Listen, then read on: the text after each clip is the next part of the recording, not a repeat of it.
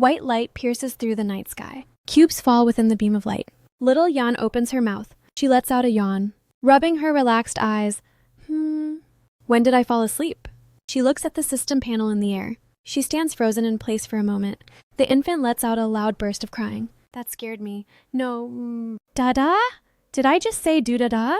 It really is do-da-da. Blue semi-transparent cubes emerge. They hover above the baby's head.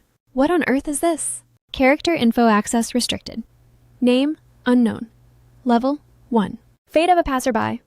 On her 9th birthday, she will be brutally murdered by her biological father. Just a moment ago, I was still playing a mobile game. Because I rolled the wrong dice at the start. I ended up pulling the lowest level supporting character. I once spent my entire salary to upgrade the dice to level 9. Could this be the rumored dimensional transmigration? To suddenly encounter this while playing a game is simply a disaster. Worse yet, the blue panel expands before her eyes. Character info access restricted. Name, unknown. Level, 1. Fate of a passerby. On her 9th birthday, she will be brutally murdered by her biological father. Fate. On her 9th birthday, she will be brutally murdered by her biological father. Am I destined to die at the hands of my father? Even if I'm just an unnamed extra, this is going too far. The infant lies on the pillow. Tears overflow from her eyes. Why must I suffer such a misfortune? Wah! The sound of crying echoes through the room. The door is pushed open. A maid walks in quickly. Oh my lady, why are you crying so hard? Are you hungry?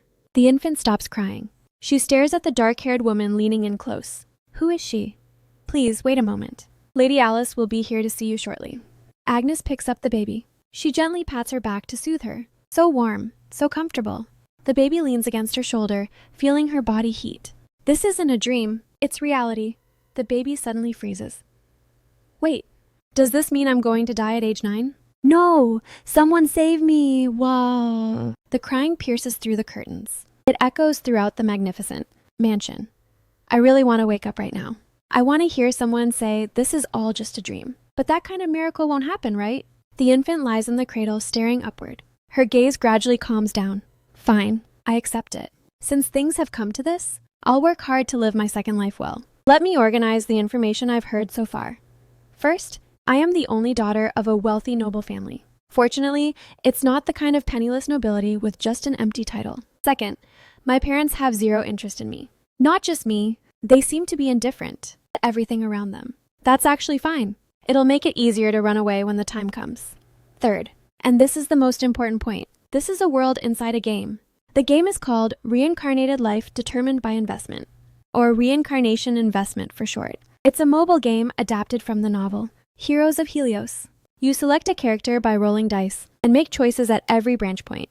Characters are ranked in levels, based on their importance in the original work, starting from humble 1-star supporting characters to 5-star protagonists who play leading roles. There are 5 levels in total, and my level is a 1-star supporting character.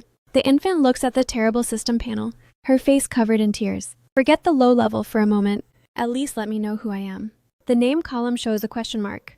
The level column is marked as a 1-star supporting character. It's already been a week since I entered the game, and my name still hasn't appeared. No wonder my father has no interest in me. After all, I'm just a character with this kind of fate. Even my mother hasn't shown her face once. Maybe this is that typical cold-hearted father setting. No, it's too early to jump to conclusions. It doesn't matter if they don't care about me. Just hurry up and give me a name. As long as I have a name, I can find a way to overturn this rotten fate. Is it because of this baby body? So sleepy. My eyelids are getting heavy. My vision is becoming blurred. I'll think about the rest after I wake up. The baby closes her eyes. She falls into a deep sleep. Anyway, this is all an investment for the future. The baby lets out a burp. She's full. Alice holds the baby and gently pats her back. The maids are busily moving around in the background. Everyone seems very busy today. Did something happen? Alice asks. The renovation of the young lady's room must be completed by tomorrow. Can we finish it all today? Agnes and Yulin answer. If we work overtime, it should be no problem. The infant looks at Alice in confusion. Renovating my room? Why? Yulin holds a scented wine glass and asks Alice if it needs to be moved. Alice replies, no, just leave them in the display case. The young lady seems to like these things very much. The infant laughs while lying among the pile of golden cups. She tightly grips the heavy gold. These are valuable treasures. Yulin shows a skeptical look. How is that possible? The young lady isn't even 3 months old yet. How could she understand such things? Alice's tone is firm. When have I ever talked nonsense? Our young lady is not just smart. She's simply gifted. Whenever she has the chance, she uses those eyes full of wisdom to observe her surroundings. The baby lies in the cradle. A drop of cold sweat forms on her forehead. Oops. From now on, I must work harder to act like a baby. Although I knew I was small, I didn't expect to be less than 3 months old. A blue light burst before her eyes. The system notification sounds clearly, conditions met.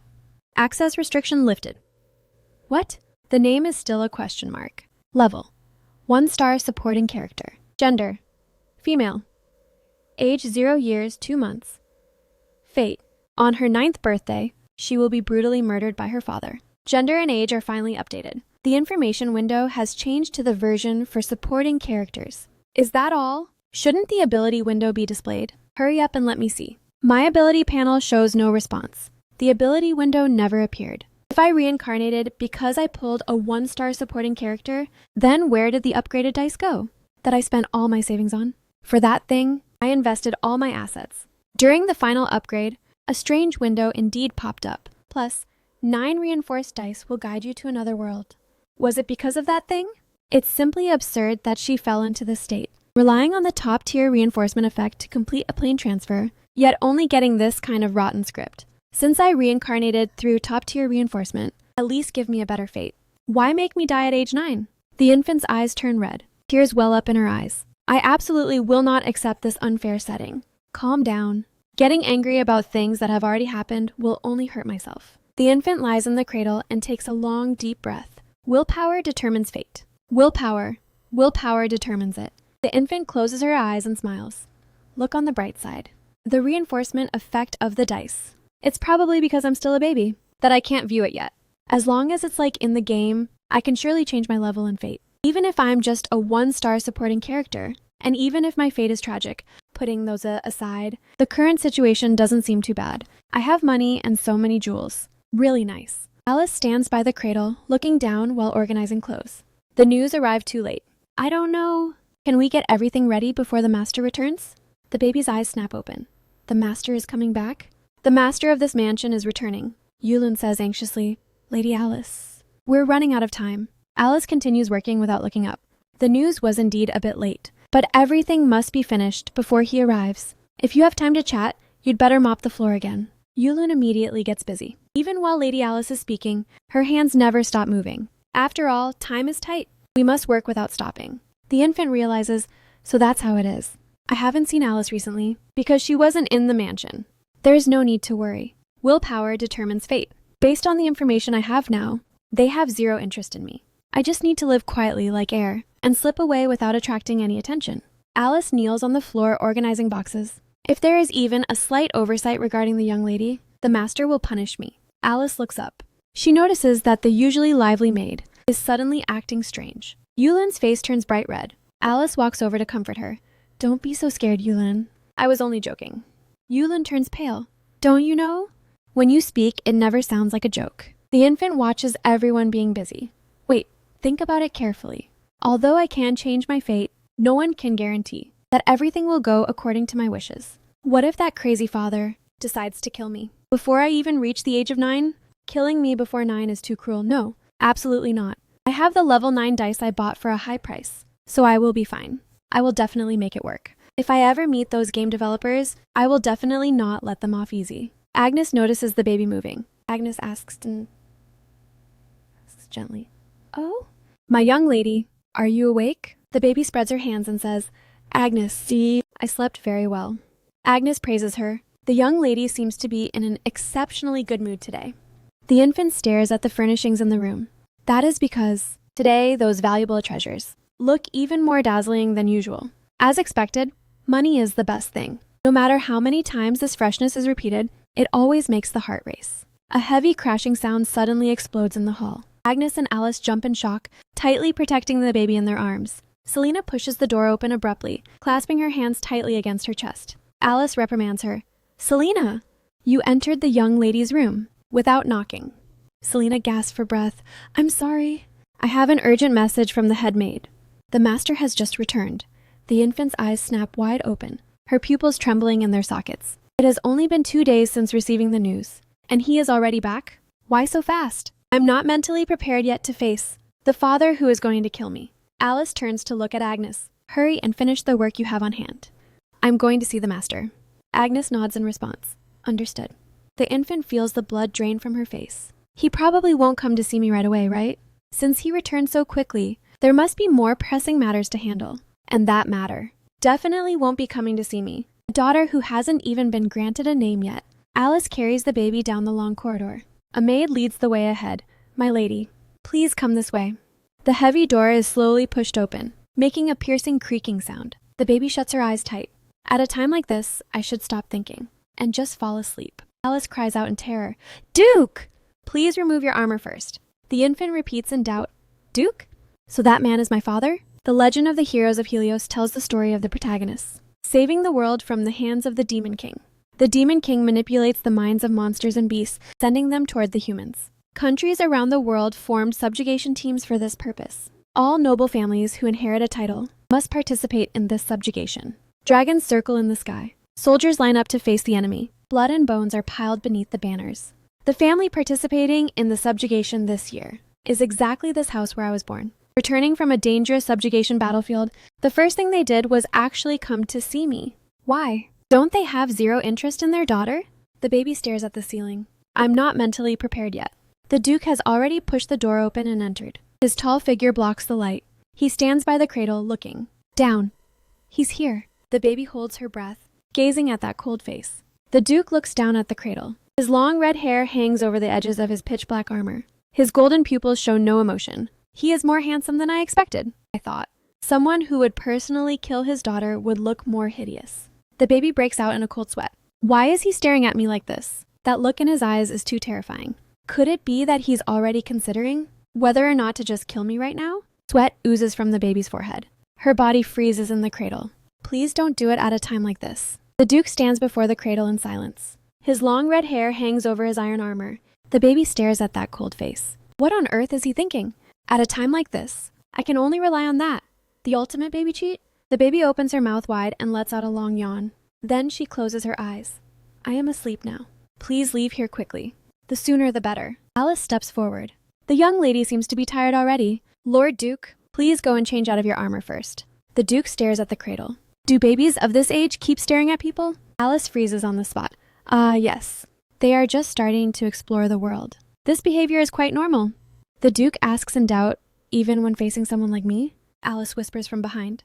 Is she not your biological daughter? It is likely because the same blood flows in her. The Duke's gaze is sharp. Because my blood flows in her? The infant lies in the cradle with her eyes closed. So he is angry because I didn't look away? Since that's the case, I will definitely never look at him again. A hand covered in iron armor suddenly reaches toward the cradle. The baby feels her body suspended in the air. What?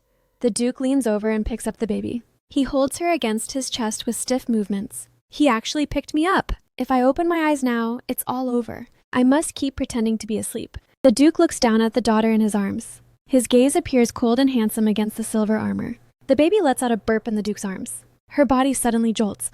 Oh no, why does it have to be now? Even waiting just one more minute would have been fine. He wouldn't, just because I burped in his face, decide to kill me right here, would he? Someone save me! The Duke asks in confusion. Do babies burp while they sleep too? Alice steps forward. Yes. Lord Duke, it is normal for babies to burp while feeding or sleeping. As long as you pat their backs, they will naturally let the air out. The Duke lets out a low hum. I see. He seems to have accepted the explanation. The Duke places the baby back into the cradle with stiff movements. Alice stands at the door and asks, Are you going back to your room? The Duke answers, Yes, I will follow your advice. And go take off this armor first. The door closes behind the Duke with a light click.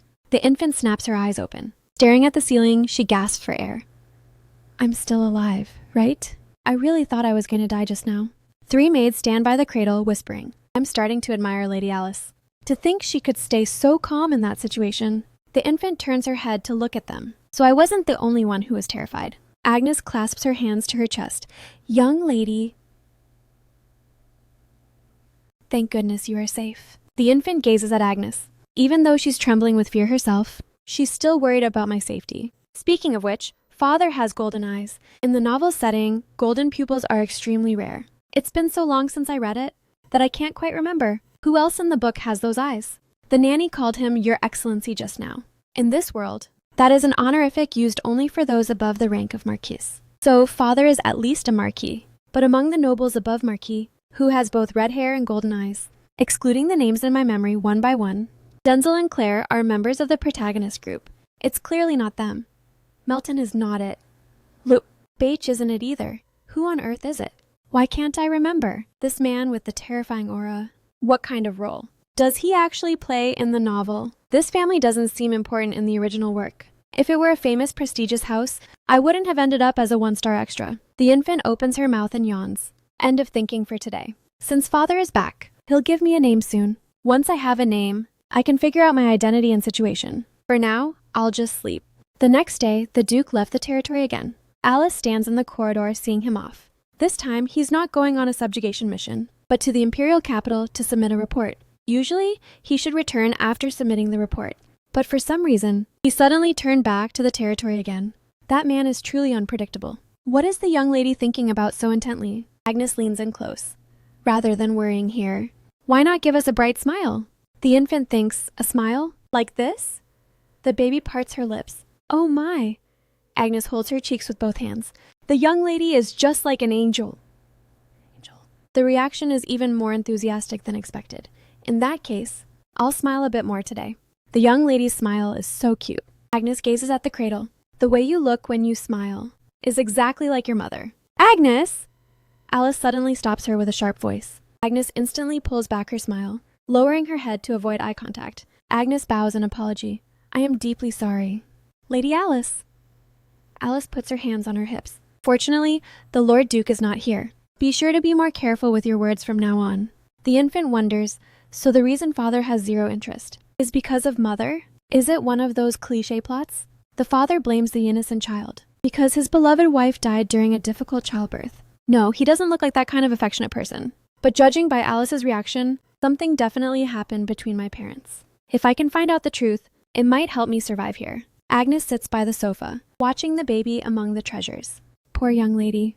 The baby smiles again, trying to comfort the maid before her. Agnes reaches out and picks up the baby, holding her tightly against her chest. Her black almond-shaped eyes reveal sadness. The infant feels the warmth of the embrace. In this house, she seems to be the only one who truly cares. Yulin stands on a ladder, wiping high places. The subjugation of magical beasts took longer than usual this year. So that's why he specifically returned to the territory yesterday for a look, and then he has to rush back to the imperial capital without a break. Alice stands below, interrupting. Stop this meaningless chatter. Yulun. Yulun speaks. I originally thought it would end in a month or two. This time, it actually took a full 3 months. 3 months? The infant thinks about the timeline. This means that when I was born, he was also away on a subjugation mission. Wait, so that means yesterday was the first time he saw his biological daughter? That cold look in his eyes. To think he gave that to a child he was meeting for the first time. He really is a cold-hearted man. I must absolutely not annoy him. Otherwise, the consequences will be unimaginable. At least, he didn't intentionally not give me a name. It was just because he was busy with official duties. The infant stares at the blue light screen in the void. When he comes back next time, I should be able to have an official name. As long as I have a name, I can figure out which family I belong to and my role in this play. Even if I'm just a 1-star extra, since I was created, there must be a meaning. I will eventually appear at some point in the story, no matter how small the part. No matter what, I must change my tragic fate. Night envelops the magnificent bedroom. Blue curtains hang low before the window. The infant lies in the cradle, sleeping soundly. Purple light in the void, bursts with layers of complex geometric rings nested within each other. A crystal 20-sided die floats in the center. Beams of light scatter wildly in all directions. The infant snaps her eyes open, staring at the flickering vision before her. Did something just flash? Could it be my 9-star dice? A 20-sided die floats in the void. The purple crystal refracts a piercingly strong light. It is surrounded by countless gears and star orbits. The light beams radiate outward at the moment of the dice. System decision time has been triggered. Blue light screens stack layer upon layer, blocking her vision. System activation conditions not yet met. Decision time cannot be opened. Countless warning windows burst all around. Activation conditions not yet met. Activation conditions not yet met. The light screens recede like a tide. She looks down and examines the magic circle beneath her feet. Complex patterns flow across the floor. The system remains in a locked state. She suddenly clenches her fist. Flowing mist of light leaks through her fingers. She attempts to grasp that void of power. The light quickly pulls away into the darkness, turning into fragmented stars and dissipating. Failed. I failed twice in a row. The infant sits up in the cradle in a daze. Her golden eyes tremble violently. Was that a dream just now? She looks down at her own hands. Her index finger weakly grasps at the air. Agnes leans close to the cradle, reaching out to feel the baby's forehead. Young lady, are you okay? You were making sounds just now. You sounded like you were in pain. The infant feels a bit apologetic. Agnes, you don't look so good. Sorry for making you worry. Agnes breathes a sigh of relief. You must have had a nightmare. Fortunately, there is nothing wrong with your body. Alice pushes the door open and enters the room. She stops by the cradle and looks at Agnes. Agnes, we need to inspect the room again this afternoon. Why so suddenly? The master is coming back tonight. The infant suddenly grips the corner of the blanket. Her pupils tremble in the shadows. Father is coming back? That man is returning. He clearly said he was coming yesterday, but he never showed up in the end. Is he going to stand me up again today? A maid comes to report. Madam, the master has come downstairs. The baby's eyes snap wide open. Why is it so sudden again? I can never grasp the rhythm of father's pace. The Duke enters the room. He stops by the cradle and looks down. The baby avoids that sharp gaze. The Duke reaches out, his fingertips touching the edge of the cradle. You seem to be avoiding my gaze today? Alice stands behind the Duke. Babies are fickle like that. The Duke places his hand on the edge of the cradle. Since the child has been born, we need to give her a name. The baby waits expectantly. I've waited for 3 months. Finally, I'm about to hear the family name. I hope it's a beautiful name. Viper. This name is suitable. The Duke's fingertips rest on his chin. For a family that survives by taking the lives of others, fool, this is the most perfect naming, isn't it? What are you saying? Wait, are you serious? The infant is in disbelief. For that kind of reason, you're going to name your daughter Viper? The gazes of the father and daughter meet in the void. A crisp notification sound rings out. A blue light screen pops open in midair. Investment moment. System decision time has been triggered. What is going on? Why has everyone stopped talking? The room falls into a dead silence. My body cannot move. I can't even move my eyes. What is this situation? A blue light screen appears in midair. Activation conditions not yet met. System decision moment. The baby stares at the illusory text. This is exactly the same as the information in the dream. Options will be determined by the player's actions. The flow of time returns to normal. The baby feels sensation in her fingertips. I can move my body now. My choice will determine my actions. The Duke leans down. His golden pupils reveal a cold meaning. If you don't like this name, then struggle like a bug and show me. The baby's body squirms on the soft pad. She lets out a vague cry. Wah. The Duke stops his movement. He lowers his eyes and gazes at the cradle. The baby continues to kick her legs, staring at the man's face. She lets out a protest cry once more. Wah. The Duke rests one hand on the cradle. He lowers his head to examine the infant. He seems to be confirming some kind of reaction. The Duke reaches his hand toward the baby. A flower falls from his hand. The Duke looks down at the flower. His golden eyes contract slightly. An alyssum flower? I didn't expect to see an alyssum flower in this season. Change the name. This child shall be called Alyssa from now on. Agnes and Alice stand in the distance. Simultaneously, they let out an exclamation. Alyssa Draven. This is my name. Alice reveals a smile. Agnes covers her mouth with her hand. Congratulations. Young lady, I won. I happily won against that stubborn father. The blue light screen pops open again. Conditions met. Character level is evolving. The infant is stunned. What? The blue light screen pulses above the cradle. The character information window is updating. Latent potential has been unlocked. Name, Alyssa Draven. Level, supporting character. Gender, female. Age 3 months. Alyssa's pupils suddenly contract. Her gaze locks onto the fate column. On her 9th birthday, she will be brutally murdered by her father who has lost control. What is this? It actually added the detail about being torn to pieces. It's so detailed it makes me want to cry. Fate hasn't changed at all. The surname Draven, I feel like I've heard it somewhere. Alyssa turns her head. Her gaze falls upon the Duke's chest. A brooch is pinned to his black military uniform. It is a dragon insignia. Alyssa stares at that brooch. Could it be that rumored descendant of the dragon Draven? The Draven family. That family of madmen known as the Dragon Bloodline. Draven, the lineage destined to walk toward destruction. The ducal house of Draven. A family of the highest honor in the empire. Inheritors of the dragon's blood. Possessing extraordinary power. As I thought, they definitely have something special. As a transmigrator, this level of buff is only natural. What else? Have I read about this family? The Draven family hides many secrets. Most are related to the side effects of the dragon bloodline. If an outsider conceives a Draven bloodline, they will suffer throughout the entire pregnancy. They will eventually die shortly after giving birth. That is the curse brought by the bloodline. Even the interior of the Draven family cannot be spared. Some even cannot withstand their own power, and ultimately lose control completely. Mother must have died because of giving birth to me, and the reason father kills me? Alyssa lies in the cradle. Her golden eyes tremble with fear. Cold sweat slides down her cheek. Is it because he loses control? That he kills me? Duke Draven speaks slightly. Since the child of the Draven house has been named, a proper celebration must be held. Alice places her hand on her chest. You are absolutely correct. The Duke looks down at the cradle. No, I misspoke just now. I forgot that because I was away at war. We haven't even celebrated this child's birth. To celebrate the birth of the eldest daughter of the Draven family, prepare a grand and luxurious banquet. Alice bows slightly. As you command, Lord Duke. How much time do you need for the preparations? The preparation time depends on the guest list you wish to invite. The Duke lowers his eyelids. I understand. Then let it be set for 1 month from now. Alice curtsies slightly. As you wish.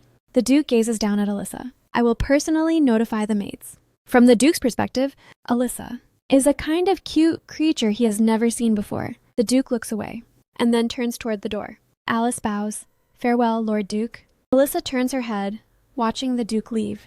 Before leaving, he doesn't even say goodbye. Alyssa sticks out her tongue in annoyance, making a face in the direction the Duke left. Suddenly, she is stunned. The Duke seemed to be clutching something in his palm. That hand, is he still holding that brooch from earlier?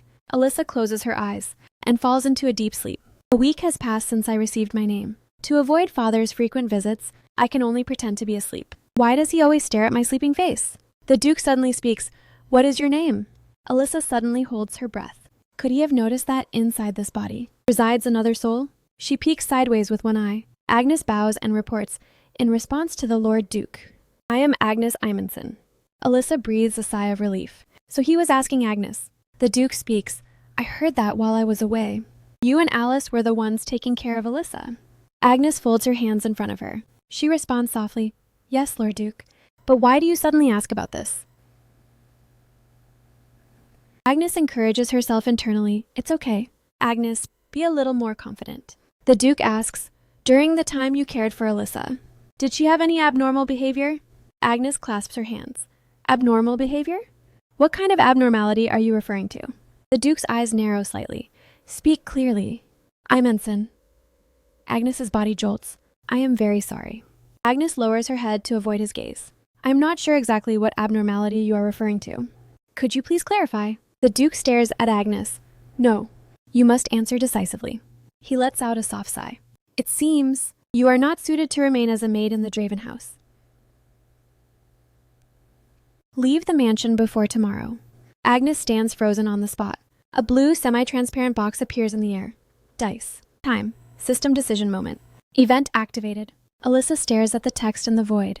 This kind of information again. Now is not the time to be playing games. I absolutely can let Agnes be kicked out like this. I must find something useful. The blue box flashes again. To satisfy the activation conditions for system decision moment, Alyssa clenches her teeth. My body won't move. This infant shell simply won't listen to me. I must protect Agnes. A new system prompt appears. Your actions will determine the available options. Alyssa reaches out her short arms and suddenly grabs a pink rattle, using all her strength to throw it forward. The rattle carves an arc through the air. The Duke leans to the side to dodge. The two of them look with some surprise at the rattle that smashed onto the floor. The Duke turns his head. He looks at Alyssa with an unreadable dark gaze.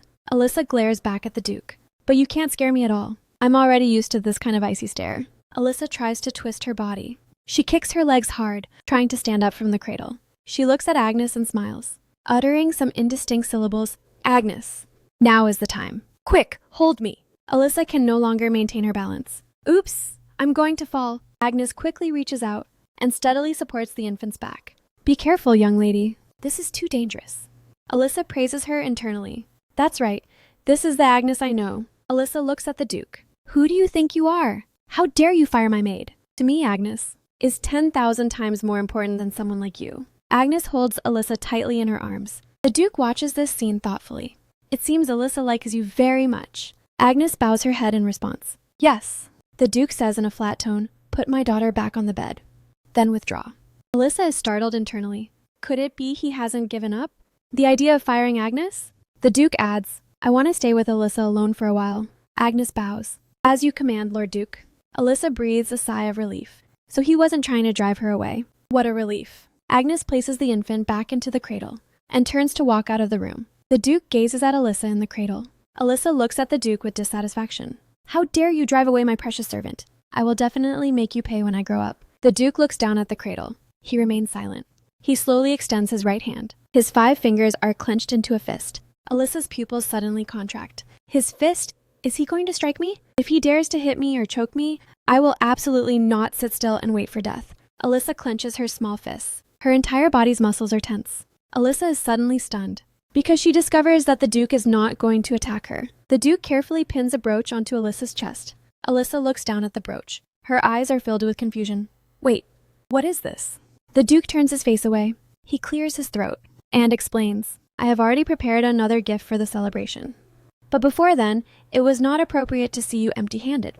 The Duke continues to explain, if rumors spread that the only daughter of the Draven house received no gifts from her parents, it would be quite troublesome.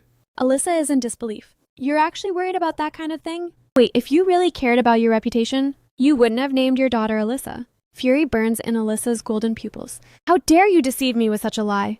This is simply too obvious. The Duke is confused internally. What on earth am I doing babbling nonsense? To a child who can't understand words? Alyssa glares at him. What a relief. He finally shut up. To think I would act so childishly inside a baby's body. Agnes pushes the door open and enters. She walks quickly to the side of the cradle. Oh my young lady. What is this? Could this be a gift from the master? To give a gift like this. It seems the master truly adores you. The craftsmanship of this brooch is so unique. It must be an extremely precious treasure. Alyssa looks at Agnes and smiles. Although I don't know why he gave me this, it's great to see that Agnes has regained her spirits. That's what matters most. The crisis of being fired has been averted. This is only natural. The Duke suddenly appears. It seems Alyssa likes you very much. So for now, you will continue to be responsible for looking after her. Agnes says gratefully, I am very thankful. From now on, I will care for Her Highness the Princess even more sincerely. Alyssa can't figure out the Duke. I don't know what he's suddenly thinking. Agnes holds Alyssa. You should be grateful for a gemstone of this weight.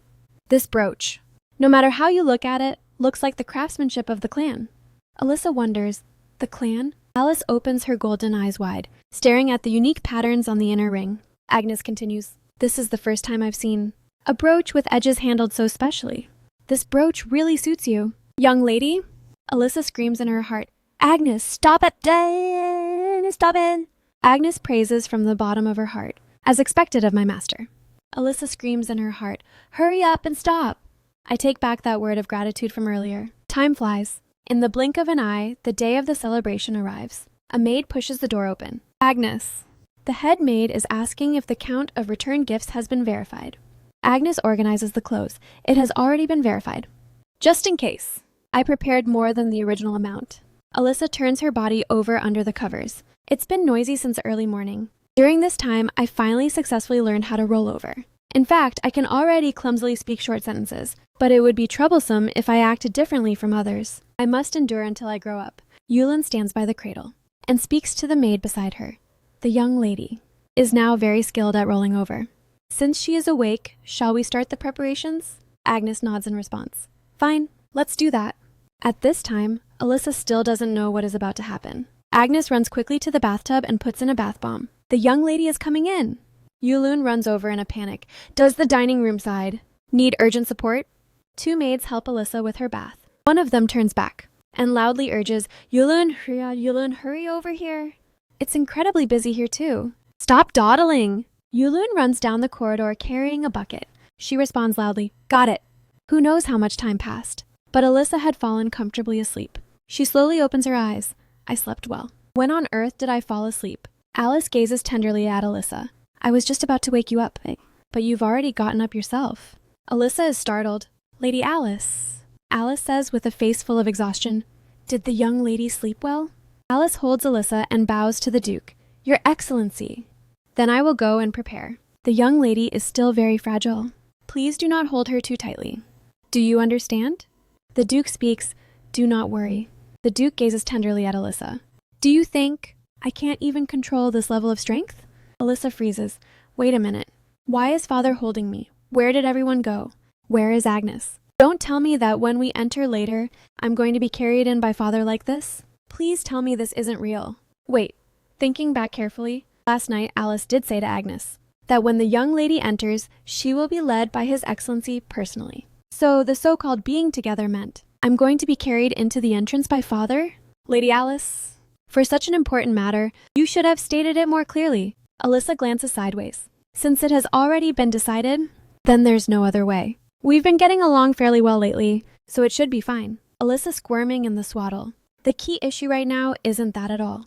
This person's way of holding me is completely wrong. It's so uncomfortable. If you're going to hold a baby, you should rest my neck in the crook of your arm and support me properly. You idiot! Alyssa cries out loudly. Wah! The Duke is startled, looking down at the frantic baby in his arms. Why? Is she hungry? Alyssa struggles desperately in the swaddle, letting out muffled groans. No, hold me properly. The Duke says in confusion. Lady Alice said, you should be able to last for 2 hours. Alyssa cries, I'm not hungry. Support my neck. The Duke wonders, is it because of the diaper? Alyssa, did you pee or poop? Both Alyssa and the Duke freeze on the spot. Alyssa's face flushes with shame. Why did the topic suddenly turn to that? You jerk! 5 minutes later, Alyssa stops crying, slumping limply in the Duke's arms. Her golden eyes lose their luster. I'm so tired. Think whatever you want. The Duke wonders, why is she suddenly quiet? Is it just a child's tantrum? The Duke is suddenly struck by a realization. Could it be, Alyssa, are you sick? Alyssa looks at the Duke uneasily. What nonsense are you talking about now? The Duke quickly picks Alyssa up and thinks carefully. You definitely seem much less energetic than before. Alyssa is helpless. That's because I struggled too hard just now. Alyssa decides to go all out. She might as well just act crazy and say it directly. Father, the way you're holding me is too uncomfortable.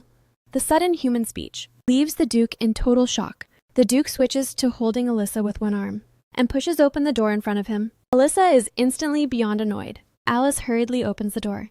Your Excellency, the banquet is about to begin. Where are you going? The Duke speaks. You've come at the right time. Lady Alice, Alyssa seems to be sick. The Duke holds the dissatisfied Alyssa. Look at her expression. She looks like she's in a lot of pain right now. Hurry and call the doctor. Alice raises her hand to stop him. Please wait. Your Excellency, let me check the young lady's condition first. The Duke waits anxiously. Alice takes Alyssa and looks down to check her carefully. Alyssa starts to smile. Lady Alice, your thoughts are written all over your face. Alice closes her eyes. Please rest assured, Your Excellency. The young lady's body is very healthy. The Duke frowns. Really? But she was crying the whole time just now. Alice holds and kisses Alyssa. That is because you were holding her too tightly. She felt very uncomfortable. The Duke hurriedly tries to explain in embarrassment, but even before I held her tightly, she was already struggling and crying. Alice answers, that is because your way of holding her was wrong. The young lady is still very fragile. When you hold her, you must support her neck properly. The Duke is puzzled. That's strange. To make sure Alyssa wouldn't fall, I held her very securely. Alice is helpless. Your Excellency, it's almost time for the entrance.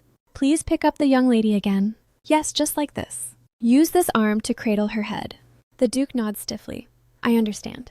Alice says, the signal will be given in 10 minutes. You may enter the hall then. By the way, let me put the brooch on the young lady. Alyssa watches Alice's movements, letting Alice arrange it on her chest. The metal clasp makes the light click. Alyssa praises internally. Although it's annoying, you're doing a good job, just like what you've learned. The Duke says gently, taking care of a baby is more taxing than I imagined. Alyssa opens her golden eyes wide, gazing into those golden pupils. This man is actually smiling. The large doors snap open to both sides. A heavy thud echoes through the corridor. The attendant stands by the side of the door, announcing loudly into the hall, His Excellency. Duke Lexio de Draven has arrived. The guests stop their conversations one after another, turning their bodies toward the entrance. Wine glasses in their hands shimmer under the lights. The attendant's voice echoes through the hall. The protagonist of today's banquet, Lady Alyssa D. Draven. Entering. The guests gather around the pile of gifts. Congratulations on the young lady's birth. This is a fabric from Patodi. It is perfect for making summer dresses. Lexio thanks the crowd. This will be perfect as a birthday gift for Alice. Thank you. Alyssa yawns while lying in the cradle. Just sitting here is so boring. Alyssa quietly looks at the gift boxes beside Agnes. The gifts are already piled up like this. It should be over soon, right? An exclamation breaks out among the guests. Oh my, could that be a magical beast egg? With that black shell, it must be a high-level magical beast. Albert approaches carrying a large black egg. He wears round glasses under his short brown hair. Congratulations on the birth of your daughter. To ensure she has even more treasures in Draven, I have prepared a special gift. Lexio smiles and praises him. This is indeed a precious gift. Sir Albert. Alyssa looks at the egg. A magical beast egg? It is indeed a very precious thing. Though to me, it's just a beautiful stone. Portable precious metals would be more practical. Heavy leather shoes thud against the floor. Alyssa wonders, is there someone else giving a gift? Claire approaches carrying a red gift box, followed by a youth draped in a white cloak. Alyssa notices the youth in the white cloak. Wait a minute. That appearance. Draped in a white cloak. Silver white hair hangs over his forehead. Gray eyes are cold and expressionless. Could it be the protagonist, Eniteo? Alyssa is somewhat surprised. I heard the Imperial family would send guests, but I didn't expect the protagonist. Why is he here? Claire bows slightly. Congratulations on the birth of your daughter. Lord Draven. Claire straightens up. I heard this hunt was extremely dangerous. And even high-level magical beasts appeared. Thanks to you. Losses were minimized. His Majesty is very pleased with this. Lexio nods slightly. You are too kind. Duke Claire. I didn't expect you to come in person. Alyssa watches Claire. It seems the only official envoy of the Imperial family is Duke Claire. After all, Eniteo looks less than 7 years old. Sending him as an envoy would indeed be very strange. Claire opens the red gift box, displaying the specialties of the Duchy of Claire. As a gift for the young lady, 2 brown cubes lie on the velvet pad. The guests whisper among themselves. Is that candy? A duke wouldn't send such a shabby gift. Lexio shows admiration. These are top-grade dice stones. I have received an astonishing gift. Alyssa catches the keyword. What? Those are dice stones? Alyssa closes her eyes, carefully recalling the dice stones in the mall settlement window. They look like this. Because they are pay-to-win items, are they being treated as rare treasures? If I hadn't spent all my money on that kind of thing back then, I wouldn't have ended up in this situation. Alyssa looks at Eniteo. As expected of the protagonist, he's so beautiful. Eniteo feels the gaze and makes eye contact with Alyssa, the daughter of the Draven family. Alyssa looks at him in confusion. Was he talking to me just now? Claire stands in the center of the hall, his expression solemn under his short brown hair. May the gods bless the noble daughter of Draven. May wisdom and health be with the princess. Eniteo stands beside Claire, not saying a word. Alyssa wonders, what was that just now? He seemed to want to explain something to me. Was it just my imagination? Alyssa lets out a yawn. It should be over now, right? I really want to go to sleep soon. The attendant's voice rings through the hall. Finally, the princess's father. Lord Duke Draven will present his gift. Alyssa snaps her eyes open. What? Who else is coming? 2 attendants. Bring up a stage. A huge easel is covered by a white cloth like a shroud. Ah, right. There is also my father. It looks like a painting. Could he have prepared a portrait of me? Alyssa nods in appreciation. Although I don't know when it was painted, it should be decent enough. Feeling Lexio's gaze, Alyssa's heart is filled with doubt. In Alyssa's eyes, Lexio has taken on a solemn appearance. Alyssa is shocked internally. What? Why is he looking at me like that? This isn't anything strange, is it? The guests let out gasps of admiration while gazing at the infant on the canvas, inlaying brooches onto a painting. What a truly unique idea. Alyssa appears in the center of the canvas, surrounded by clusters of white flowers. The guests talk in low voices. Are those brooches named after the same alyssum flowers as the princess? To create jewelry of this size, it must have cost an astonishing fortune. It seems the Lord Duke truly adores the princess. Lexio looks at Alyssa expectantly. Alyssa looks at Lexio in confusion. Although I can tell a lot of effort went into it, Alyssa looks down at her collar. If those are alyssum flower brooches, I already have one here. Having too many of the same thing is useless, isn't it? I don't know how I should react. In any case, I'll just pretend to be asleep first. Lexio falls into silence while looking at the painting. He reaches out and takes down an alyssum flower. Alyssa sheds a tear from sleepiness. Lexio gently pulls Alyssa's collar toward him. 2 different alyssum flowers are now pinned to Alyssa's chest. It seems Duke Draven truly adores his daughter, publicly showing affection in front of all the guests. This is a rare sight of warmth. Lexio looks at Alyssa silently. Alyssa looks at him in confusion. Did he want to say something just now? Alyssa slowly drifts off to sleep. Lexio picks up a wine glass and walks forward. Thank you all again for coming. We have prepared various entertainment programs. I hope everyone enjoys themselves to the fullest. At this moment, everyone raises their glasses. May eternal glory belong to the future of Draven. The guests all raise their glasses in response. The red liquid sloshes in the glasses. Cheers echo through the hall. This grand banquet finally draws to a close. The brown-haired boy whispers, "That's what he said." The green-haired girl looks incredulous.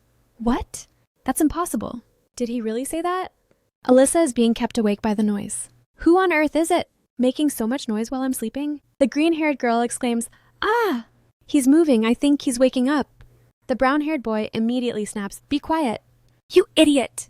You're the one who woke him up." Alyssa slowly opens her eyes a crack. Her golden eyes show confusion. These are voices I've never heard before. Alyssa snaps her eyes open. She looks around at the unfamiliar faces. Wait, if these are voices I've never heard, who exactly are they? The green-haired girl lets out a cry of surprise. Wow! He opened his eyes. The brown-haired boy exclaims. Her eyes are really golden. They are simply fascinating. Prince Eniteo. Look, she opened her eyes. Eniteo sighs helplessly. I don't expect you to use formal language, but could you at least lower your voices? Alyssa wonders what on earth is going on. Ordinary people can't enter this lounge at all. These children I've never seen before. Why are they appearing here with the protagonist? The brown-haired boy comments, the Duke looks very fierce. But this child is really cute, right? Jennifer answers with her arms crossed. When the Duke was this age, he must have been just as cute. What do you think? Jennifer looks at Alyssa in surprise. This child is truly charming. She doesn't even cry upon waking up. Alyssa admires internally. Although she looks very young, her gaze is very sharp. Herman wonders, when children are hungry or want to use the bathroom, don't they usually cry loudly? Jennifer turns to look at her companion, Herman. That's why you're called an idiot. Think about your cousin who cries all day long. Alyssa is thinking. These names sound very familiar. The girl is Jennifer. The boy is her man. Those are two of the three Imperial elites who will assist the Crown Prince in the future. Could it be they've appeared already? They are the children from the Heroes' Banquet. Why have they appeared here again? Eniteo looks toward the door. Since you've seen her, you should leave. Herman pleads, Your Highness, can't we stay a little longer? There's no one guarding this place anyway. Eniteo says mercilessly, Sneaking in here is already a violation of the rules. Whether someone is guarding it is not the point. Jennifer nods. His Highness is right. Jennifer extends her index finger. Since we've already broken the rules, staying a little longer won't make things any worse. Herman tilts his head in confusion. What are you talking about? Does that mean we can stay longer? Jennifer places her hand on her chest. Exactly. Your Highness, since we're already in here, Eniteo says, Duke Claire, or your father might be looking for us everywhere. Jennifer explains, My father is surely busy drinking right now. He has no time to worry about us at all. He found a bottle of 18-year-old fruit wine and is incredibly excited right now. Herman says excitedly, My dad won't care either. He said before we left, to let me play here to my heart's content. Besides, compared to being alone, the baby will definitely find it more fun being with us. Eniteo lets out a sigh of exclamation. He compromises. In that case, Herman asks expectantly, This child's cheeks are so chubby. Can I touch them? Jennifer immediately stops him. No, touching a baby with unwashed hands is rude, Herman. Herman mutters back in protest. But didn't we already break the rules just now? Eniteo strictly stops him. Touching with dirty hands can make the baby sick. Herman stands there dazed. Really? Eniteo asks coldly. You don't want to make Lady Draven sick, do you? Lord Herman? Herman answers quickly. No, of course not. Jennifer stands by the railing, gesturing for her companions to come closer.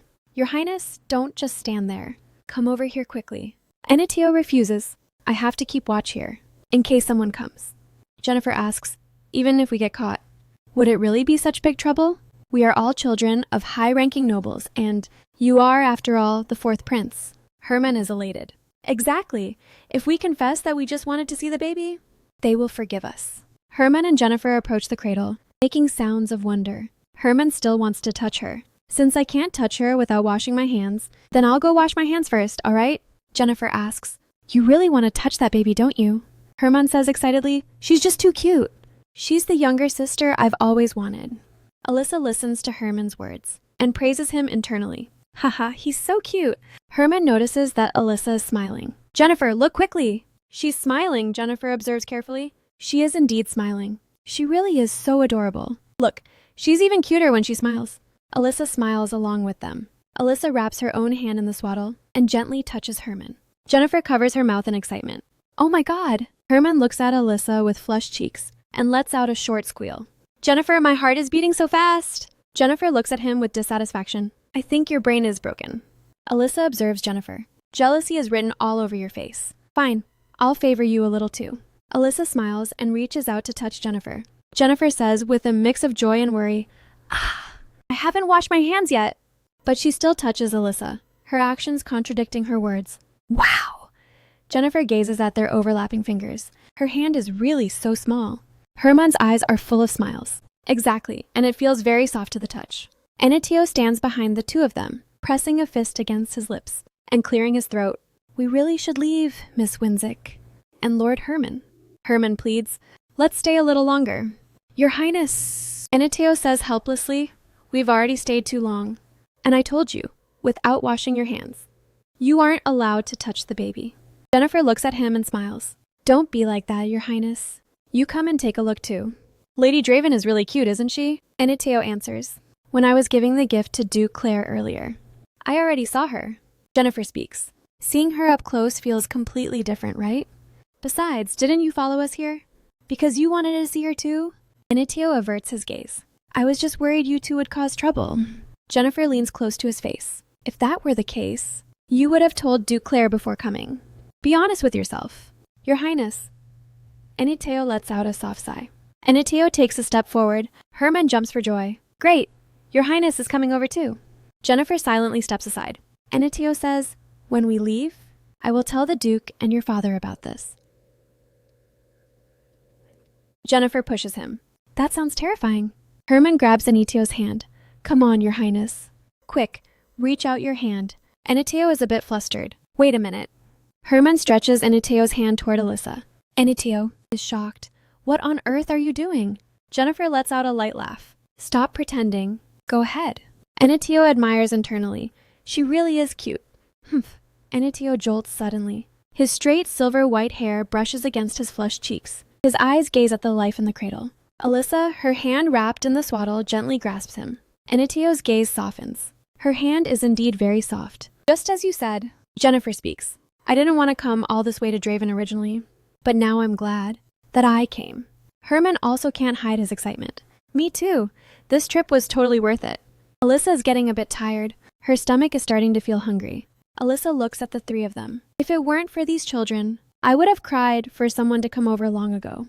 But if I did that, they would panic, wouldn't they? What should I do? If I pretend to sleep, maybe they will quietly slip away. Herman exclaims, wow, she yawned. Anateo gazes at the cradle. It looks like she's about to fall asleep again. Alice pushes the door open with her eyes closed. Young lady, are you still sleeping?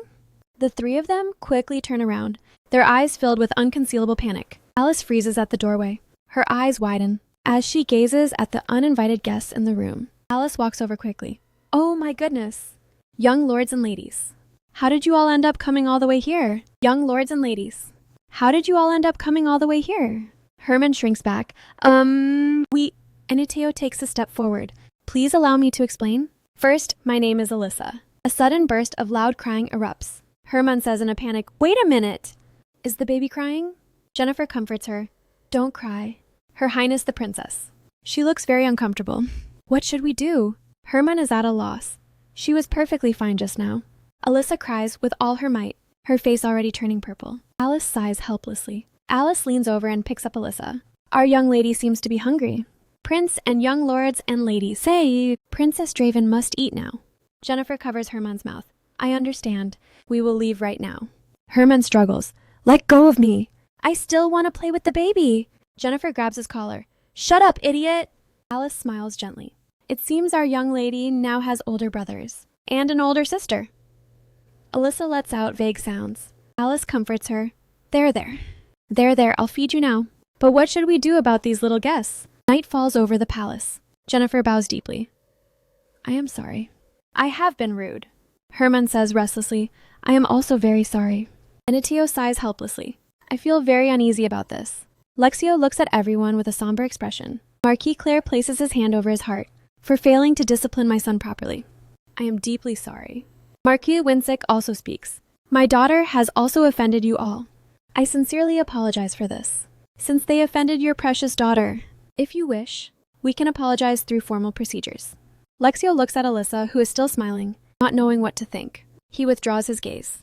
After hearing what happened in the lounge, my feelings are very complicated. I understand that the prince and the young lords and ladies are still young. Mistakes are inevitable, but I believe you all understand that being young is not an absolute excuse. Marquis Claire says, you are right. Winsick says in embarrassment, I take full responsibility. Lexio continues, fortunately, nothing happened. But if something had gone wrong, it could have turned into a serious problem. If an accident had happened to Alyssa, the consequences would be unthinkable. However, I also admit that the Draven family's failure to strictly control the entrance does carry some responsibility. Jennifer and Herman look up in surprise. According to Lady Alyssa, the children were playing very happily at the time. That must be taken into consideration. The prince and the young lords and ladies had no ill intent. Alyssa looks at Anitio with a smile. Look at that expression. Is he implying they didn't have a good time? Anitio looks quite displeased. Lexio continues. Discussing faults on such an important occasion is clearly not appropriate. Let today's matter be considered a mistake on both sides and end here.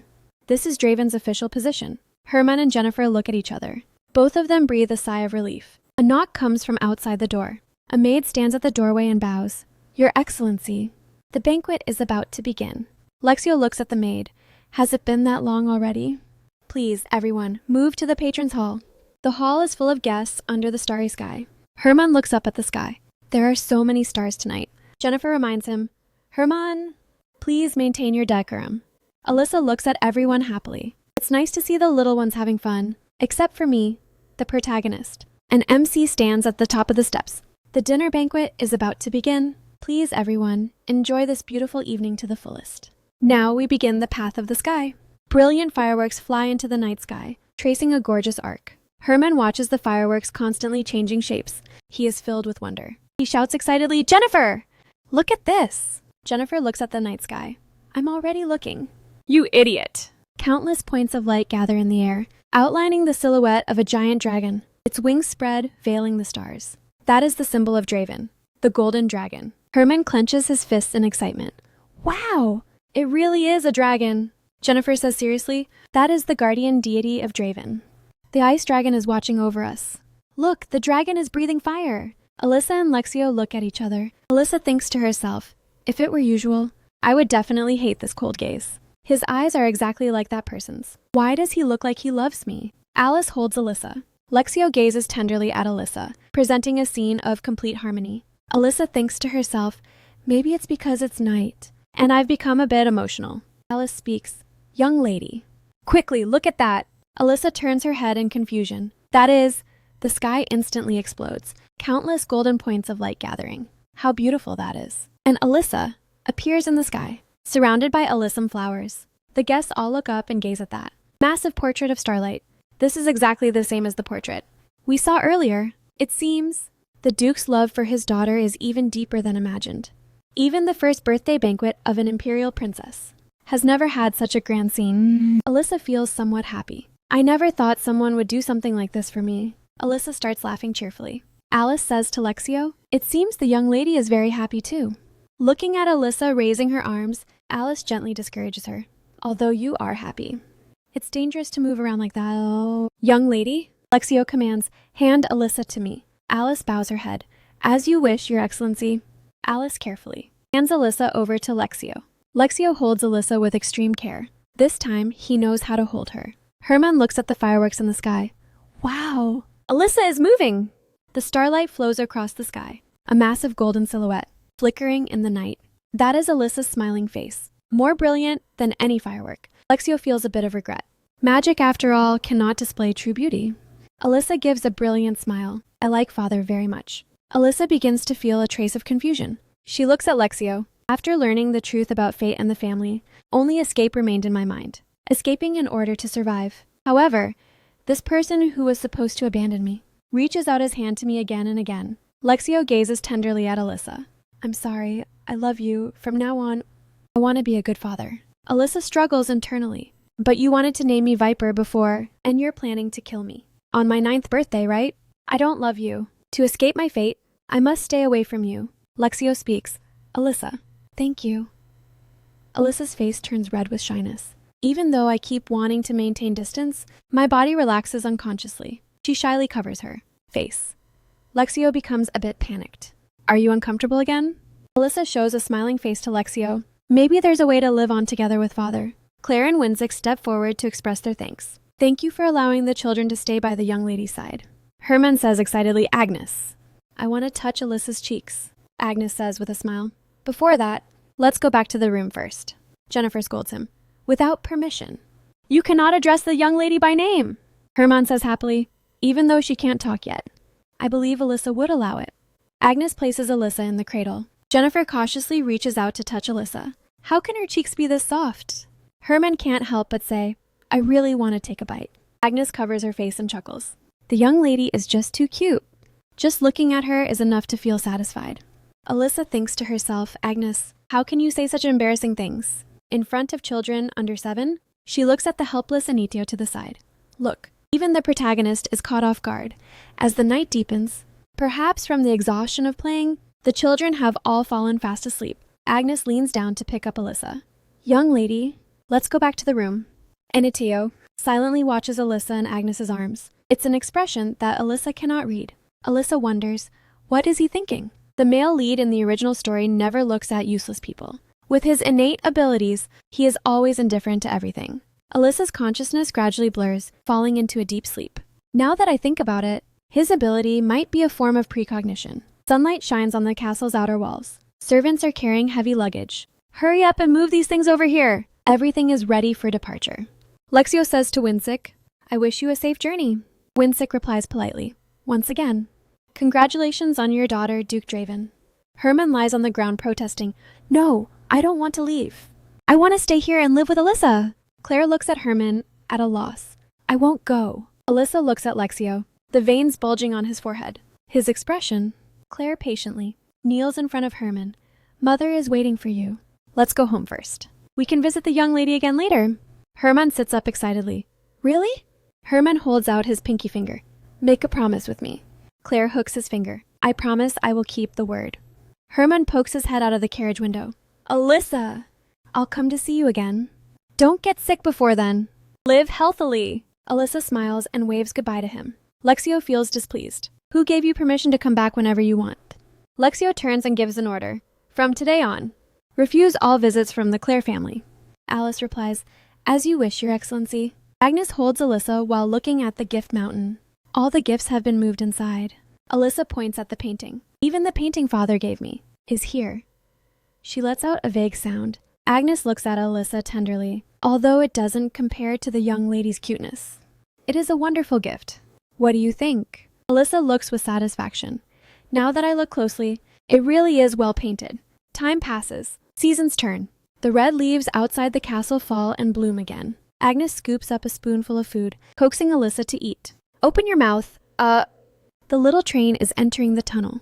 Alyssa eats the complimentary food with satisfaction. As my body grows steadily, I cross one developmental milestone after another. For example, without needing support, I can sit up on my own and hold someone's hand. I can do things while holding onto furniture, and so much more. Today, Alice and Agnes cheer her on. Young lady, walk this way. No need for help. No need for support. This is my first attempt at walking unaided. Alice praises her. The young lady is walking even more steadily than expected. Agnes opens her arms to welcome her. Look at those clenched little fists. It's just too cute. What Alyssa is thinking is, the carpet is too soft, which actually makes walking harder. Agnes gently strokes her forehead. Our young lady is truly incredible. I think she will be able to speak very soon. Alyssa cheers internally. Finally, those days of babbling are coming to an end. Alyssa G. D. Draven's identity is a temporary supporting character in the story. On her 9th birthday, she will be cruelly killed by her berserk father. Alyssa fiddles with her toys. So far, I have been quietly accelerating my developmental progress. Fortunately, no one finds it suspicious. Perhaps it's because of the Draven bloodline. that they are used to this kind of extraordinary growth. Alyssa places a green ring onto the base. At this rate, I'll be able to speak simple words around 1 year old. The Draven family inherited various talents from the great dragon. Could it be that I also possess some kind of talent? Perhaps I will inherit my father's astonishing swordsmanship, or possess outstanding magical talent, or even a genius mind. Considering my current situation, a genius mind is probably already out of my reach. I'm actually thinking about all these random things. It seems I really have changed a lot. At first, I only wanted to survive. The reason I've changed so much now? Probably because of that man. The door was pushed open, making a heavy friction sound. Alice stands up. Welcome, Your Excellency. He appears punctually every day. Whether I welcome him or not, this man has never missed a single day. Lexio asks, while I was away, nothing went wrong with Alyssa, right? Alice bows. No, Your Excellency. But instead, something remarkable happened.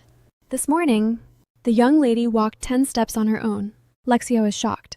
Oh, really? Lexio kneels in front of Alyssa. She didn't fall? Alice's eyes are full of smiles. Although it was dangerous a few times, the young lady quickly regained her balance and walked very steadily. She is truly our Alyssa. This is worth recording. Lexio carefully picks up Alyssa, since you didn't fall, and even walked 10 steps. You deserve a reward. Lexio fumbles in his pocket. He opens his palm. A red flower brooch lies in his hand. Alyssa is speechless. Another brooch. Father always calls these gifts, but every time it's a flower brooch. Agnes leans in to observe. Wow! There is no anticipation in Alyssa's eyes. Agnes looks at the red brooch. A deep crimson glows from within. This must be a ruby flower, treated with crimson flames. The shape is so lifelike. It's almost like a real flower. Unfortunately, the craftsmanship is too complex. So the edges of the petals have become a bit sharp. The young lady will be able to wear it when she turns 8. Lexio is satisfied. Your eye for quality is indeed good. Alyssa lets out a helpless sigh. Alice and Alyssa's thoughts are in agreement. Agnes takes the brooch and walks toward the easel. Lexio opens his arms. Come, Alyssa. Let Daddy see you, okay? Lexio's eyes are full of approval. Well done. Extremely outstanding. Alyssa is a bit surprised. This is the first time I've received his praise. Lexio asks, so, do you want to play with Daddy now? Alyssa looks at him in confusion. Lexio asks, what do you want to play with Daddy? My Alyssa? Lexio patiently teaches Alyssa. It's Daddy. Say Daddy. Alyssa starts laughing. I've already worked so hard. Let's just end it here. Daddy, Daddy.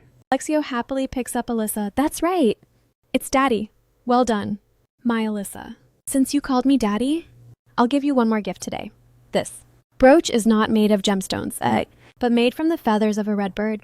Alyssa sighs helplessly and lets out a big yawn along with it. Agnes reaches out both hands. Oh my. It's time for the young lady's nap. Shall we go to bed now? Alyssa's consciousness gradually blurs. I am indeed tired. With this infant body, moving even a little bit leaves me exhausted. Lexio, Alice, and Agnes all look at Alyssa tenderly. Alyssa closes her eyes happily. I am truly happy. I hope this happiness lasts for a long time. Night shrouds the crib. The sound of wind comes from outside the window, breaking the silence of the room. Alyssa wonders, the sound of wind. Did they forget to close the window? A voice rings out in the darkness. Do it. Another voice replies deeply. It's not time yet. Just sleep for a little while. Start sleeping now. Alyssa snaps her eyes open. What was that sound just now? She looks around nervously. There shouldn't be anyone here, right? Then what was the sound I just heard? The window is clearly shut tight. Why are the curtains still moving? Alyssa reaches out her hand, somewhat puzzled. What is that? A wisp of green light flickers past. It traces an arc through the air, winding around Alyssa's wrist. Alyssa looks around. Could it be that I'm not fully awake yet? I clearly felt something. Touch my hand just now. That sensation was real. The green light erupts again, slithering like a snake. Alyssa is terrified. She sits on the bed, trembling. Is it a ghost? Alyssa lets out a sharp scream. Agnes wakes up with a start. Young lady! Lexio holds Alyssa in his arms. Alyssa cries out, Daddy, in fear. Agnes stands aside and observes. Lately, the young lady seems to be burrowing into your arms often. Lord Duke, I wonder why.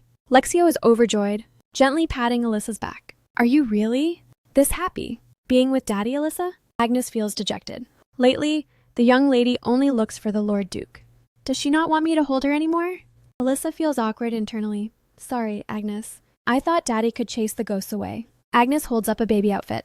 Now then, Alyssa, Shall I change you into your outdoor clothes? It is a sunny day outdoors. Alyssa lies in her stroller, happily pointing at the maple leaves. Lexio looks at the stroller tenderly. He leans down and picks up Alyssa. Shall I show you the autumn leaves? Alyssa? Alyssa is held high up by Lexio. She shouts excitedly, then Alyssa's body freezes. That voice has appeared again. Seeing Alyssa stop moving, Lexio calls out in confusion, Alyssa? The voice that terrifies Alyssa is still continuing. It's not time yet. I suppose it must be so. Alyssa erupts into a piercing cry. She trembles, cowering in Lexio's arms. Lexio asks nervously, Alyssa, what's wrong? Alice asks with concern, Young lady, are you all right? Is she scared because she was held up too high? Alyssa is trembling all over. Even though I'm with Daddy, why can I still hear the ghost voice? Agnes brings out a yellow doll. Young lady, here is a toy for you. Lexio looks ahead thoughtfully. He snaps his fingers. A ball of fire appears between Lexio's fingers. Alyssa stops crying, staring blankly at that ball of flame. Lexio manipulates the flames. It's been a long time since I've used magic like this. Alyssa stares at the stream of fire, coiling around Lexio's fingers. She's a bit surprised. So, Daddy can use magic. This is the first time I've seen magic up close. The flames circle above his palm, tracing a spiral arc. He withdraws the fire and clenches his hand into a fist. Alyssa looks at the fist with curiosity. Lexio opens his hand. The flames that gathered just now have formed into a torch. Alyssa lets out a sound of wonder. Alyssa waves her arms, making excited sounds. Alice says worriedly, Your Excellency, isn't this too dangerous? Lexio explains, Don't worry. This is different from ordinary fire. It doesn't generate heat.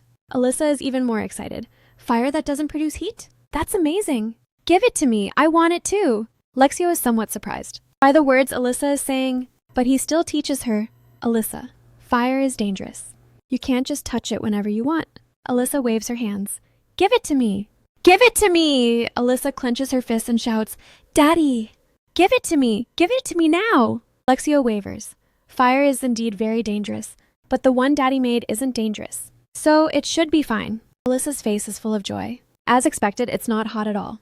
But in the very next instant, the fire in Alyssa's hand suddenly goes out of control, turning into a raging blaze. Alyssa lets out a cry, Daddy! Daddy! Lexio waves his arm. He brought the rampaging ball of fire under control. Alice exclaims, Miss Agnes! Agnes immediately picks up Alyssa. Alyssa cowers in Agnes's arms, watching Lexio control the fire with both hands. The fire Lexio just suppressed flew toward Alyssa as if it had gained self-awareness. Alyssa screams in terror. Alyssa trembles, unable to make a sound. Wah! That voice appeared again. Oh no, this isn't good. Alyssa's eyes widen in horror. Those green lights continue to speak. He resonated. This was beyond my expectation. Alyssa freezes in place, her golden pupils contracting violently. She lets out a broken syllable. Go! It's a ghost! Alyssa points at the green light and screams, A ghost appeared! Alyssa shouts, Daddy! Lexio crouches down, his right hand wrapped in flames, and slams a fist into the ground. Alyssa watches the smoke rising from the ground. The green light is temporarily gone. The green light was dispersed. It begins to emit broken syllables. Alyssa points at the green light and shouts, Daddy! There's a ghost! Lexio holds Alyssa in a panic. Alyssa, what's wrong? Tell Daddy. Alyssa has tears in her eyes. Ghost. Is it because my pronunciation is inaccurate? That he misunderstood? The green light corrects her with dissatisfaction. Spirit. It's a spirit. Alyssa trembles and reaches out a finger, pointing at the green light in the void. Daddy, ghost! Lexio turns his head abruptly, staring at the empty space ahead. Lexio's eyes show doubt. Could it really be a spirit? Alyssa was frightened. She lies on the bed with her eyes closed, the green light surrounding her. Chirping, Lexio calls Alice and Agnes to stand before him. He ponders, spirits? According to Daddy, the things I mistook for ghosts are actually spirits. This is what is known as a wind spirit. Spirits usually dwell in the spirit realm, and very rarely descend to the human world, unless they are forcibly bound, or summoned by a strong affinity. Alyssa looks on in terror. Why are they circling around me? Lexio falls into thought. Was the fire going out of control earlier also because of the spirits? Could that have been a resonance between fire and wind? But this is strange. Spirits usually fear the dragon's breath. People of our family very rarely possess an affinity for spirits. Alyssa ponders. In the original story, spirits were indeed rare. No wonder Daddy didn't think of this at all. She looks helplessly at the green orbs of light floating around. As long as they aren't ghosts, it's fine, Lexio says proudly. She can already summon spirits, as expected of my Alyssa. Alyssa looks at Lexio with a displeased expression. Lexio immediately lets out an awkward cough, but still, she is so young and can already control spirits. Alyssa wants to cry but has no tears. You annoying spirits, Lexio gently places his hand on Alyssa's cheek. And if she is this afraid of ghosts? You've been awake too long, my daughter. Don't worry. Daddy is here. Go to sleep. Alyssa slowly closes her eyes. I seem to be getting tired now that I've relaxed. The castle stands amidst the red maples. Sunlight reflects off the stone walls. Arid Seaver, the wind spirit. The mage speaks. Your Excellency's deduction was correct. The young lady indeed possesses spirit affinity. And it's an extremely high wind attribute affinity. Lexio nods. Just as I thought. Arid looks at Alyssa. Although further testing is required. She might surpass me in the future. Hearing this, Lexio can't help but feel a bit proud. He looks at Alyssa happily. Arid's tone shifts. But since the young lady is still very young, this kind of power is a heavy burden. For an infant. Spirits usually do not show interest in young children. Lexio asks, then, what do you suggest? Arid says, if the young lady continues to fear spirits, it might harm her development. Lexio strokes Alyssa's cheek. This is indeed the first time I've seen her so terrified. Arid asks, in that case, shall we use the method I mentioned? Lexio hesitates a bit. Will it really not hurt Alyssa? Arid immediately reassures him. How would I dare deceive the master of Draven? It is only a seal. It will never cause any harm. A trace of fear lingers in Alyssa's eyes. Alyssa looks at Arid in shock. A seal? Arid explains. Once the seal is activated, it will take many years to lift. But since the young lady is not yet 1 year old, now is the perfect time. Alyssa's eyes widen in horror. A seal? Are they going to seal the spirits? I was scared before because I mistook them for ghosts. I'm fine now. As long as I ignore the spirits, won't that be enough? Are there really no side effects? Just when can it be undone? I want to protest. I want to protest right now. The green light rushes over quickly. It shouts, seal? Arid calms the green light. Don't be angry. Little ones. We are not trying to seal you. What we are sealing is the affinity within the young lady that attracts you. The green light protests. Arid rebukes them. That is just wishful thinking on your part. Didn't you hear the young lady was terrified by you? Instead of complaining about unfairness, shouldn't you apologize to the young lady first? You were the ones who broke the rules first. The innocent young lady has to seal her affinity because of you. The hall falls into a dead silence. The spirits stopped jumping around. Alyssa looked at those green lights. They suddenly went quiet. I thought they had no conscience. Arid spoke. The sealing ceremony will be held tomorrow. Remember that. The green light asked, apologize to whom? To our young lady. Arid rebuked. What nonsense are you babbling? What could you possibly say to an infant not even a year old? Arid waved his hand. Now leave quickly. Move fast. Arid said to Lexio. There are more spirits following the young lady than expected. The ceremony must be held as soon as possible. Lexio remained somewhat worried. Arid reassured him. Please do not worry, Your Excellency. I once followed Duke Shandai Draven to hunt top-tier magic beasts. Lexio relented. That is true. I trust you. Arid bowed his body. Then I shall go prepare for the sealing ceremony. Arid gave Alyssa a playful wink. Alyssa watched Arid's departing back. From the way he talks, he doesn't seem like a bad person. But he is definitely hiding something. Lexio looked at Alyssa with concern. Daughter, what are you thinking about? Are you still afraid of those spirits? Alyssa recalled internally. I'm not afraid anymore. Lexio said, that old gentleman just said, he will help you so you won't see those spirits anymore. Although I was worried about the sealing ceremony, Mr. Seaver is trustworthy. Finally, Lexio placed Alyssa in front of him. Alyssa looked at him. Father, I'm fine. I know those aren't demons, so I'm not afraid at all now, but I don't want to accept the seal. Lexio slumped onto the floor. Alyssa, sometimes I feel like you can really understand my words. He sat up and let out a sigh. How wonderful it would be if our daughter could speak. Alyssa looked at Lexio helplessly. Actually, I can understand everything Father says. I can even speak already. But I must never let anyone know this truth. Lexio gently strokes Alyssa's hair. As the night deepens, Agnes is in front of Alyssa's cradle. Young lady, I will stay by your side tonight. Although I cannot drive those ghosts away, please do not worry. Sleep peacefully, okay? Alyssa lets out happy babbles. Agnes sets up a floor bed next to Alyssa's cradle. With Agnes by her side, Alyssa quickly falls into a dreamland. Those annoying noises start to appear again. Alyssa's lips tremble from the cold. So cold, she snaps her eyes open. Wait, in the middle of winter, who would leave the window open? She looks at those green lights, feeling a bit helpless. As expected, they are spirits. I thought Alice had already driven them away. The green lights and Alyssa lock eyes. These green lights start darting all over the place. Alyssa stares at the flying cards. This scene looks truly eerie. The cards stop abruptly in midair, arranged neatly together. Black words appear one by one on the white background. I'm sorry. More cards surge from the surroundings, arranging themselves in an orderly fashion. I didn't mean to play a prank. Alyssa looks at them. Are they here to apologize? She suddenly realizes something. Wait, under normal circumstances, a child my age shouldn't be able to read, right? Alyssa asks, Do you know about the fact that I can speak? The green light answers yes. Alyssa freezes in place. This is serious. They must have seen me practicing talking to myself. The cards spin violently in midair, green light coiling faster as the paper rubs against the air, making sounds as they flip constantly. The cards rearrange themselves within the light. I know it's a secret.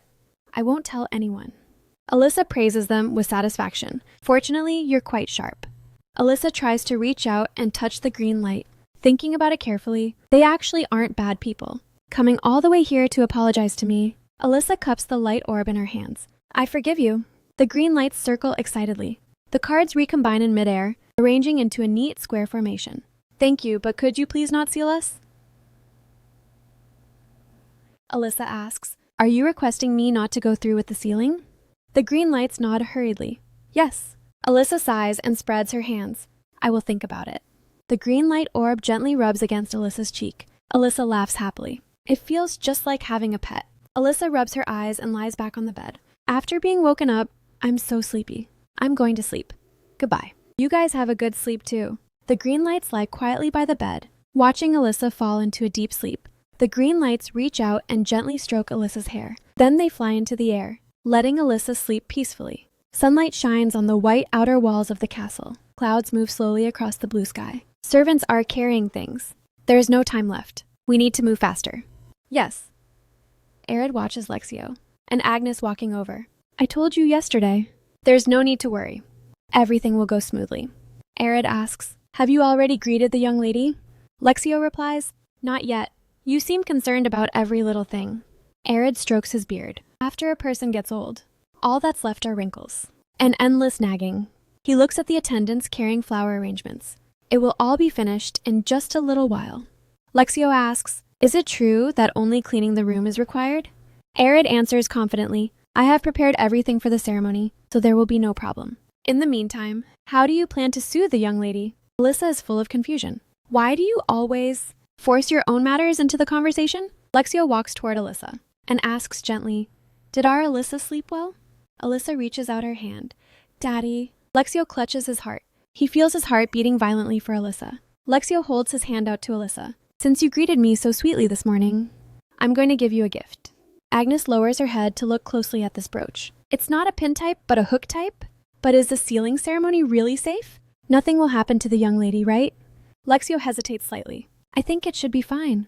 Agnes bows her head and sobs. Why did this happen? Why did those evil spirits have to haunt the young lady? Alyssa looks at her. She really is a crybaby. Agnes softly calls out, Young lady. Arid announces, We may begin now. Arid leans down, gazing at Alyssa in Agnes's arms. The young lady is ready too, right? Looking at Arid in the shadows, Alyssa shows a hint of dissatisfaction. Agnes holds Alyssa tightly in her arms. A stream of green light circles around the two of them. The green light greets Alyssa. Little baby. Arid speaks. They are here. The sealing ceremony officially begins. The preparations are complete. Your Excellency, please bring the young lady over now. Agnes hands Alyssa to Lexio. Lexio lifts Alyssa up. A second before Arid touches Alyssa, Alyssa slaps Arid's hand away. No, absolutely not. Arid's face is buried in the shadows. The corners of his mouth curl into an arc. He reaches out his hands. It's all right, Your Excellency. Please hand the young lady to me. The sealing ceremony is the best way to prevent evil spirits from approaching. Lexio did not move. He was thinking. Arid continued to persuade him. Even if we drive away the current evil spirits, if we don't suppress her affinity, new evil spirits will still come knocking. At that time, the young lady will suffer once again. Lexio looked at Alyssa, seemingly seeking her thoughts. Alyssa lowered her eyelashes, feeling a bit guilty. If I had spoken up sooner, Father wouldn't have to worry so much, but I cannot reveal my secret here. If anything goes wrong, they will find out I am not his biological daughter. But Father, I think our hearts are together right now. Lexio let out a sigh. Sir Sever. Arid placed his hand over his chest. Yes, Your Excellency? After a moment of silence, Lexio spoke. Uncle Arid, we aren't doing the seal anymore. Arid showed a surprised look. Lexio looked at him. We will act as if this matter never happened. Alyssa stared blankly at Lexio. Father really understands me.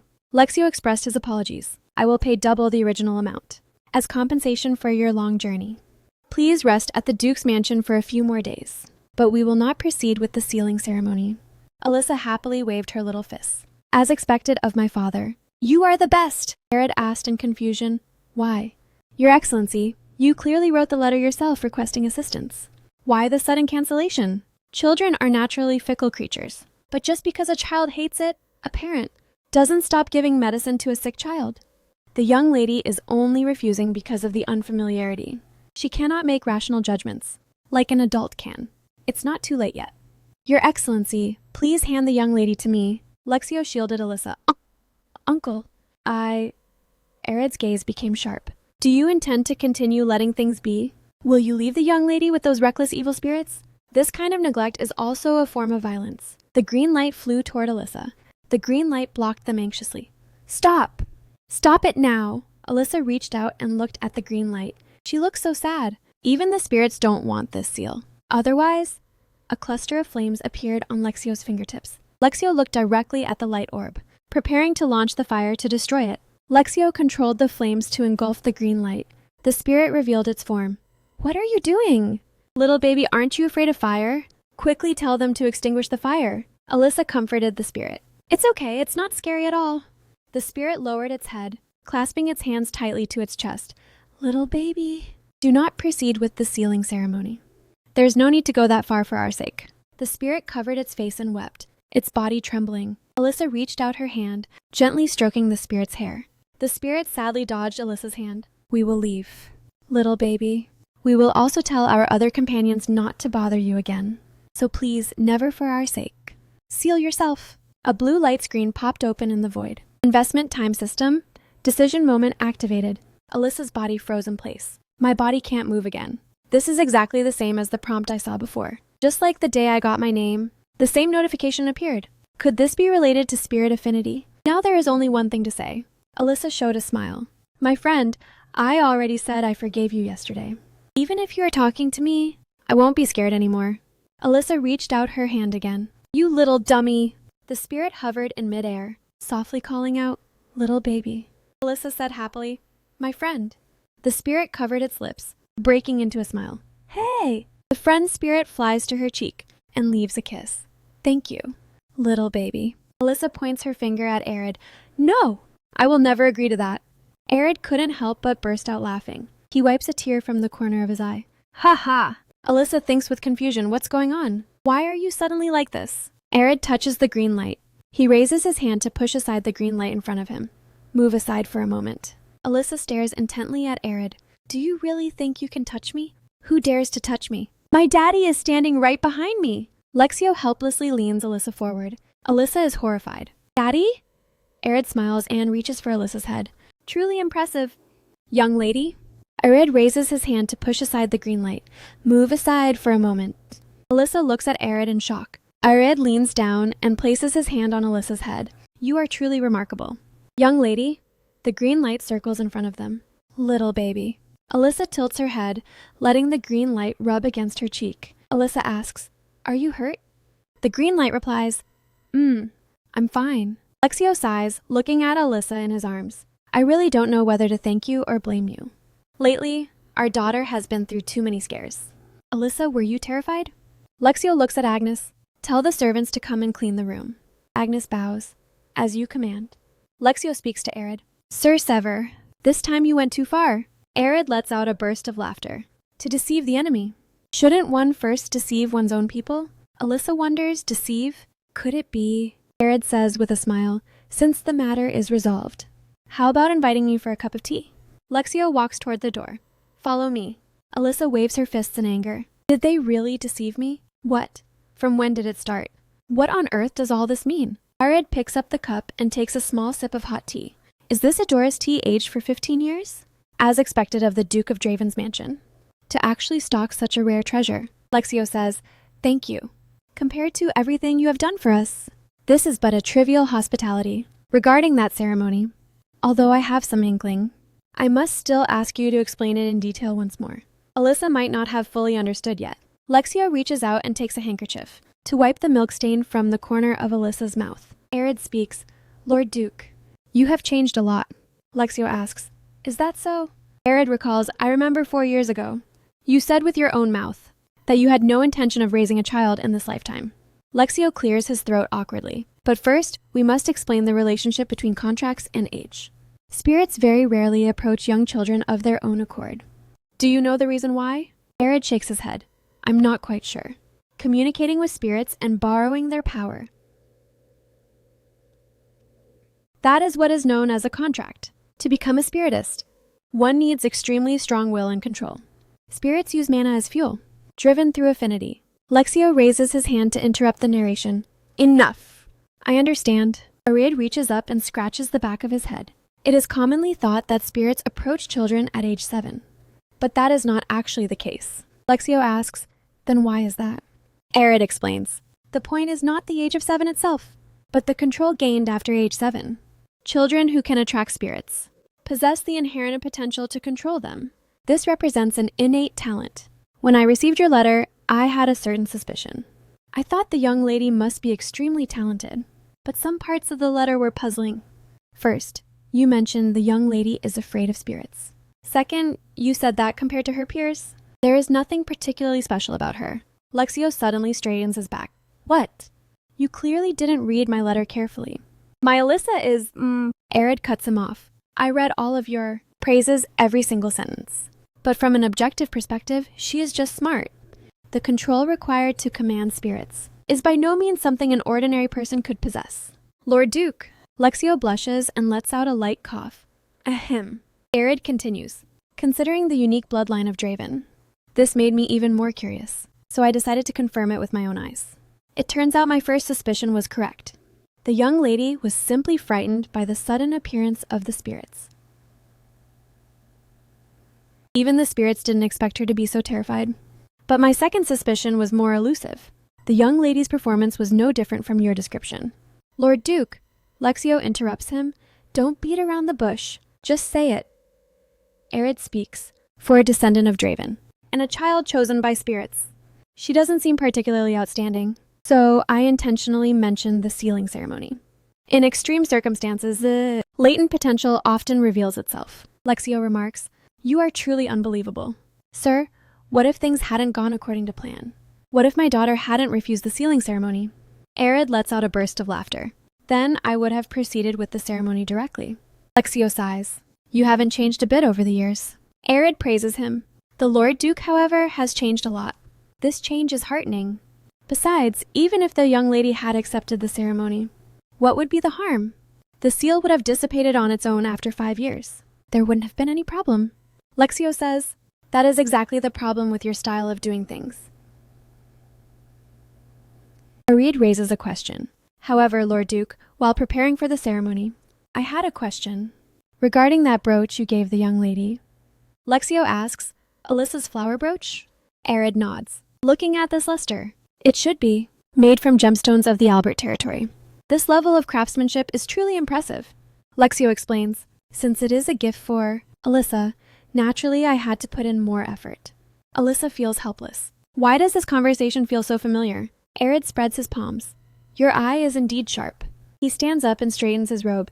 In that case, I have other matters to attend to. This will be all for now.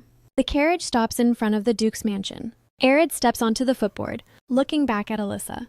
Little girl, there is nothing wrong with making friends with spirits. But before officially signing a contract, it is best to wait until you are a bit older. Alyssa asks, why? Arid answers, because your body is still too fragile. Problems might occur. Lexio reassures her, we will consider the matter of the contract. Later, Alyssa, The carriage axles make a heavy grinding sound. Arid leaves the Duke's mansion by carriage. Alyssa feels anxious internally. Although the problem is solved, will they find it strange that I suddenly became so eloquent? As it turns out, such worries were completely unnecessary. Lexio squats in front of Agnes. My daughter is truly extraordinary. She is simply a gifted genius. Don't you think so, Agnes? Agnes praises, of course. Lord Duke. The young lady is undoubtedly the most outstanding person in the world. Alyssa feels helpless. It seems I worried for nothing. Now I can finally speak openly. And I've made some good friends too. Let's look on the bright side.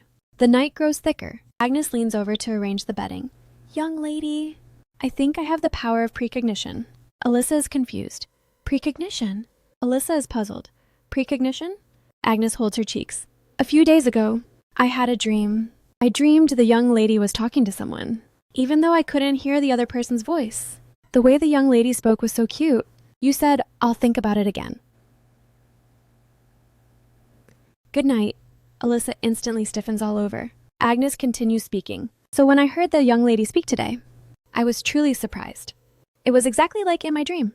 Alyssa closes her eyes and turns over. I'm sleepy. Agnes. Agnes extinguishes the lamp. All right. Young lady, I will turn off the light for you. Agnes stands by the door and softly closes it.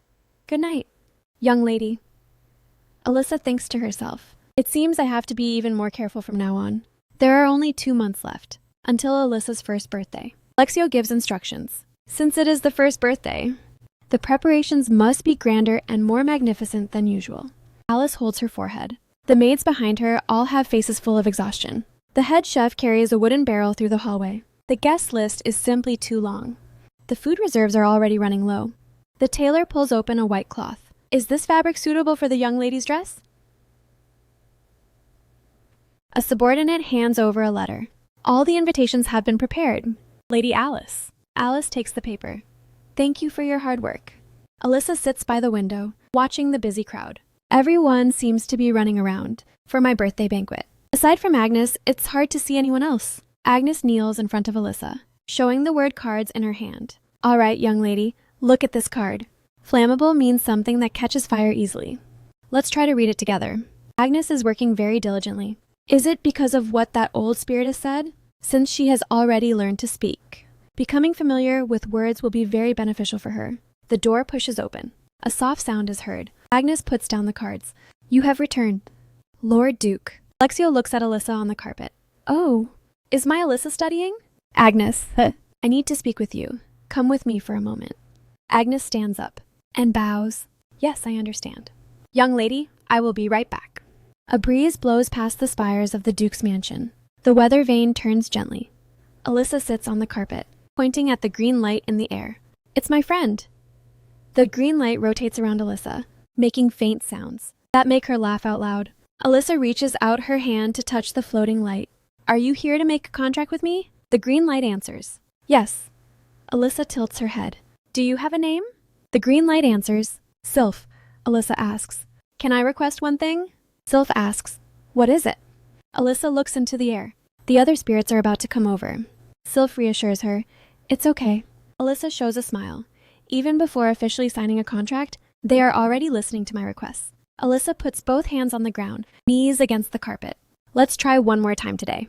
Pushing up with effort, Alyssa takes a step and wobbles forward. Stumbling along, she finally stands steady. Alyssa gazes into the mirror. This face is truly cute. I didn't expect an extra character's appearance to be so outstanding. Could it be that all my reincarnation points went into good looks? Sylph streaks through the air as a green light. Someone is coming. Alyssa snaps her head back toward the ajar door. Alyssa drops down and crawls back to her original spot using her hands and feet. Sylph praises her. Wow, that was fast. Lexio carries a massive gift box as he walks slowly into the room. Agnes follows closely behind. Agnes stacks the gift boxes on the carpet and looks sideways at Alyssa. Young lady, these are the birthday gifts people have sent for you. Alyssa stares at the paper boxes before her. Gift boxes? Even though the time for delivery was clearly set, these people sent things over ahead of schedule. The room next door has already been piled up like a warehouse. Alyssa looks around. This is the first time I've received so many congratulations. It must all be thanks to Father. Alyssa dives into Lexio's arms, laughing happily. Agnes unpacks a gift box and takes out a letter. This is a gift from the Marquis of Ladras, wishing the Lord Duke and the young lady peace and health. Agnes opens the square box. It is a music box, with a heart-shaped gemstone embedded on top. It will be perfect to play when the young lady sleeps. Alyssa looks at the music box with excitement. A soft and beautiful melody is flowing out of it. Agnes hands over another wooden crate. Next is a gift from the workshop, sent as thanks for the recent orders. Lexio takes the wooden crate. The workshop actually sent something like this? What exactly is it? Agnes lifts a doll out of the box. It's a hand-sewn teddy bear. Alyssa hugs the doll, her finger touching the necklace around the bear's neck. What is this? Agnes leans in to observe. The note says, "Please unfasten the bear's necklace." Young lady, let me open it for you. Agnes unfastens the necklace, pinching a purple crystal with her fingertips. Oh my, it's an Alyssa flower carved from amethyst. Lexio praises. It is indeed impressive. Alyssa sighs helplessly. Agnes shifts her body and reaches for a red round box nearby. Now, this gift is... Agnes unwraps the packaging and picks up a card. Halfway through reading, she suddenly goes silent. Ah, Lord Duke. Lexio turns his head, his gaze sharp. What is it? Agnes looks hesitant. This gift is a flower pot, and it comes with seeds inside. Alyssa tilts her head, staring at the card on the carpet. Who on earth sent this and didn't even dare to write their name? Agnes continues reading the instructions. The color of the flower pot is very beautiful, and it contains seeds of the northern bluegrass. Agnes claps her hands and looks at the maid beside her. All right, shall we look at the next gift? Sylph sweeps away the card in Agnes's hand. The paper flips through the air. Agnes's eyes widen, and she lets out a gasp. Sylph brings the card in front of Alyssa. Alyssa looks down to identify it, reading the name on the paper, Herman. Lexio suddenly reaches out and presses down on that piece of paper, his knuckles turning white from the force. Lexio's expression looks a bit poor. Alyssa looks at him, feeling somewhat confused. Isn't Herman that boy? Who is coming to the birthday banquet? Why hide his name? Lexio issues an order. From today on, people from Duke Claire's house are forbidden to enter. Alyssa covers her mouth in shock. Is it because he likes me? That father is interfering? Against a 5-year-old child? Is this really necessary? Lexio looks at Alyssa nervously. Alyssa, have you met him? Alyssa lowers her eyelashes and thinks. If I speak up and explain now, it will only deepen the misunderstanding. That would cause trouble for Claire. I can only use another way. Alyssa tilts her head, her eyes full of confusion. Who is Herman? Seeing Alyssa's cute appearance, Lexio's cheeks instantly turn bright red. Agnes exclaims, such a lovely appearance. Alyssa calls out, Daddy. Lexio looks down at his daughter in his arms. Alyssa, what is it? Alyssa's hand brushes against Lexio's face. Lexio closes his eyes. That's right. My precious daughter. Daddy loves you too. Lexio suddenly realizes something is wrong. He looks down at the carpet. Cards printed with hearts are scattered there. Wait a minute, Alyssa. Were you just telling Daddy you love him? Agnes, did you hear that? Could I have misheard? Agnes folds her hands over her chest with a wide smile. Oh my, congratulations. Master. Lexio lowers his eyelashes, gazing at the girl in his arms. My daughter. He holds Alyssa tightly. Daddy loves you just as much. Alyssa buries her face in her father's neck, showing a brilliant smile. Lexio's eyes well up with a red tint. Just because of this one sentence, I actually almost shed tears. Lexio's cheeks turn red. That's right. Alyssa, Daddy will give you a gift. It won't be an ordinary gift, but something much more special and wonderful. Alyssa looks up. Daddy, gift is good. Lexio's lips curl upward, his gaze softening. Yes, my daughter. Daddy will have it ready for you as soon as possible. Alyssa spreads her arms, smiling brightly. Daddy is better. Lexio freezes in place. His cheeks flush red, staring at the laughing child before him. Lexio lowers his head and apologizes to Alyssa. I'm sorry. Alyssa, Daddy let you see a disgraceful side of him. From now on, I will absolutely not overlook a single person who sends a gift. Please forgive Daddy, Sylph says nearby. Baby, the next room is full. Alyssa looks at Sylph helplessly. Alyssa asks expectantly, Daddy, are there more of Herman's gifts? Lexio feels a bit embarrassed. Lexio carries Alyssa into a room. The shelves are filled with gift boxes. Ribbons and wrapping paper crisscross occupying the entire wall. Agnes gestures to Alyssa. Young lady, the gifts are here. Alyssa stares at the gifts. So these were also sent by Herman. He sent so many things. Agnes opens an envelope and takes out the letter inside. Let's read the letter that came with the gifts. Alyssa, I miss you. I will go to see you again soon. Please don't get sick.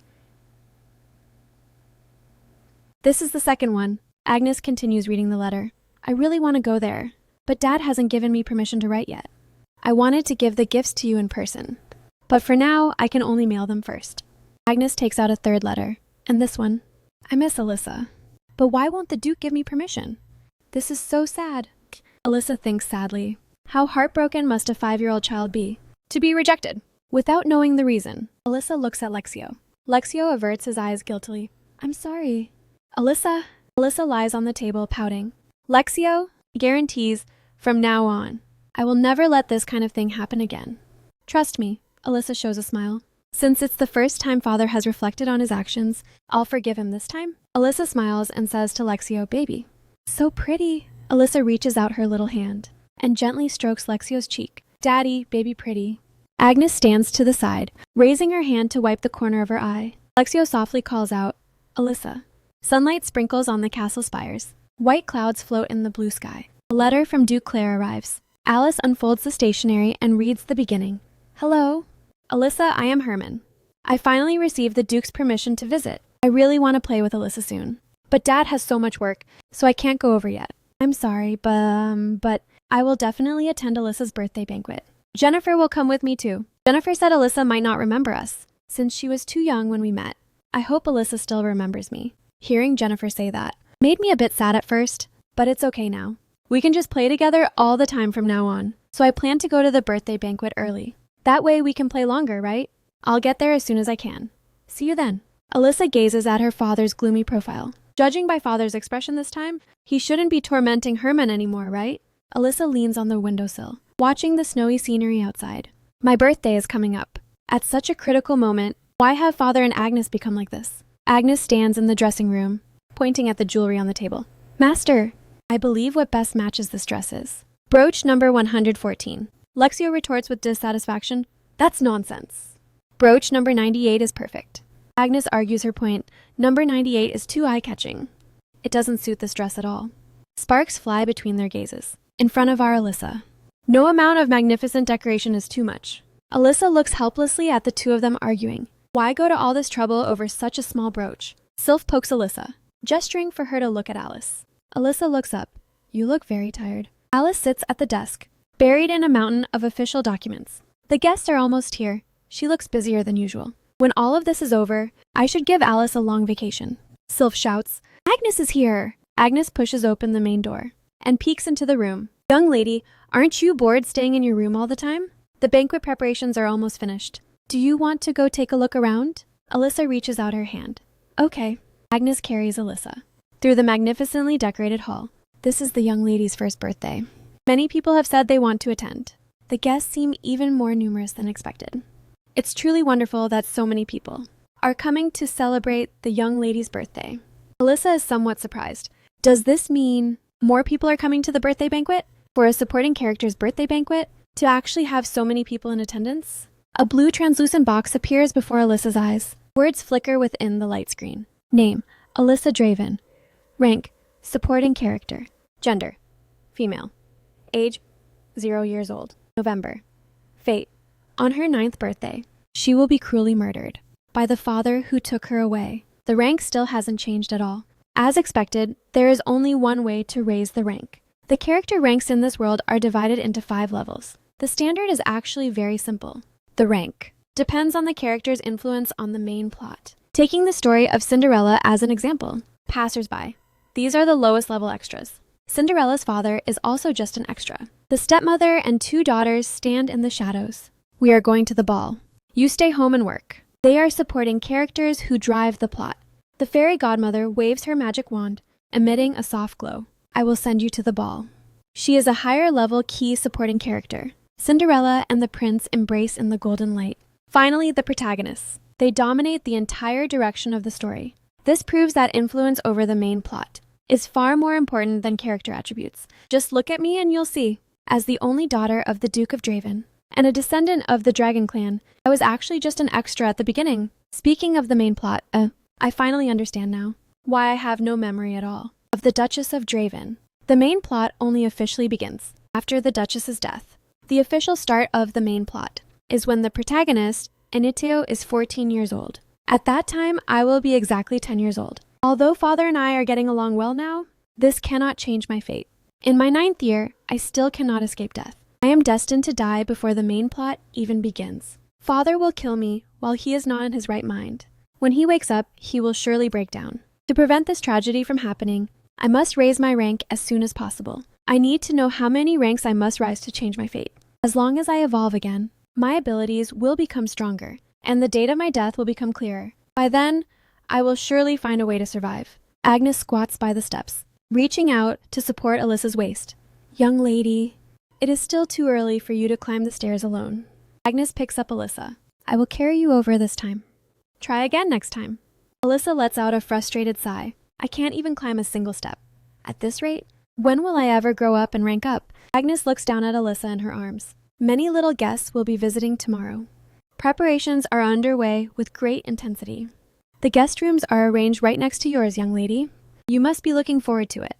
Alyssa thinks to herself, it's so surprising that father actually agreed to this. Yulin is holding the curtains. Agnes, can you help me hang the curtains?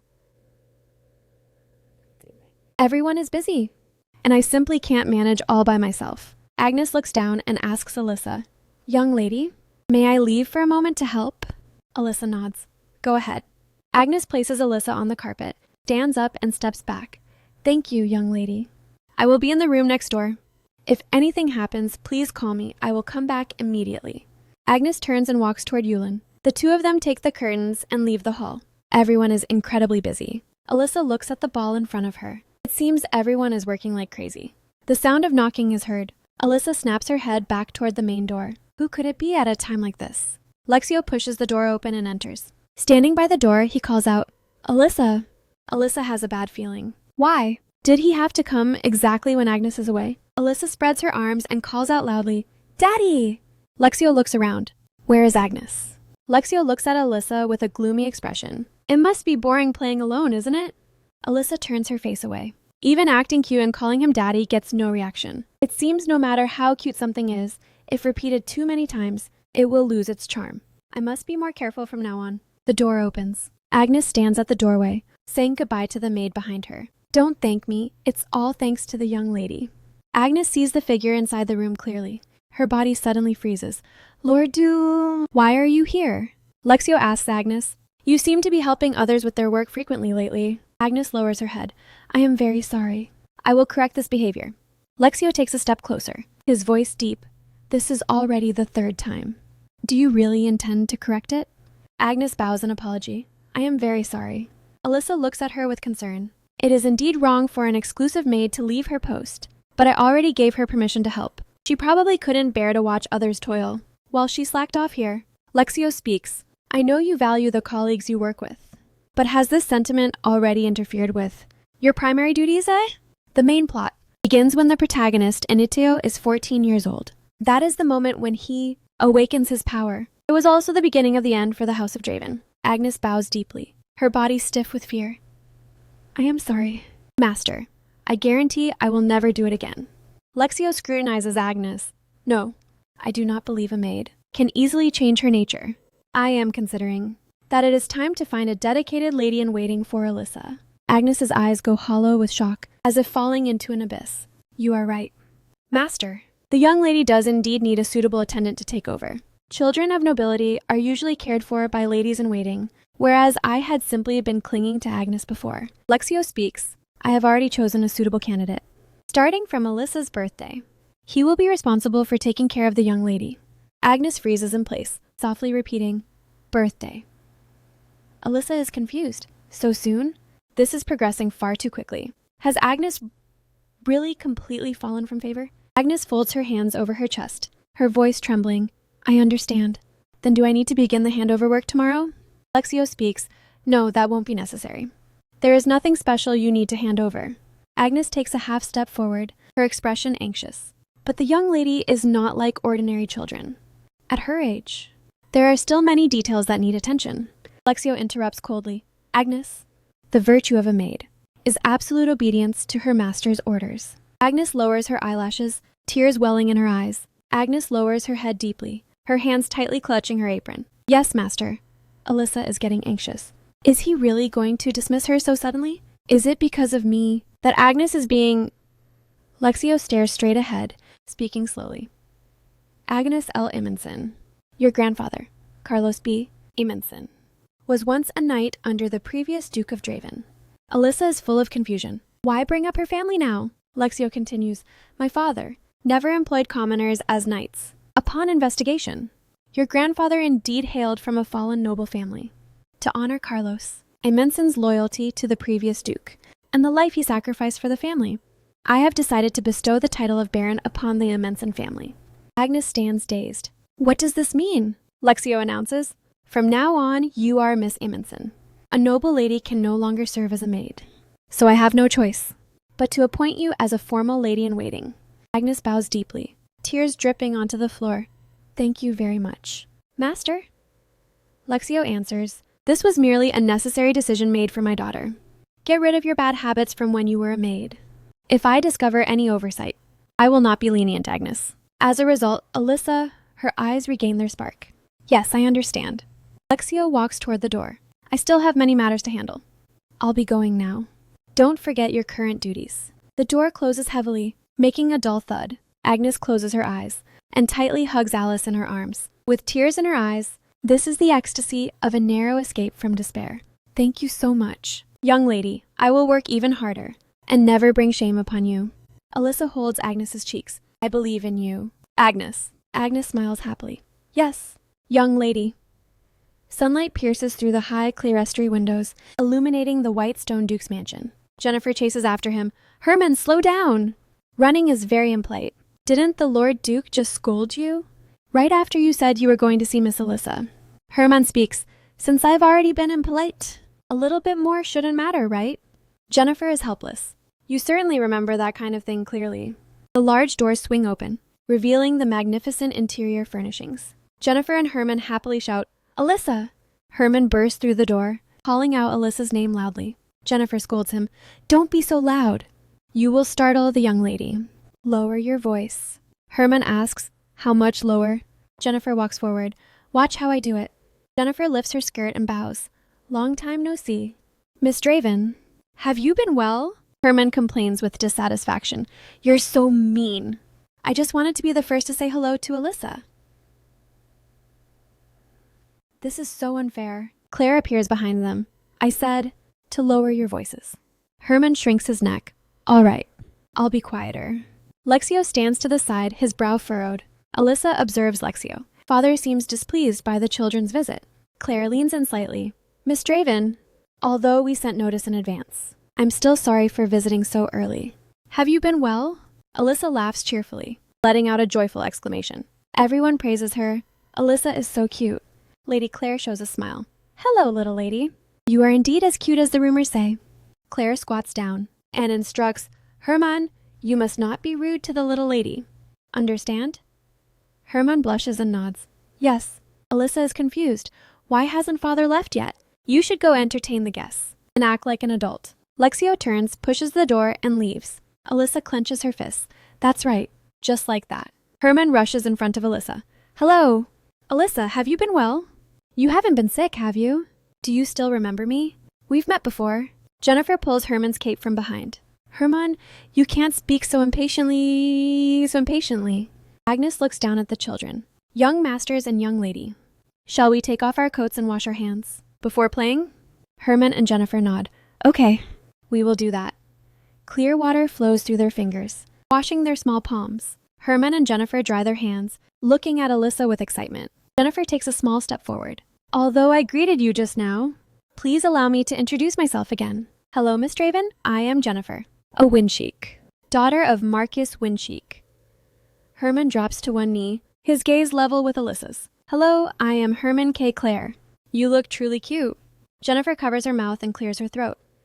I have heard some rumors about this lovely young lady. People say that this young lady was once blessed by spirits. Many regard it as nonsense because of her young age. But considering the characteristics of the Draven family, it is not entirely impossible. Alyssa marvels internally. Jennifer is 6 years old this year, right? This level of expressive ability, as expected of a member of the Heroes Party. Herman pumps his fist. That's right! Our Alyssa can do anything. Alyssa looks at Herman. Herman is also quite good for his age. Jennifer leans down and gazes at Alyssa. Now then. Young lady, can you understand what we are saying? Alyssa tilts her head at Jennifer. So that's why they brought up spirits. Jennifer looks at Alyssa expectantly. Jennifer and Herman feel a bit frustrated. It seems she still can't understand. This is strange. I thought she would be able to. Agnes covers her mouth and lets out a soft laugh. Alyssa shares a look with her. Herman reassures her. It's okay. This was to be expected, wasn't it? Jennifer lowers her head. Even though I was mentally prepared. I still feel it's a pity. Jennifer feels a little disappointed. Even so, the young lady of the Draven family is just too...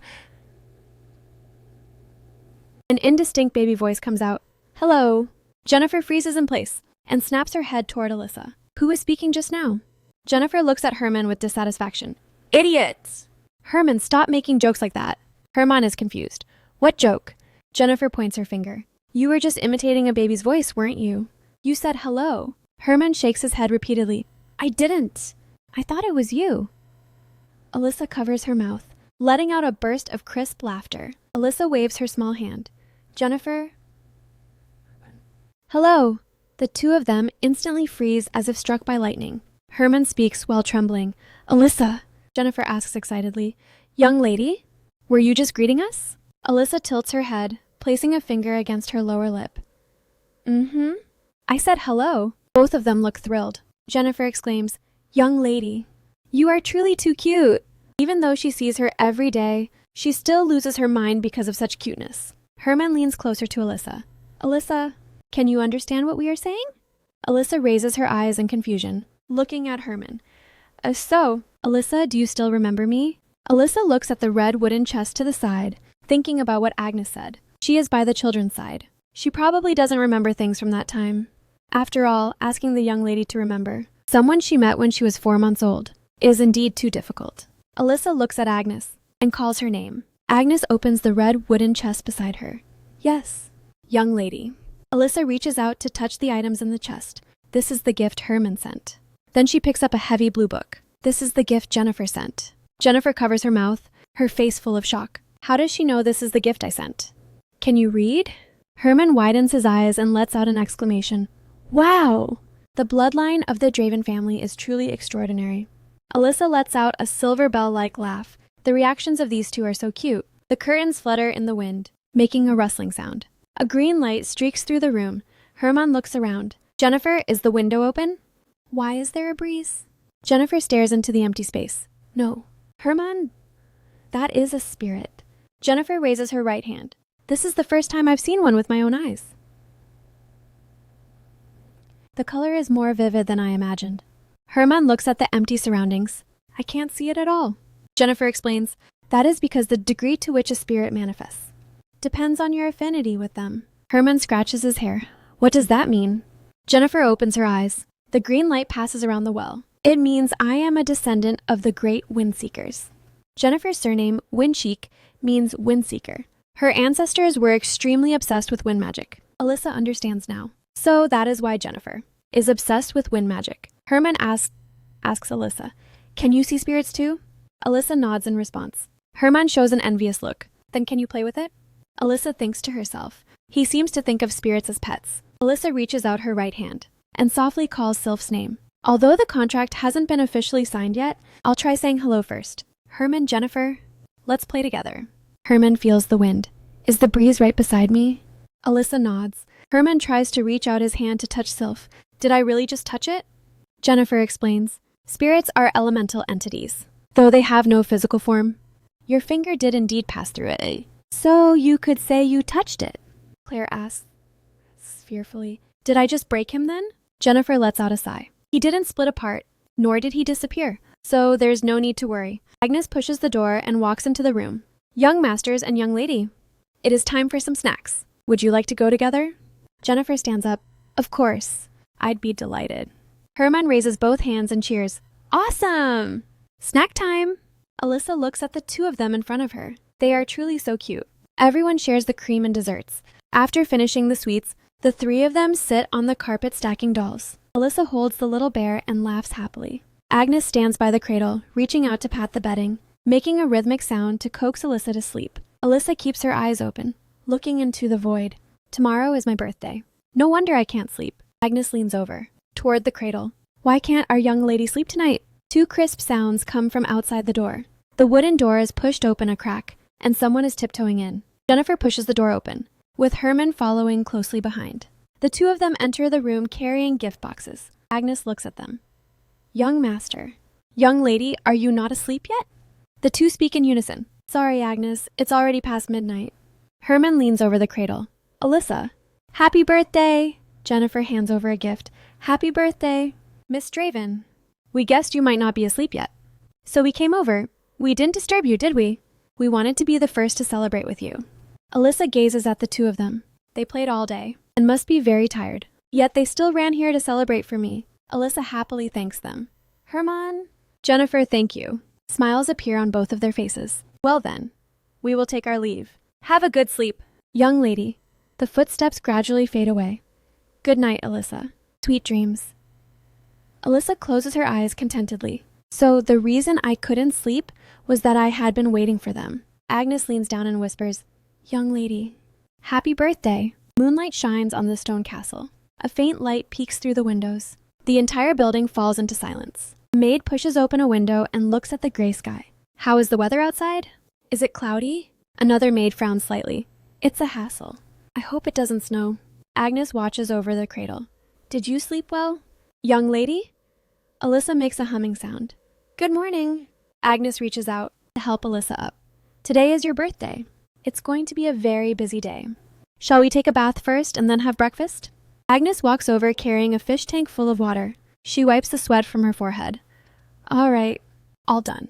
Alyssa changes into a yellow puffy dress and sits on a white chair, gazing at herself in the mirror. No matter how many times I look, this face is truly adorable. Agnes reaches out to place a silver tiara in Alyssa's hair. Today is your day.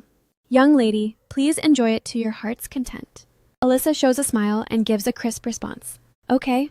The sound of noisy voices comes from outside the door.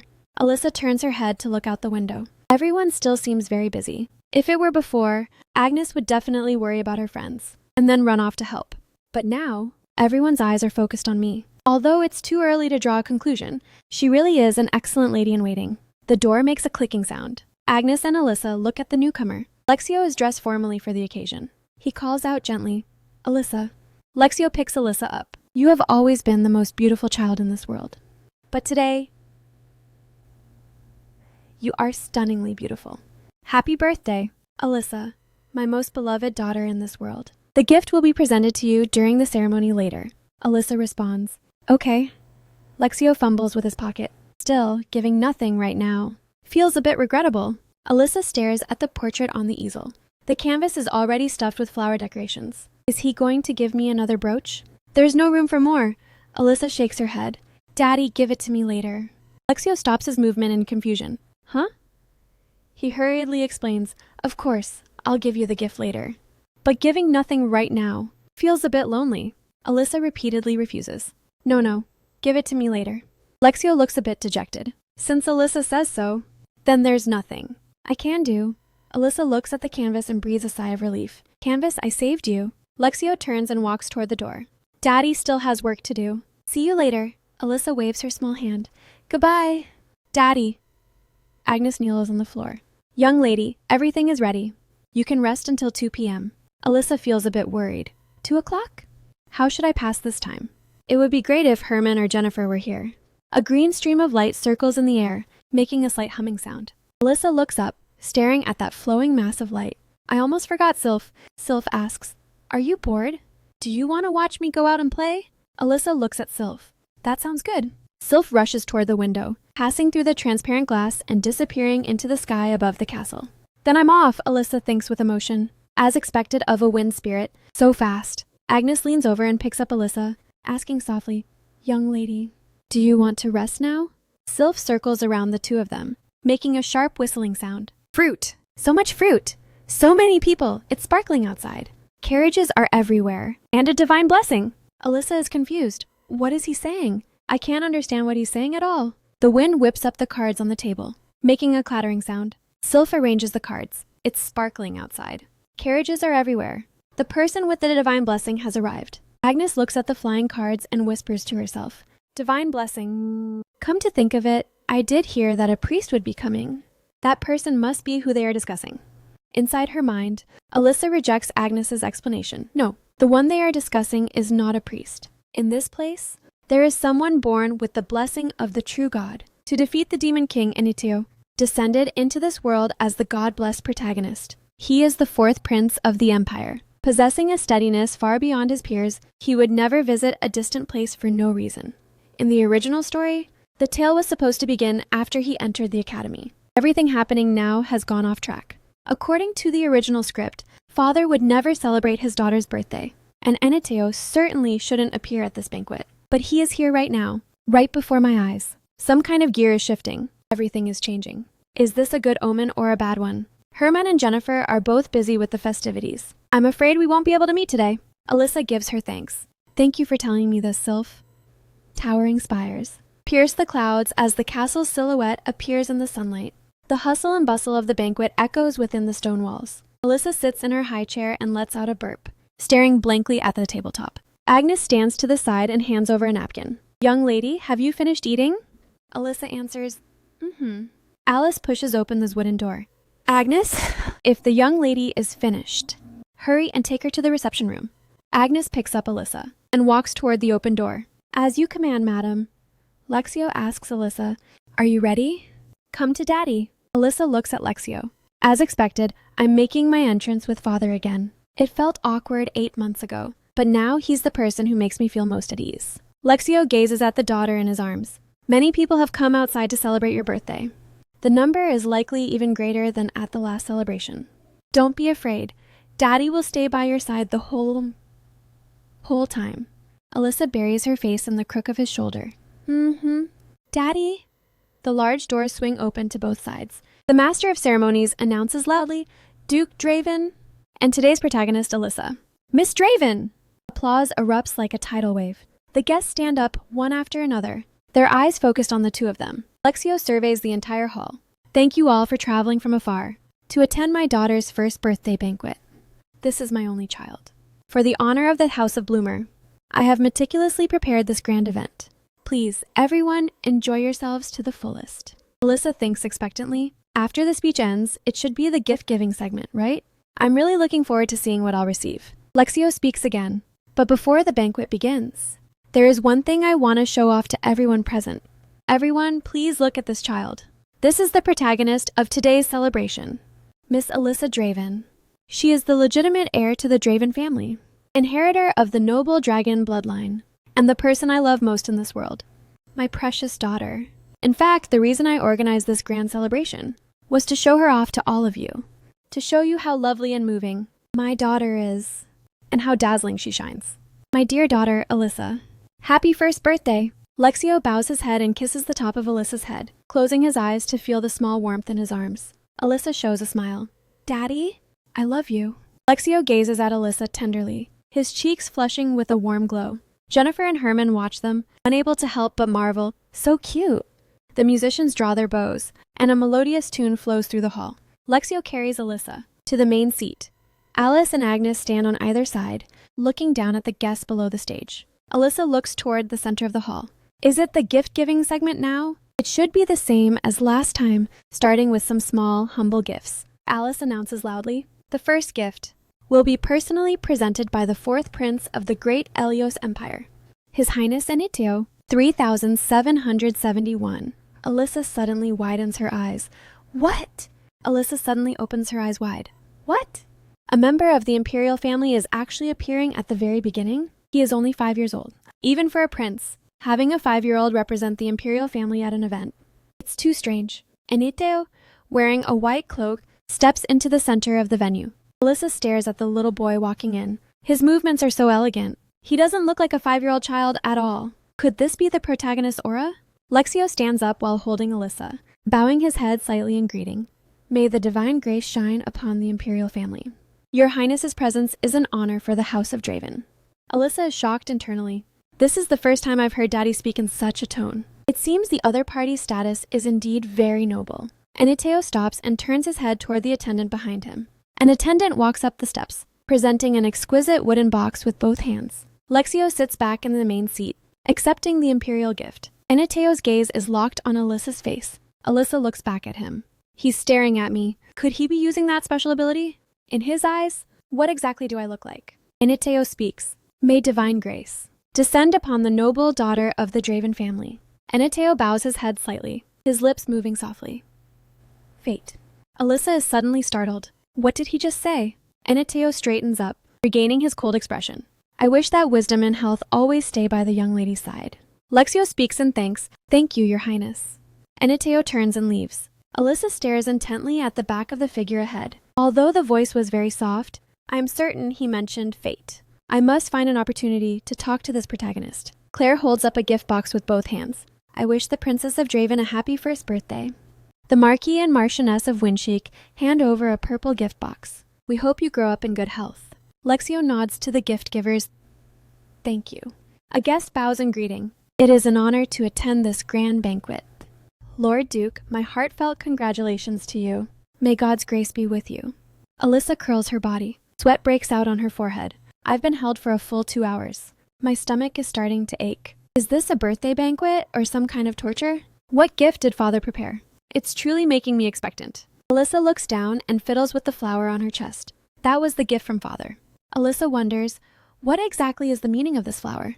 Alyssa reaches out to touch the petals. Someday, father will tell me personally. Alice announces loudly. The final gift giver, Muriel. Ebert, Knight. Muriel leans over and says something to the young boy. The boy nods. Muriel walks toward the front. Taking off his hat, he reveals short brown hair. Lord Duke Draven. Long time no see. This person is exactly the one who, at the first birthday banquet, presented the demon egg. Muriel presents the gift. Sincere blessings. May God be with the princess. And the evolution of the soul. Alyssa tilts her head at him. Evolution of the soul? What is he talking about? Muriel turns around and walks back. What on earth is this guy blabbering about? Lexio holds Alyssa and bows his head to give thanks. Thank you all for the gifts you prepared for my daughter. Next, it is my turn to present a gift. Lexio raises his white-gloved hand. Bring it out. 2 attendants bow to accept the order and turn toward the backstage. The attendants suddenly pull off the white cloth. The neatly arranged potted plants reveal a red color. The flowers shimmer under the light. Alyssa widens her round golden eyes, staring at the potted vases in front of her. These are Alyssa's flowers. They are all made of gemstones. It really is a grand gesture. Lexio raises his hand to guide Alyssa's gaze. Do you see that silver flower in the middle? Alyssa looks in the direction he is pointing. Silver? Lexio gazes at Alyssa tenderly. You once said you loved me that day. I have always remembered that moment. A hand turns a wind-up key. The metal gears produce a clicking sound. The silver flower in the pot begins to rotate. Musical notes drift out from the center of the flower, echoing throughout the banquet hall. A birthday song from a flower pot. Alyssa stares at the spinning flower. Although the production cost must have been high, this sentiment is truly rare. He must have put in a lot of effort to come up with this idea. Lexio says softly, Alyssa, I love you very much. Alyssa shows a smile, her round golden eyes curving into crescents. I love Daddy too. All the guests begin to applaud. The applause rises and falls within the magnificent hall. Happy birthday to the princess. Congratulations, princess. Alyssa speaks. Daddy, put me down. Lexio slowly puts Alyssa on the ground. Okay. Be careful. Alyssa walks forward with wobbling steps. A nobleman exclaims in surprise, Oh my goodness! She can already walk like that. Another nobleman beside him nods. As expected of the Draven bloodline, Alyssa walks in front of everyone. Hello, everyone. Everyone came to this banquet with their own purposes. Either they wanted to see Duke Draven's beloved daughter, or they wanted to leave a good impression on my father, or they wanted to network with other powerful figures at the banquet. Although everyone has their own agenda, right now, they are all celebrating my birthday. So, I am very grateful. Alyssa bows deeply to all the guests in the hall. Thank you, everyone. The guests stop talking and gaze at the young princess. The hall falls into a brief silence. A guest is the first to raise his hands. Applause rings out in the quiet air. Others follow suit, clapping their hands vigorously. The applause spreads quickly, sweeping through the entire banquet hall. The guests wear smiles on their faces, clapping in a steady rhythm to show their respect. Alyssa smiles happily. This is probably, since I was born, the happiest day of my life. Night falls. The Draven residence is brightly lit. Starlight adorns the castle. The banquet continues in the courtyard. Marquis Windcheek lifts a wine bottle, pouring liquid into a glass. As expected of Draven, to be able to provide such pure and exquisite wine. Herman praises Alyssa. Do you know how cute you were today? You were just like a little angel. Jennifer steps forward. Happy birthday to you. Your Highness, you were truly dazzling today. Alyssa looks up, smiling once again. Thank you both. Herman points to himself and leans in with a look of expectation. What about me? What about me? Alyssa takes hold of Herman's hand. Herman is overjoyed. Alyssa. Jennifer feels a bit lonely and envious. Alyssa's other hand takes hold of Jennifer's as well. Agnes walks in and interrupts. Miss. Young Master, Your Highness, the dining room is ready. Let's head over. Jennifer nods in agreement. Okay, let's go. Agnes turns to lead the way. Then we shall set off now. Herman raises his hand excitedly. All right. Everyone sits around the long dining table. The silverware is neatly arranged. Candlelight flickers on the exquisite porcelain plates, Agnes says with a smile. After finishing these, there will be cake and cream for dessert. Alyssa salivates. Cake! Cream! A knock at the door sounds. Agnes looks toward the door. Perfect timing. Agnes walks toward the door and lifts her skirt in a curtsy. Please come in. Aniteo pushes the door open, his blue eyes reflecting a cold indifference. He steps into the room. Herman, while eating heartily, exclaims, It's His Highness Aniteo. Aniteo stands at the door. May I come in? Alyssa looks at him. I really want to tease him a bit. Wait, I should hold back. Aniteo raises his hand and points outside the door. Please wait outside. Agnes bows in greeting. Welcome to the royal presence of Elios. Agnes asks, Your Highness, the fourth prince, have you eaten yet? Would you like something to eat? Aniteo raises his hand to stop her. It's all right. I am here to speak with the Princess of Draven. Aniteo opens his mouth and swallows the food held to his lips. Herman shows off like a puppy. This is delicious. Your Highness, you came here without eating, didn't you? I knew you were hungry. Alyssa looks at this scene as if struck by lightning. Herman urges him, Quick, try it. It will slowly melt in your mouth, right? Alyssa prays nervously. Oh my God, please don't let him be torn to pieces for insulting the royal family. Aniteo puffs out his cheeks, slowly chewing the food in his mouth. Alyssa raises her eyes in confusion. Aniteo's throat moves as he swallows the food in His Highness's mouth. Herman asks expectantly, Is it good? Your Highness. Aniteo lowers his eyelids. From now on, Master Claire, please do not stuff things into other people's mouths without asking first. This is a very rude act. Herman places a hand on Aniteo's shoulder. Understood. Don't just stand there. Your Highness, please have a seat. Aniteo stares coldly at the dinner plate. Herman holds up the tongs. Your Highness, would you like to eat this? Aniteo lowers his gaze. That's enough. Herman places food on Aniteo's plate. Yes, this is also very delicious. Herman leans in and whispers in his ear. Your Highness, you instructed before to ask the doctor's opinion first. So I asked. Moreover, I didn't stuff the food into your mouth and I just put it on the plate. Aniteo scolds him. When someone refuses to stop giving, that is what polite behavior is. Herman looks at him. Well, if that were the case, Your Highness wouldn't be able to eat anything at all. My father said you eat far too little. Aniteo stabs the food on his plate. Marquis Claire is spreading unnecessary rumors. Herman watches Aniteo eat and shows a smile. It's delicious, right? Alyssa watches the two of them eating. It's truly a strange relationship. Herman speaks up. But Your Highness, Aniteo stabs some food and says, Speak. Herman asks, Didn't you say you had something to say to Alyssa? What exactly did you come here to say? Aniteo lowers his head, tightening his grip on the silver utensil.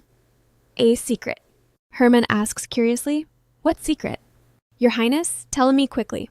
Aniteo answers coldly. If it were something I could tell you, Master, then it wouldn't be called a secret. Herman leans in closer. What secret do you plan on discussing? With a 1-year-old child? Aniteo explains helplessly. The princess's ability to understand language is stronger than yours, Master. So there is no need to worry. Herman persists. Why is that? Tell me. I'm really curious. Aniteo stops him. Stop acting like a child. Master Claire. Herman says, as a matter of fact, I am a child to begin with. Your Highness, Jennifer thinks so too. Herman feels a bit frustrated. I've never talked to Alyssa alone. How exciting. Jennifer looks at Alyssa. That's right. It's always just me. The princess, Herman, and Agnes together. Claire is disappointed. If it were just me and Alyssa alone, that would be great. Jennifer asks enviously, what would you do with just the two of you? Herman clenches his fist. It's obvious. I try to hold both of Alyssa's hands. Usually, the three of us hold hands together. Jennifer looks dejected. I see. Herman stares straight at Aniteo. But your highness, do you really only intend to talk to Alyssa? Aniteo asks with some shock, what do you mean by that? Herman says, actually, I think there might be another reason. Aniteo answers, if there is another reason, then try to explain it clearly. Herman says, for example, in front of us, holding both of Alyssa's hands. If you don't want to hold hands, then pat Alyssa's head. If it's not even that, then you want to pinch Alyssa's cheeks. An attendance announcement comes from outside. The desserts are ready. Agnes says, okay. Come in. The cart rolls into the room. 4 plates of cake are placed on the marble tabletop, decorated with strawberries and chocolate. 3 pieces of cake sit on white lace paper mats, with layers of chocolate and cream and a strawberry garnishing the top. Herman's attention is diverted.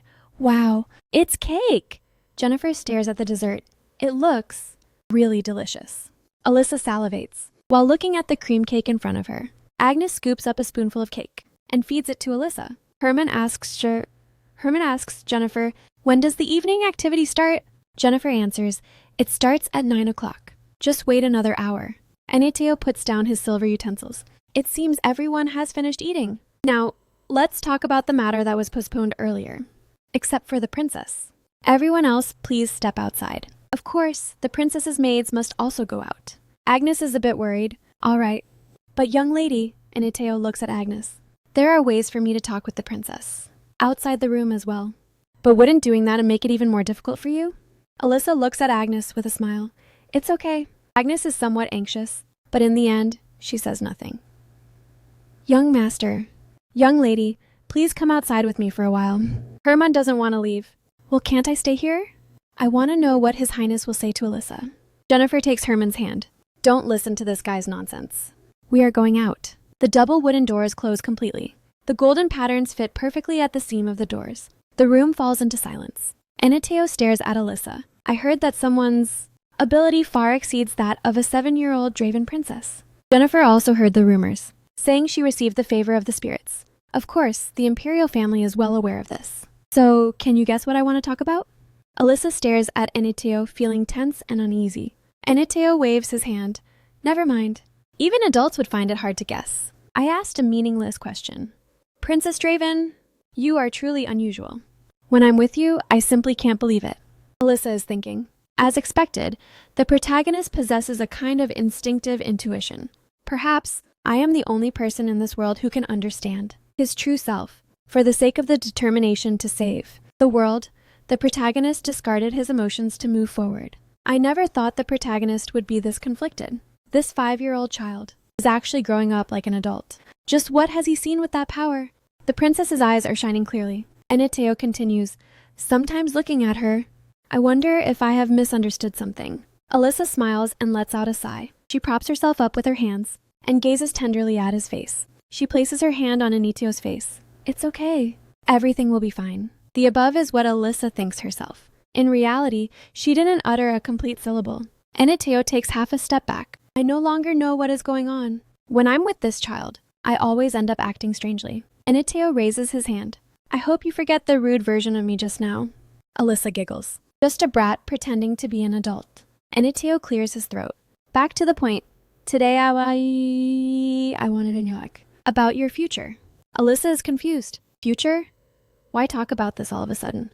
Alyssa suddenly loses her balance. Aniteo catches her with quick eyes and hands. Lexio slams the door open. Alyssa looks toward the door in terror. Lexio's eyes are burning with rage. For the sake of Elios and the eternal glory of the imperial family. Please forgive my impudence, your highness. Alyssa huddles in Aniteo's arms. Daddy! Lexio's entire body radiates a murderous aura. With every step he takes, a crater cracks into the floor. Alyssa hurriedly waves her hands. Daddy, it's okay. She is terrified internally. Calm down. The other party is a member of the imperial family. He is the hero who will defeat the Demon King in the future. Nothing must happen to him here. Aniteo speaks. Please take Princess Draven. My arms are about to give out. Alyssa explains. He helped me. Otherwise, I would have fallen. Lexio's expression remains displeased. At a time like this, It should be me protecting my daughter. Alyssa speaks with a smile.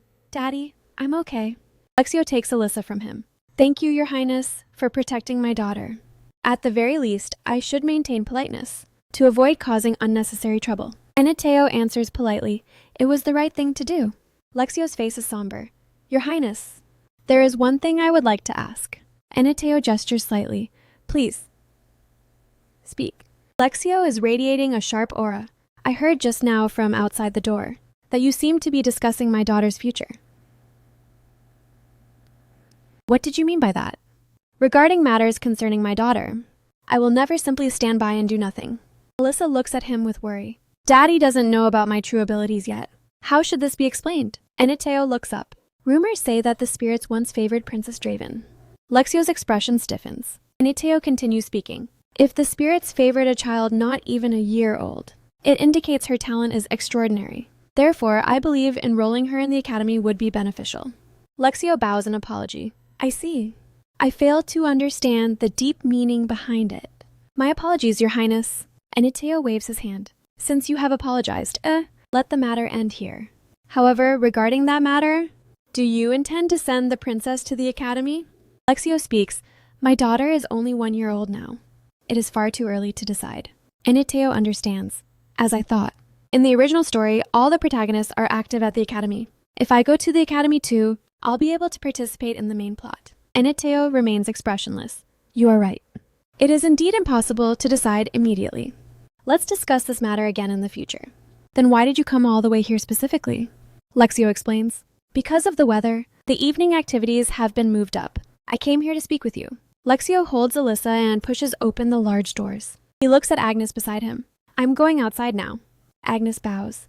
As you command. Master. Jennifer speaks respectfully. Father has already gone outside to prepare in advance. Your Highness, Lexio says, I can only thank the Windwalker for the help. I will certainly express my gratitude. Alyssa senses the outdoors. It is as warm as spring here. There must be magic controlling the weather. To cast a spell over such a large garden, the cost must be staggering. If this continues, will the family go bankrupt? Alyssa looks around her surroundings. They intend to hold a magic ceremony here. 2 female guests raise their glasses and talk. One of them swirls the red liquid and looks up at the gloomy sky. It's a pity the clouds are so thick. A butler stands on a high platform, waving his arm toward the sky. He announces the highlight of today's ceremony, the path to heaven. The ceremony officially begins. Alyssa looks at Lexio. The weather isn't very good. I'm worried the magic effects won't be clearly visible. Even though Father made many preparations, this kind of weather is indeed worrying. Herman lets out a cry of surprise. Alyssa looks up in confusion.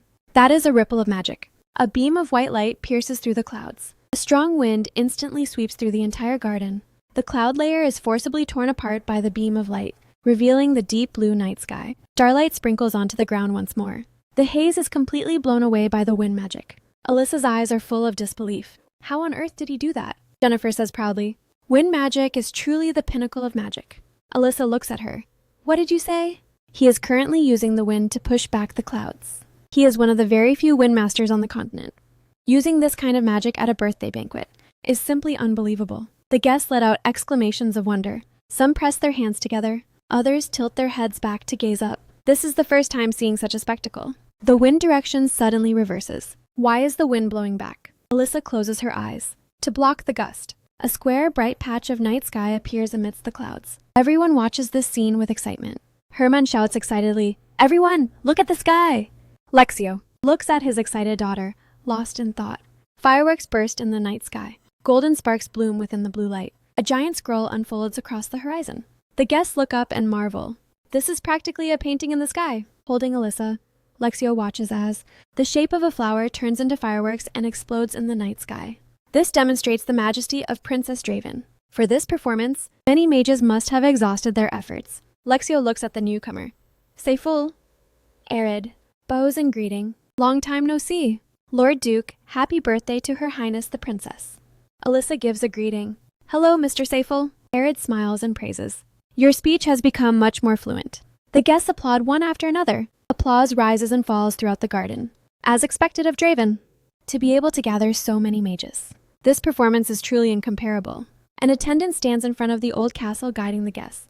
Distinguished guests, please head this way to the banquet hall. Jennifer runs over quickly. Father, Marquis Windsheik scratches the back of his head. Everyone is waiting for you. You should have arranged things more quickly. Lexio walks forward to give thanks.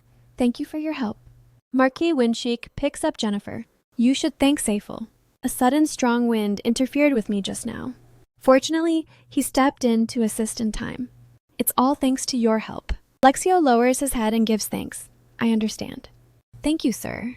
Arid looks at the mages in the distance. The mages are slumped on the ground, leaning on their staves, their faces pale. Their bodies are trembling from overexertion. Mages need rest too.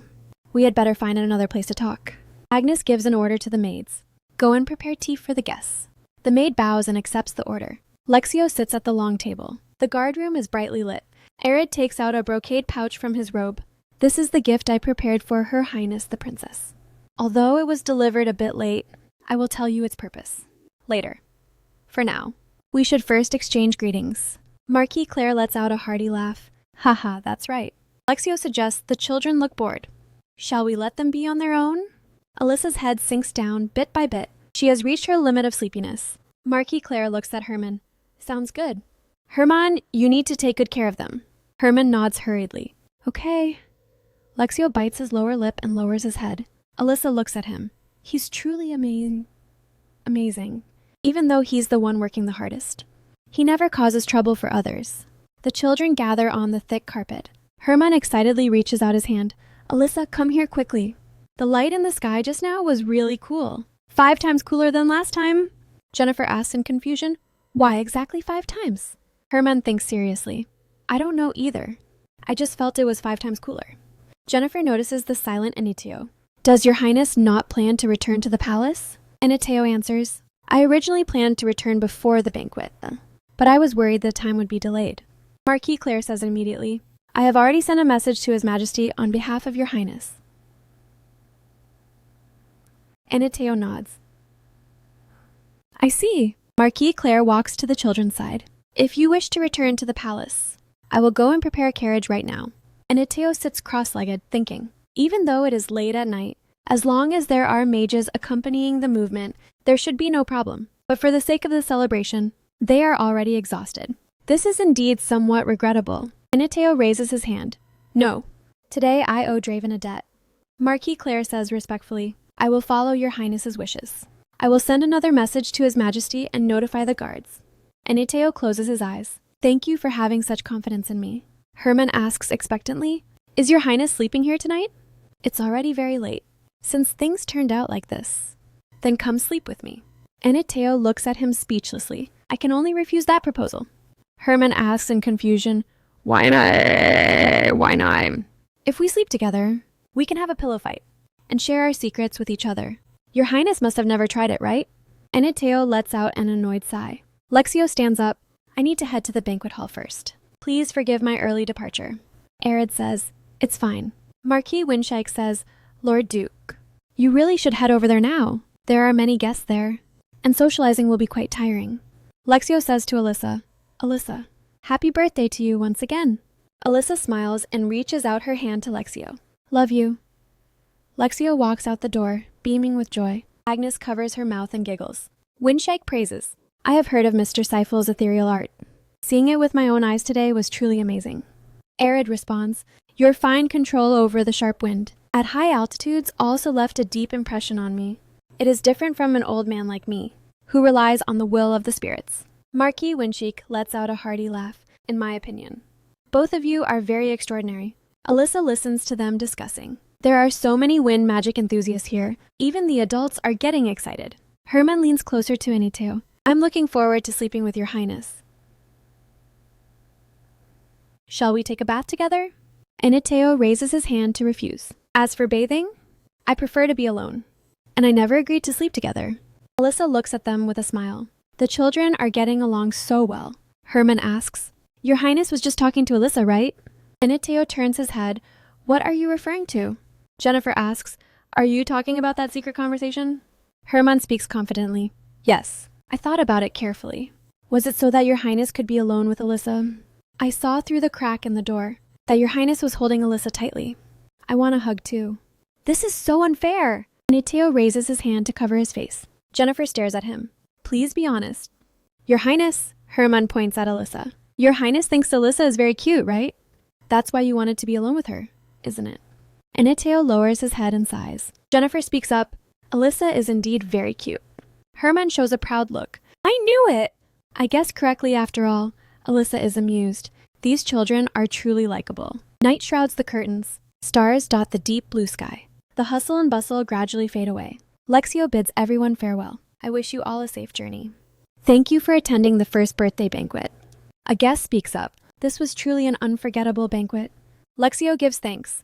Thank you for saying so. The 2-day first birthday banquet ends after the last guest is sent away. It was truly a happy birthday. Late night shrouds the window bells. Moonlight passes through the arched windows. Lexio is shocked. What? They actually visited at midnight? Alyssa is awakened by the noise. It's too loud.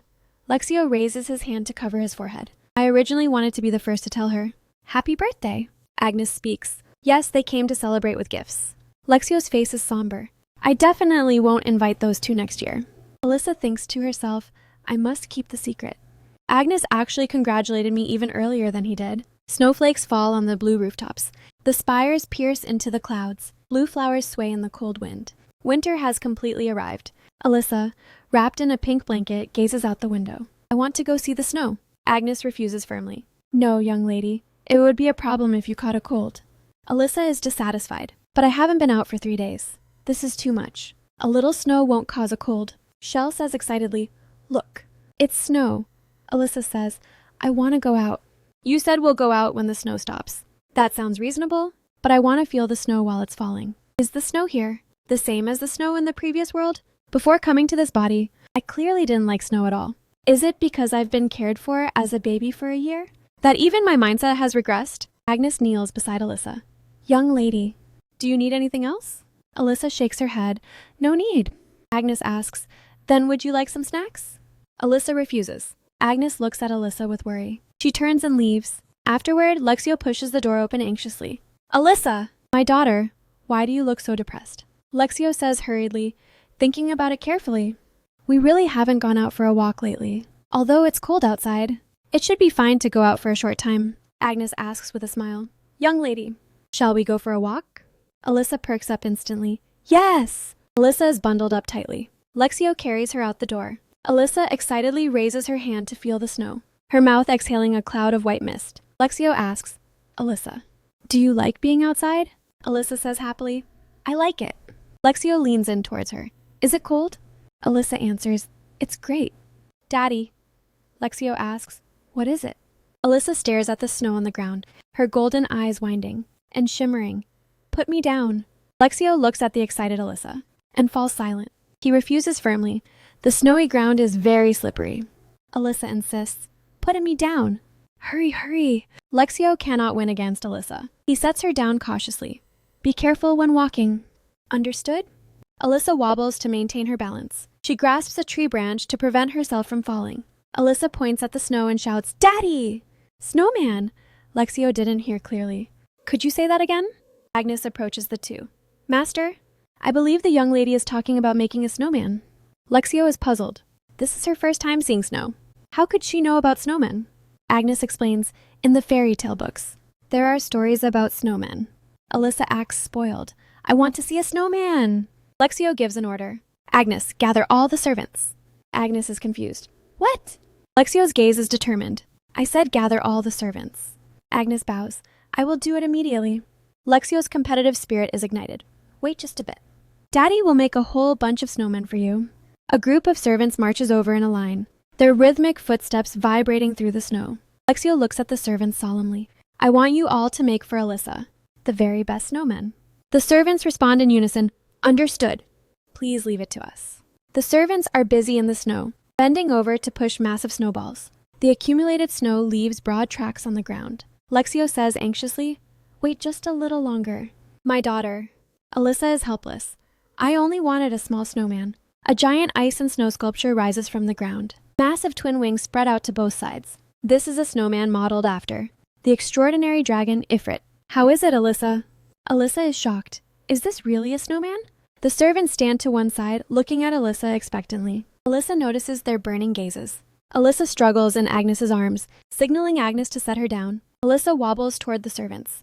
Alyssa carefully blows air onto a servant's hands, trying to warm them up. Alyssa looks at everyone and thanks them sincerely. Thank you, everyone. The servants surround Alyssa. No, it is we who should thank you. We only did what we were supposed to do. The young lady is the cutest in the world. Alyssa notices Lexio's jealous gaze. It seems he doesn't like me paying attention to others. Alyssa is picked up by Lexio and points toward the giant ice dragon snow sculpture.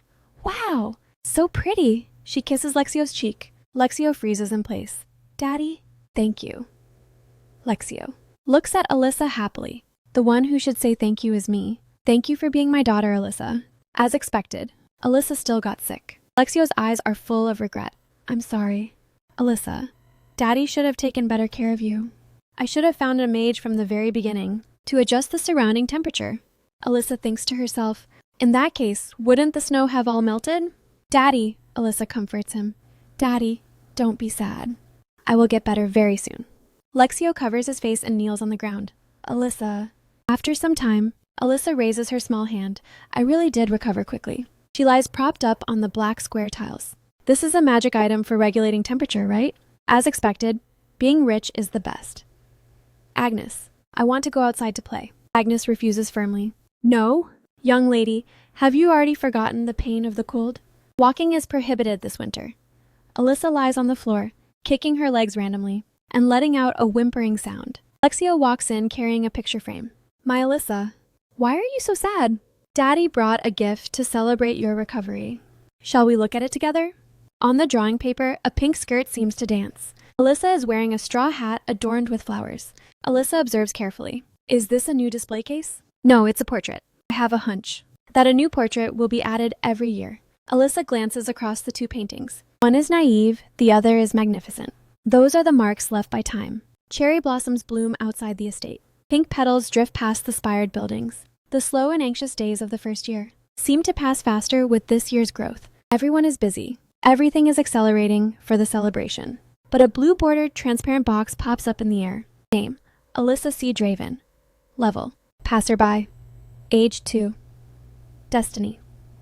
On your 9th birthday, you will be brutally murdered by your abducted father. Except for the age, the content of the information window hasn't changed at all. Shell shouts, little girl, the kitchen is busy preparing a big cake. When will Herman and Jennifer arrive? Alyssa answers with a smile. They will be here soon. It has been a long time since the first birthday. To be honest, I'm quite looking forward to it. Alyssa breaks the red wax seal and unfolds the yellowed stationery. On it is written in crooked handwriting, Hello, Alyssa, don't wear a formal dress for this birthday. Wear clothes with wings. My birthday is April 2nd. If you can come early, I really want to see you. And you don't need to prepare a gift for me this time. I wrote this letter myself. Alyssa looks at the letter with a smile. I can imagine how hard he worked on writing this letter. It's truly adorable. Agnes walks over. The two guests will arrive soon. Alyssa gets up from the cushion. I'll go greet them. Agnes leans down. Do you need me to carry you? Alyssa starts walking. No need. I can walk fine on my own. Shell hovers around Alyssa. Little girl. You are holding hands right now. The rapid sound of hooves comes from the distance. Two black horses pull a white carriage through the golden gates of the estate. The wheels speed over the stone road, kicking up clouds of dust. Alyssa looks at the carriage expectantly. Herman leaps down from the carriage. Alyssa! He excitedly grabs Alyssa's hands. Alyssa! Oh, Have you been well? You've grown so much taller, even though you're still such a little thing. Jennifer lifts her skirt and steps off the carriage. Long time no see. Miss Draven, how has your health been lately? Please forgive his rudeness. Alyssa happily greets Jennifer. Herman, come here quickly. Alyssa looks at Herman. Let's go inside. You all must be hungry. Herman cheers. Great. Jennifer pulls Herman and leans close to his ear, warning him in a low voice. Wait a moment. Herman, grabbing someone else's hand like this without permission is a very rude act. Herman says happily, Alyssa will definitely say, it's okay, right? Alyssa? Jennifer gets angry. That's not the point. You should ask for the other person's consent first. Jennifer leans down to look at Alyssa. I'm sorry. Miss Herman is always so impulsive. Alyssa smiles. It's okay. Jennifer walks into the spacious banquet hall. As I wrote in the letter, Lord Clare and my parents didn't come this time. Alyssa says, yeah, Daddy isn't home right now either. Alyssa hands the gift to Herman. Happy birthday. Herman takes the gift and holds it in his arms. Thank you. Alyssa, I'm sorry I couldn't attend your birthday banquet. Last year, Alyssa explains. It's okay, don't worry about it. I specifically convinced Daddy to keep it simple. A picnic mat is spread under the cherry blossom trees. Alyssa and her companions lie side by side on the grass. The place where we live is still very cold right now. Herman waves his fists excitedly. That's right. There is still snow on the mountain in front of my house. Jennifer says helplessly, that's a glacier. It doesn't melt at all. Herman turns to Alyssa. Alyssa, have you ever seen snow that never melts? Alyssa shakes her head. No. Herman says expectantly, then come to my house next year. I'll take you to see the snow. You'll definitely come for my birthday next year, right? Jennifer stops him. The young lady is only 2 years old. Traveling to the north is too far and too difficult for her. Herman says proudly, but when I was 3, I was already running everywhere with my father. Jennifer answers, that's because your family is very special. I waited until I was 5 before I went out. Herman looks at Alyssa expectantly. Then come when you are 5 years old. I'll prepare delicious food for you and take you to the town to see the flowers. Jennifer looks at Herman with envy. Alyssa smiles bitterly. Even if I'm old enough, I might not be able to go. Agnes clears her throat. When the master returns, I will ask for his opinion. Herman urges her, you must remember to ask. Jennifer speaks calmly. Don't get your hopes too high. The Lord Duke dotes on Miss Draven very much. The northern climate is cold. She might catch a cold. Herman is dejected. That's true. Thank you for reminding me. Jennifer. Jennifer crosses her arms and lets out a light hum. Alyssa suggests the sun is almost setting. Let's head back to the estate. Herman stands up and takes Alyssa's hand. Alyssa, let's walk together holding hands. Jennifer steps forward to stop him. Herman, I said, you are not allowed to just grab her hand. Herman sighs. She worries too much, right? Jennifer glares at Herman. This isn't worrying too much. This is basic politeness, and calling her by her name directly is also an issue. Herman acts indifferent. Alyssa said it was okay for her. Jennifer corrects him. Even so, etiquette must be followed. Herman is somewhat unconvinced. He leans down close to Alyssa. Alyssa, if I don't call you by your name, will you be unhappy? Jennifer stomps her feet in anger. Herman! You guy! The two look at Alyssa expectantly. Who is right? Is it me or Herman? Alyssa is a bit awkward. It's okay. I allow it. Herman puffs out his chest. Alyssa allowed it. Now it's fine, right? Jennifer is dissatisfied. Yes, but from now on you must ask for permission first. Herman Claire! Alyssa extends an invitation to Jennifer. Jennifer can too. I allow you to call me by my name directly. Jennifer freezes in place. Alyssa explains, Miss Wincheek, you would also allow others to call you by your name, right? Jennifer looks away. Since the surname Wincheek is too difficult to pronounce for a young lady, you may call me Jennifer. Alyssa is thinking. Her pride seems to prevent her from changing her way of speaking immediately. This won't do. I have to use a tougher approach. Alyssa leans close to Jennifer. Miss, call me Alyssa. Jennifer's cheeks turn bright red. Miss, wait a moment. She looks at the cute Alyssa and completely loses her resistance. Jennifer compromises. Since you insist, from now on I will call you Alyssa. Herman raises both hands and cheers. Alyssa should call me Big Brother too. Alyssa happily shouts, Big Brother Herman. A red bow is tied to the gift box. Golden stars and moon ornaments sparkle. The dining table is laid with exquisite lobsters and delicacies. A giant strawberry cake stands in the center. Herman grips the dinner knife. He stares intently at the cake. This is huge! It looks so delicious. Everyone together wishes Herman a happy 7th birthday. Herman takes the gift box. Thank you, everyone. Today is truly the best day. Alyssa asks, Really? Which part made you the happiest? Agnes asks with a smile. I'm curious too. Herman hesitates. Well, that is... Herman says excitedly, the happiest part is Alyssa calling me Big Brother. The party ends quickly. Alyssa opens her mouth wide and lets out a yawn.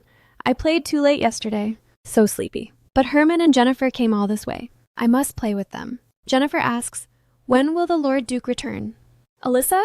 Alyssa answers sleepily, Daddy returns today. Herman is confused. Today? Didn't he just leave yesterday? It should take much longer than that. Jennifer scolds him. Herman, you dummy. Do you think Lord Duke Draven travels by carriage? Herman suddenly realizes. A question mark appears over Alyssa's head. Jennifer asks Alyssa, do you not know what the Lord Duke rides? Agnes answers, She probably doesn't.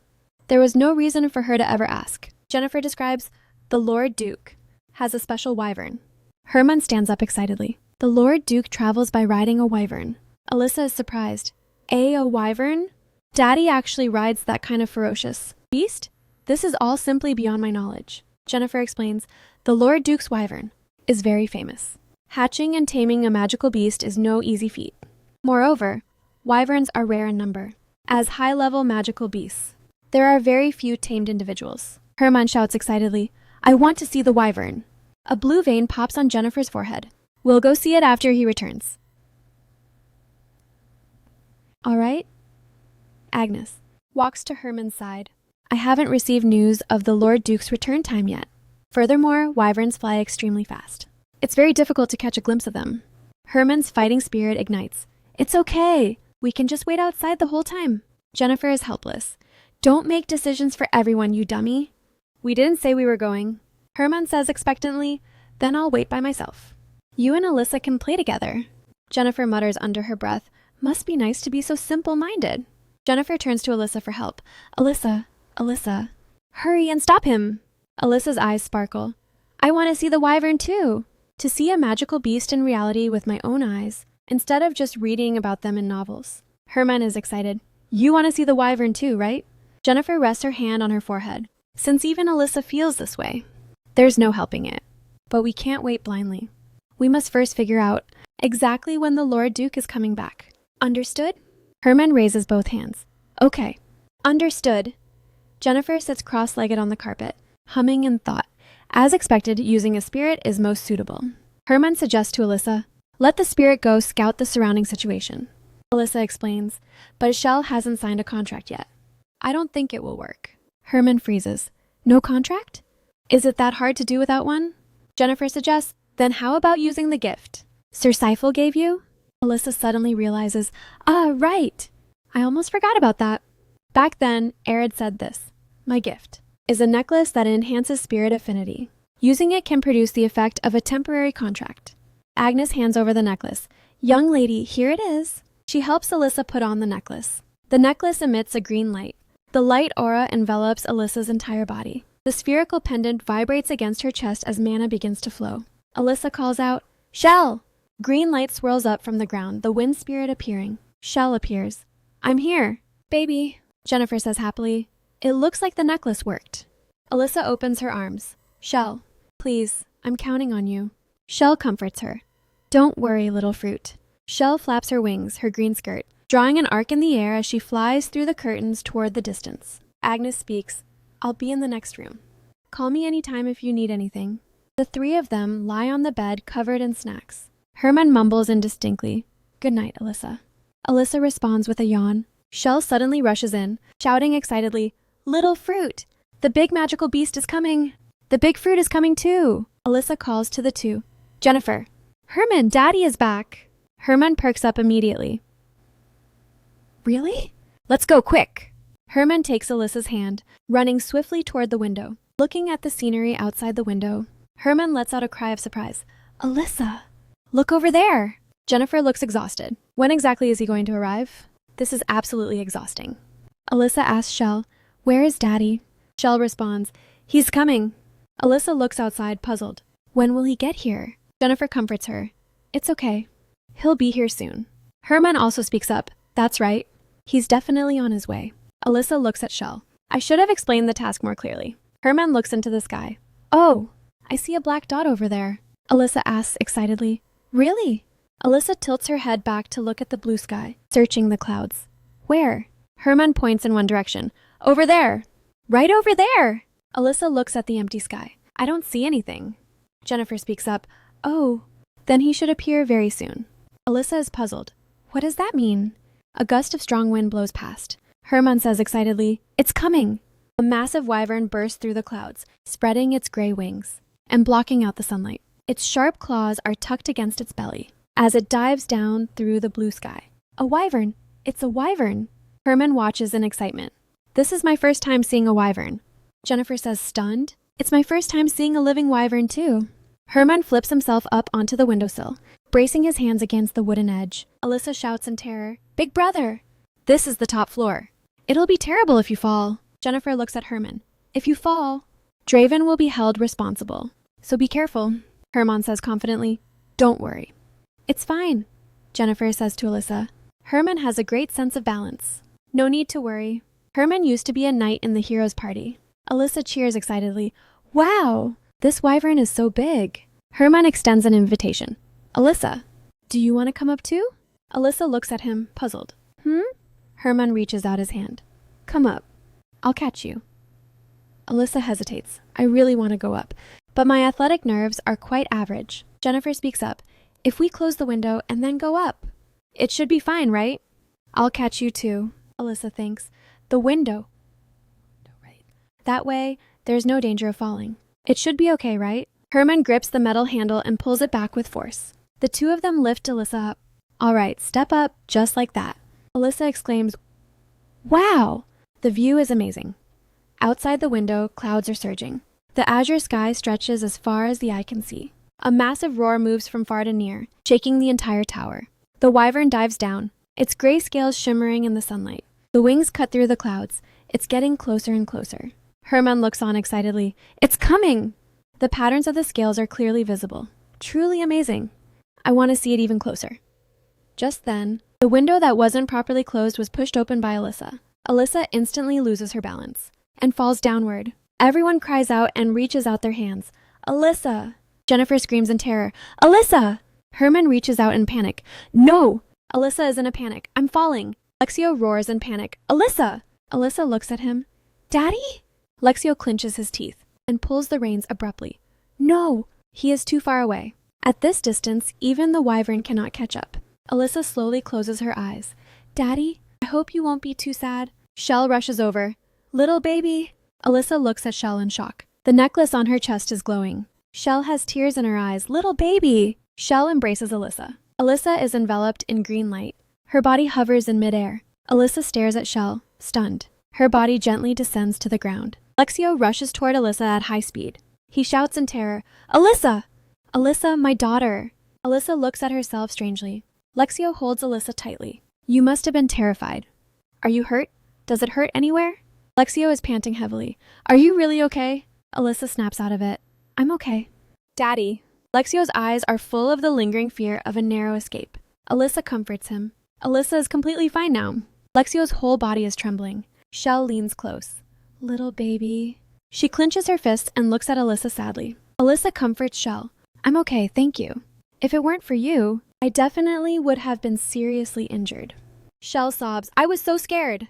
Little baby, I'm so glad you're okay. Lexio expresses his heartfelt gratitude. Thank you for saving Alyssa. Spirit, tell me, what is it that you want? Shell looks at Lexio in shock. Anything at all? Actually, there isn't much I want.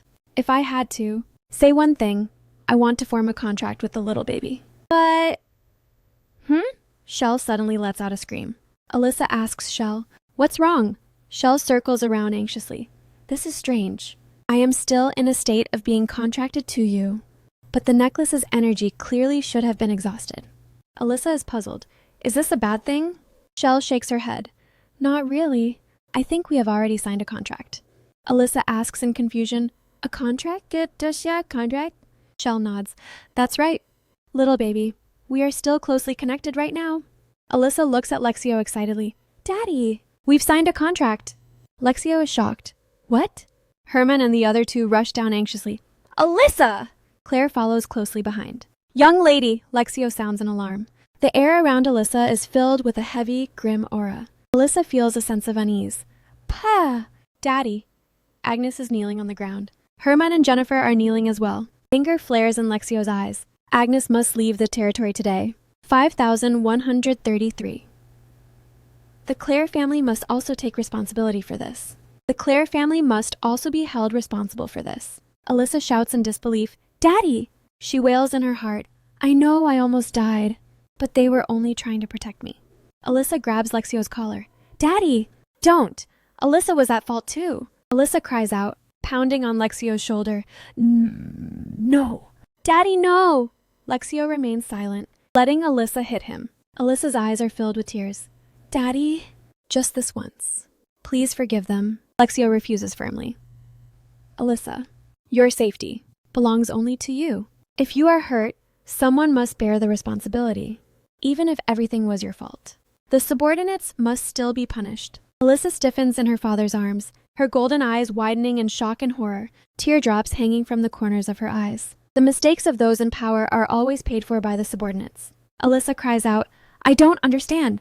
I will be much more careful, so please forgive them." Lexio compromises. "Since my daughter pleads so earnestly, I will let you off this time. But remember, there will absolutely be no next time." Jennifer's eyes fill with tears. In her heart, while she is grateful to Alyssa, she also feels a lingering fear. Alyssa runs over worriedly, gently pulling on Jennifer's sleeve. Alyssa feels sympathy in her heart. They only dared to release their suppressed emotions after being forgiven. Alyssa takes Jennifer and Herman by the hands. "Jennifer, don't cry. I'm really okay now, so don't worry." Herman wears a rare serious expression. "Alyssa, from now on, I swear, I will never let you fall into danger again." Agnes and Alyssa see off Jennifer and Herman as they depart. Lexio walks over holding a letter. "Alyssa, I consulted Sir Seifel regarding the matter of the spirit contract. He has already sent a reply. Arid said this. Please convey my congratulations to the young lady. Lord Duke, I had hoped the contract could be postponed a bit, but since it has already happened, there is no other choice. I expect you will bring her to the capital soon for registration. See you then." Alyssa is puzzled. "Registration? The capital?" Lexio explains, "All mages and spirit contractors must register at the magic tower. Since your ability has awakened, you must go as well." Alyssa points at herself in disbelief. "I have to go too?" Lexio sighs. "You aren't even 10 years old yet, so I will go alone. I'll be back soon." "So, Alyssa?" Alyssa says excitedly. "No, Alyssa wants to go too." Alyssa calculates in her heart, if I don't go now, who knows when I'll have another chance to go to the capital. The fourth prince, the protagonist of that story, is in the Imperial Palace. There must be a lot of important intelligence there. Perhaps I can also find something useful for myself. Alyssa lies on the carpet and rolls around, slapping her hands and feet hard against the floor. "I want to go too. Take me with you." Lexio lets out a sigh. "I truly can't do anything with you, but you must listen to me completely." Alyssa immediately raises her head. "Okay. Capital. Here as I come." The wyvern lies across the courtyard lawn, its black wings casting a large shadow. Alyssa stands before the wyvern. "So big." Lexio holds Alyssa and explains, its body length exceeds 4 meters. It is indeed quite spectacular. Alyssa reaches out her small hand. "Daddy, I want to touch it too. I want to pet the wyvern too." Lexio compromises. "All right." He carefully holds Alyssa and moves closer to the wyvern. Alyssa's fingertips touch the black scales. The wyvern closes its eyes, letting the warm little hand massage it. The texture is cold and hard. The wyvern suddenly stands up, giving Alyssa a start. Lexio asks, "Among the birthday gifts you received, there was a magical beast egg. Do you still remember?" Alyssa thinks, "Wait, could it be that black one?" Lexio explains, "Perhaps a wyvern like this is also sleeping inside that egg. When you grow a bit older, we will research how to hatch it together." Alyssa opens her arms and cheers. "Okay, that sounds wonderful." Alyssa waves goodbye to the wyvern. "Goodbye! I'll come see you again next time. By then, that egg must be hatched." Lexio carries Alyssa away. It's time to depart. Let's hurry. Agnes asks Master, "Are you departing right now?" Lexio answers, "Yes." Alyssa's heart is full of expectation. It's finally starting, the first long journey of this life. The carriage drives out of the Draven territory, wheels rolling over the lush grass. Is this what the territory looks like? It's truly amazing. Before reaching our destination, I'm going to see all the sights I can. Let's enjoy it to the fullest. My very first trip. Not long after, Alyssa falls fast asleep in the cradle, breathing steadily. The journey is too long for a child. Lexio softly wakes Alyssa up. We've finally arrived. That high wall ahead is the wall of the capital. 5 whole days, and we're finally here. We'll go to the estate in the capital first. It's been a long time since I've been back too. It feels a bit unfamiliar. Alyssa says excitedly, "I'll hold your hand. That way you won't feel awkward." Lexio lets out a doting chuckle. "Thank you, my dear daughter." 2 rows of maids line up in front of the estate, hands folded in front of them as they bow in greeting. "Welcome, Lord Duke. We will do our utmost to ensure your stay is comfortable." A fountain dances in the center of the courtyard, water splashing against the stone with a crisp sound. Sunlight pierces through the mist, refracting into tiny spots of light. Alyssa says excitedly, It's so beautiful here. Daddy, let's go out and look around. Lexio refuses. No. Alyssa, you must be very tired now. Get some good rest first. Once you wake up, we'll go out. Alyssa hugs her teddy bear, unwilling in her heart. Lexio leans down to kiss his daughter's forehead. Don't worry. I will take you to see everything you want to see. Alyssa lies in bed with her eyes wide open. Although I promised Daddy I would sleep, she suddenly throws off the covers and sits up. But I'm so excited right now that I can't sleep at all. I'm going to explore this big house. The maid asks, young lady, are you feeling unwell anywhere? Alyssa is puzzled. I'm fine. The maids ask, young lady, would you like me to show you around the estate? Young lady, don't you feel hot? Young lady, would you like some snacks? Alyssa stops walking. This is too strange. It feels like no matter where I go, they are everywhere. She quickly waves her hands at the maids. It's okay. I'm fine. Hansen walks to Alyssa's bedside. Ah, salutations, young lady. I am Hansen. It is truly a pleasure to meet you. Alyssa freezes for a moment. Hello? Hansen clasps his hands together, excitedly saying, please, you must come here to play often. The old butler, holding a bouquet of flowers, says, what do you mean, often? Long-distance travel is very exhausting for the young lady. Alyssa looks at the two with a smile. Ah, well then. Hansen clenches his fists excitedly. After you turn 5 years old, how about coming here every summer to escape the heat? The summers in Draven are far too hot. The old butler reaches out and grabs Hansen by the back of his collar. That's enough. You're speaking so fast, how can the young lady understand? Alyssa looks at the two and smiles. It's okay. I'll consider it. The old butler drops to one knee and offers the bouquet in his arms forward. It is an honor for everyone that the young lady could come here. Please enjoy yourself to the fullest. Alyssa takes the flowers, bowing her head to smell their fragrance. Thank you, Grandpa, and thank you, Hansen. Hansen starts crying with excitement. Young lady! Night falls. Stars dot the deep blue sky. The estate stands silent under the moonlight, with only the lamplight flickering behind the windows. The long table is filled with silver platters. Red lobsters are steaming hot, with layers of salads and meat rolls spread out. There is an excessive amount of food. Even if all the servants in the house ate together, they couldn't finish it. It seems the kitchen really put a lot of effort into welcoming Daddy and me. The head chef suddenly leans close to the table, staring fanatically at Alyssa. Lexio points toward the door patiently. Head chef, get out. The head chef freezes in place and lets out an exclamation. What?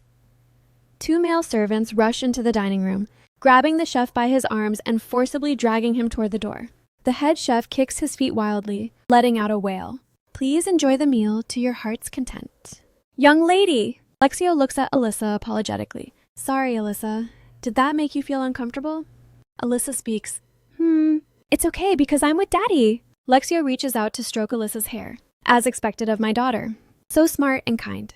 Sunlight pierces through the tall floor-to-ceiling windows, spilling onto the green velvet curtains. Alyssa lies in the center of the soft bed, her golden eyes slowly opening in the morning light. She stretches and lets out a long yawn. Lexio pushes the door open and enters, his eyes full of smiles. Did you sleep well? Alyssa? Alyssa nods vigorously. Yes. Lexio picks her up. I plan to take you to the magic tower today to register as a medium. What do you think? Alyssa asks. The magic tower? What kind of place is that? Lexio explains. It is a giant tower where mages gather. All matters regarding mages, and mediums are handled there. Alyssa is somewhat expectant. That sounds great. Let's go. A place full of mages? I feel like something interesting is going to happen. I'm really looking forward to it. The carriage bumps along the stone brick road, the wheels making a dull thudding sound as they roll over fallen leaves. The driver tightens the reins, sitting steadily in the driver's seat. Alyssa looks at the scenery outside the window. Daddy, it's so big here. Lexio says, that's right. You can even see the magic tower from here. The giant white tower pierces directly into the clouds, its tiered spires disappearing into the blue sky. The giant clock face reflects the sunlight. Alyssa points at the spire, her golden eyes sparkling. The magic tower gatekeeper, clad in a purple cloak, and holding a wooden staff, bows slightly. Duke Draven. Identity confirmed. Please enter. Lexio carries Alyssa through the hall, his leather boots clicking on the wooden floor. With a crisp sound, Alyssa snuggles in her father's arms, looking around curiously. Lexio looks around. Where do I register someone as a medium? Alyssa thinks to herself. It seems Daddy isn't too sure either. Mediums are indeed very rare here. Lexio walks toward the counter. I'd like to inquire about something. The administrator looks up at the visitor. Yes, how can I help you? He hurries to stand and bows. Long time no see. Duke Draven. What brings you here? Lexio explains. I'm here to register a medium. The administrator understands. I see. The registration office is this way. The administrator suddenly freezes. Wait, Did you just say medium? Lexio nods. That's right. Medium registration. The administrator leans down, moving closer to the Duke. Could it be that you recently signed a contract? Lexio explains. It's not me. The administrator's eyes widen. But didn't you just say you wanted to register a medium? Lexio explains. Yes, it's my daughter who needs to register. The administrator takes a sharp step back, gripping his glasses tightly. That's impossible. For it to be such a small child. Lexio leads Alyssa to the side. Wait a moment, Alyssa. It's very crowded here. Alyssa says obediently. It's okay. I'm fine. Shadows shift in the hall.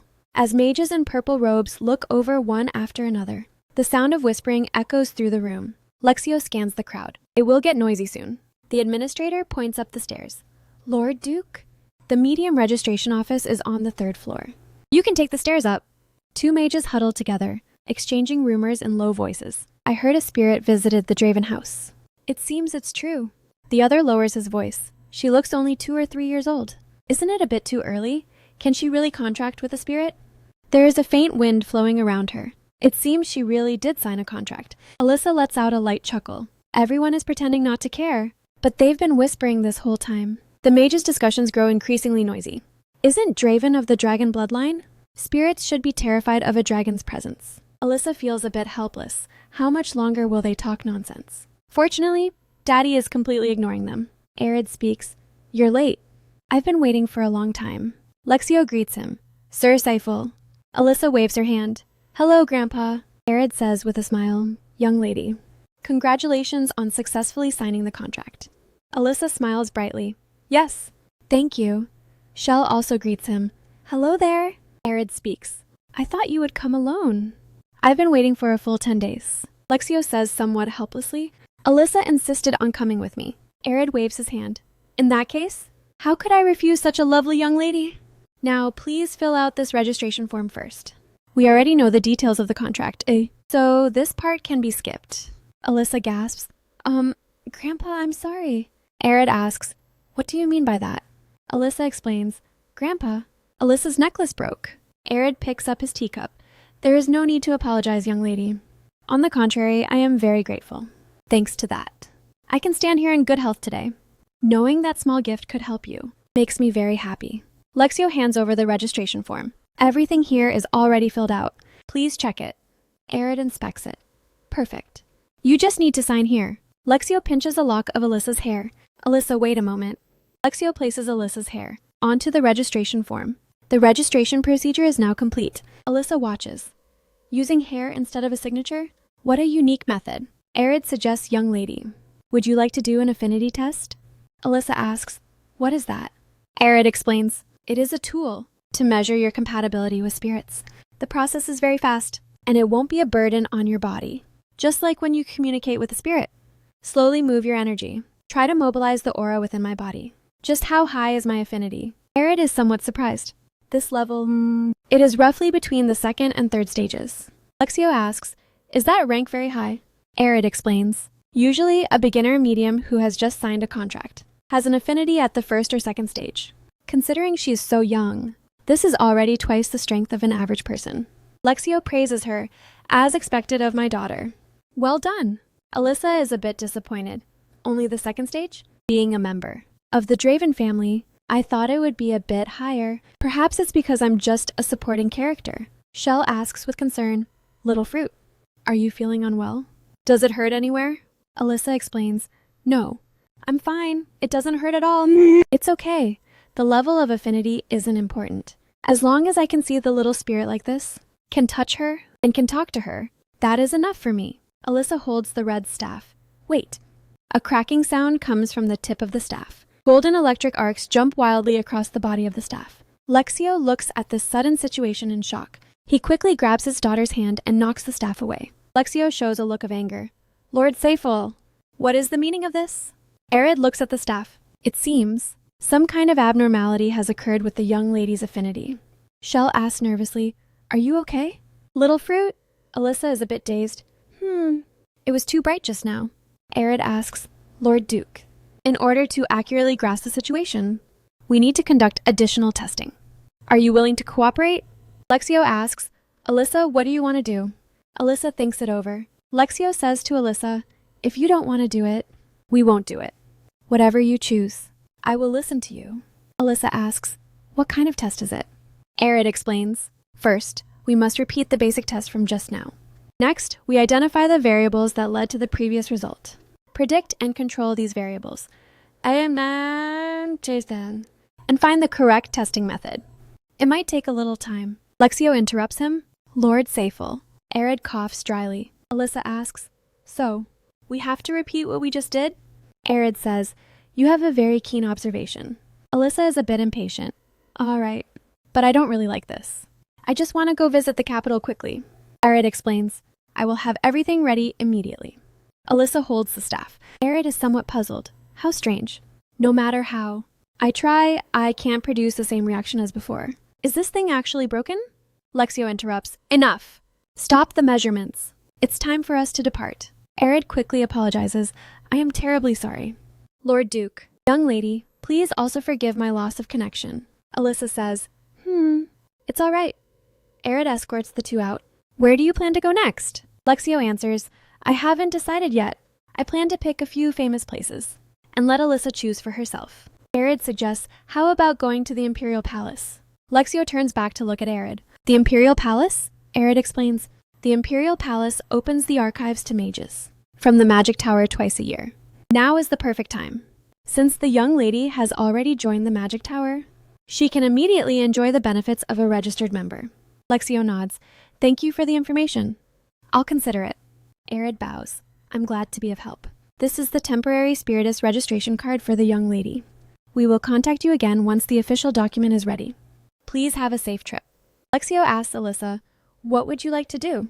Shall we go to the Imperial Palace now?" Alyssa looks at the registration card. "Let's go to the Imperial Palace later. If we're going, we need to make some preparations first." Alyssa thinks to herself. After all, that's the archives. The Imperial Palace Archives. A massive library stuffed with countless books. All kinds of intelligence are gathered there. Perhaps I can find clues about Daddy's rampage. Lexio asks, "Then shall we stroll around the city today first?" Alyssa nods vigorously. Okay. The carriage wheels roll over the stone brick road, making a rhythmic vibration. Flags flutter on both sides of the street. Pedestrians move between the fountains and the clock tower. The shouting of vendors rises and falls. Alyssa stares at the dolls in the shop window. Wow! A flower girl holds up a bouquet of fresh flowers, shouting loudly to passers-by, "Buy some flowers!" Fresh and beautiful flowers. A newsboy runs past with a satchel, distributing leaflets to the crowd. "Come buy the feed." Pigeons love most. The restaurant is laid with light-colored floor tiles. Alyssa sits on a high-backed chair. It's delicious. Lexio wipes Alyssa's mouth. Chew thoroughly before swallowing. Lexio says to the attendant, "My daughter said, it's very delicious. Well done." The attendant bows. "It is my honor." Alyssa puts on a wide-brimmed sun hat and looks toward the end of the street. A breeze blows the blue ribbon on the brim of her hat. Lexio asks Alyssa worriedly, "Is the sunlight too blinding?" Alyssa shakes her head. "I'm fine." Lexio asks, "Where do you want to go next?" "Just say the word, and I will take you anywhere." Alyssa looks at people in the distance. There are two passers-by standing in the shadow of the eaves. A man with short brown hair lowers his voice. "Who would buy that kind of junk? Should we drive her away?" His companion turns away. "Shut up. She has to take care of her young siblings all by herself. She has to find a way to survive." A girl holds up a windmill and speaks in a low voice, selling windmills. "These are windmills for sale." She holds up a windmill to show the passers-by. The colors are dull, looking like scraps from a waste paper pile. Alyssa sighs. It won't sell like that. Alyssa runs toward the girl. "Hello, I want to buy those." The girl looks startled. "Ah, you want to buy this windmill?" Alyssa opens her arms. Lexio stands to the side, looking at the girl with displeasure. The girl trembles as she picks up a windmill. "Here you go." Alyssa looks at the windmill. "Just as I thought, this isn't just an ordinary windmill." Lexio asks, "How much?" The girl shrinks back. It's just 1 copper coin." Alyssa says with a smile. "Keep the change. I want to buy them all. The girl is shocked. What? Lexio repeats. Keep the change. The girl dares not accept it. This is too much. Alyssa speaks. Take it. But in exchange, from now on, you have to help me. The girl is confused. Buying this kind of thing with a gold coin. What on earth are those big shots thinking? Alyssa lets out a gasp of wonder. She calls out, Shell! Shell raises her arms and cheers. I'm here! We're setting off! Shell rushes out at high speed, mussing up Lexio's hair. Alyssa watches the windmills fly into the air and lets out an exclamation. The girl looks at those windmills in shock. A little girl pulls on her mother's hem, pointing at the flying windmills. Mommy, I want that spinning thing too. Another girl is also full of longing. I want one too. Alyssa hands out a windmill. Take this. Alyssa introduces to everyone. Next time, you should buy windmills from this child. From now on, create beautiful happiness. Like red happiness. And pink happiness. The girl says gratefully through tears, Okay. She bows to Alyssa. Thank you. Thank you so very much. Alyssa turns her head and gives the girl a gratified smile. The carriage bumps along in the twilight. The wheels roll over stones, the road making a dull thudding sound. Lexio asks, Alyssa, did you have fun today? Alyssa counts the day's events. The food was delicious. And everything was very interesting. Lexio nods. That's good. However, regarding what happened just now, how did you know that the windmills that child sold would rotate around the clock tower in the wind? Alyssa is taken aback. So this is what he really wanted to ask. Alyssa opens her arms, and the idea of decorating the clock tower with flowers is because they look like Shell's toys. Lexio falls into deep thought. As expected, my daughter not only has a keen eye, but also a kind heart. Alyssa relaxes. I finally pass safely. Lexio looks out the window. Who do you actually take after? To think you are so gentle. Alyssa gazes at Lexio. Sometimes I can see sadness in my father's eyes. It is an emotion he has hidden for a long time. If I hope that one day he will tell me himself, would that be considered a form of selfishness? Alyssa gently pulls on Lexio's hair. Daddy, she says sincerely, I love you. Lexio is taken aback. He kisses Alyssa's forehead. I love you very much too. Alyssa. Moonlight spills onto the terrace, the stone railings glowing with a white light. Alyssa looks at the lights of the entire city. Wow, Lexio asks, do you like the night view here? My daughter? Alyssa's eyes are sparkling. It's really beautiful. Standing here looking at it, I realize this tower is really high. Next time, I must have Daddy take me to the top of the tower to see the night view. Sunlight spills into the bedroom. Alyssa snaps her eyes open. Shell, I leveled up today. Shell cheers. Just say the word. Little beauty. A maid stands at the door. Young lady, did you sleep well? Alyssa asks. Where is Daddy? The maid bows slightly, hands folded in front of her. The master is in the office right now. Alyssa is carried into the office by the maid. Daddy. Lexio looks at her with a smile. Are you awake, Alyssa? Alyssa asks, where are we going to play today? Lexio thinks, there are many places I want to see. Is there somewhere you want to go? Alyssa says excitedly, I have a place I want to go. Daddy, I want to go to the Imperial Palace. Lexio hands over a pass. This is my entry permit. Please verify it. The guard takes the document, checks it carefully, and steps aside. Confirmed. I wish you a pleasant day.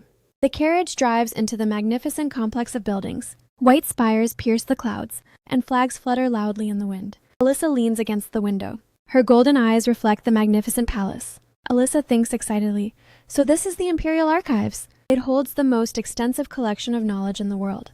The information I need is right here. But first, I have to get Daddy to move away a bit. If a child starts skillfully flipping through books, it will look very strange. Now what should I do?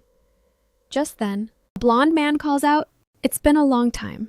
Duke Draven, it is wonderful to see you as you are now. The blond man approaches. Long time no see. Duke Draven. Alyssa is puzzled. Who are you? How dare you address my father so casually? Lexio, holding Alyssa, bows slightly in greeting. By the grace of the gods, it is my honor to meet a member of the Imperial family. Your Highness Nito. Alyssa thinks, so he is a member of the Imperial family. Lexio greets Eniteo. Have you been doing well lately? Eniteo replies indifferently, yes. Alyssa is thinking, the protagonist was with them at that time too, right? Why are there two members of the Imperial family here? Eniteo senses the gaze and meets Alyssa's eyes. Alyssa has locked eyes with him. Lexio thinks to himself, my daughter is truly so adorable. Eniteo speaks, it has been a long time, Miss Draven. Lexio asks, what wind? has blown the two your highnesses here? Nitol explains, we heard you entered the palace, so we specifically came to see you. Duke Draven, I would like to speak with you in private. There are some important matters. Lexio refuses. I'm sorry. I'm with my daughter today, so it might not be convenient. Alyssa is surprised. He actually rejected a request from the imperial family, as expected of Daddy. Nitol nods. I see. But this concerns that young lady. It is a very important matter. My younger brother can keep her company. What do you think? A vein pops on Lexio's forehead. This only makes it sound worse. Nitol spreads his hands. That's right. We should also listen to this young lady's opinion. Lexio asks Alyssa urgently, you'd rather stay with Daddy, right? Alyssa looks at him and thinks, if she asks me to leave, I will be very unhappy. Enitio steps forward. Young lady, let us talk. Alyssa looks at Enitio in shock. She immediately says, Dad. Dad, Lexio says joyfully. Good. My dear Alyssa. Alyssa gives a brilliant smile. You'll be back very soon. Lexio freezes in place. As if struck by lightning, Lexio says reluctantly, wait for me patiently. Alyssa, he looks at Nitol. Please take good care of my daughter. Your Highness, Nitol gives a thumbs up. Don't worry. I'm sure the accident from last year won't happen again. I will be careful. Lexio walks away dejectedly, following Nitol. Enitio offers his congratulations. Congratulations, Miss Draven. I heard you registered as a spiritist at the Magic Tower yesterday. Alyssa lifts her skirt and curtsies. Yes. Thank you for your concern. Your Highness.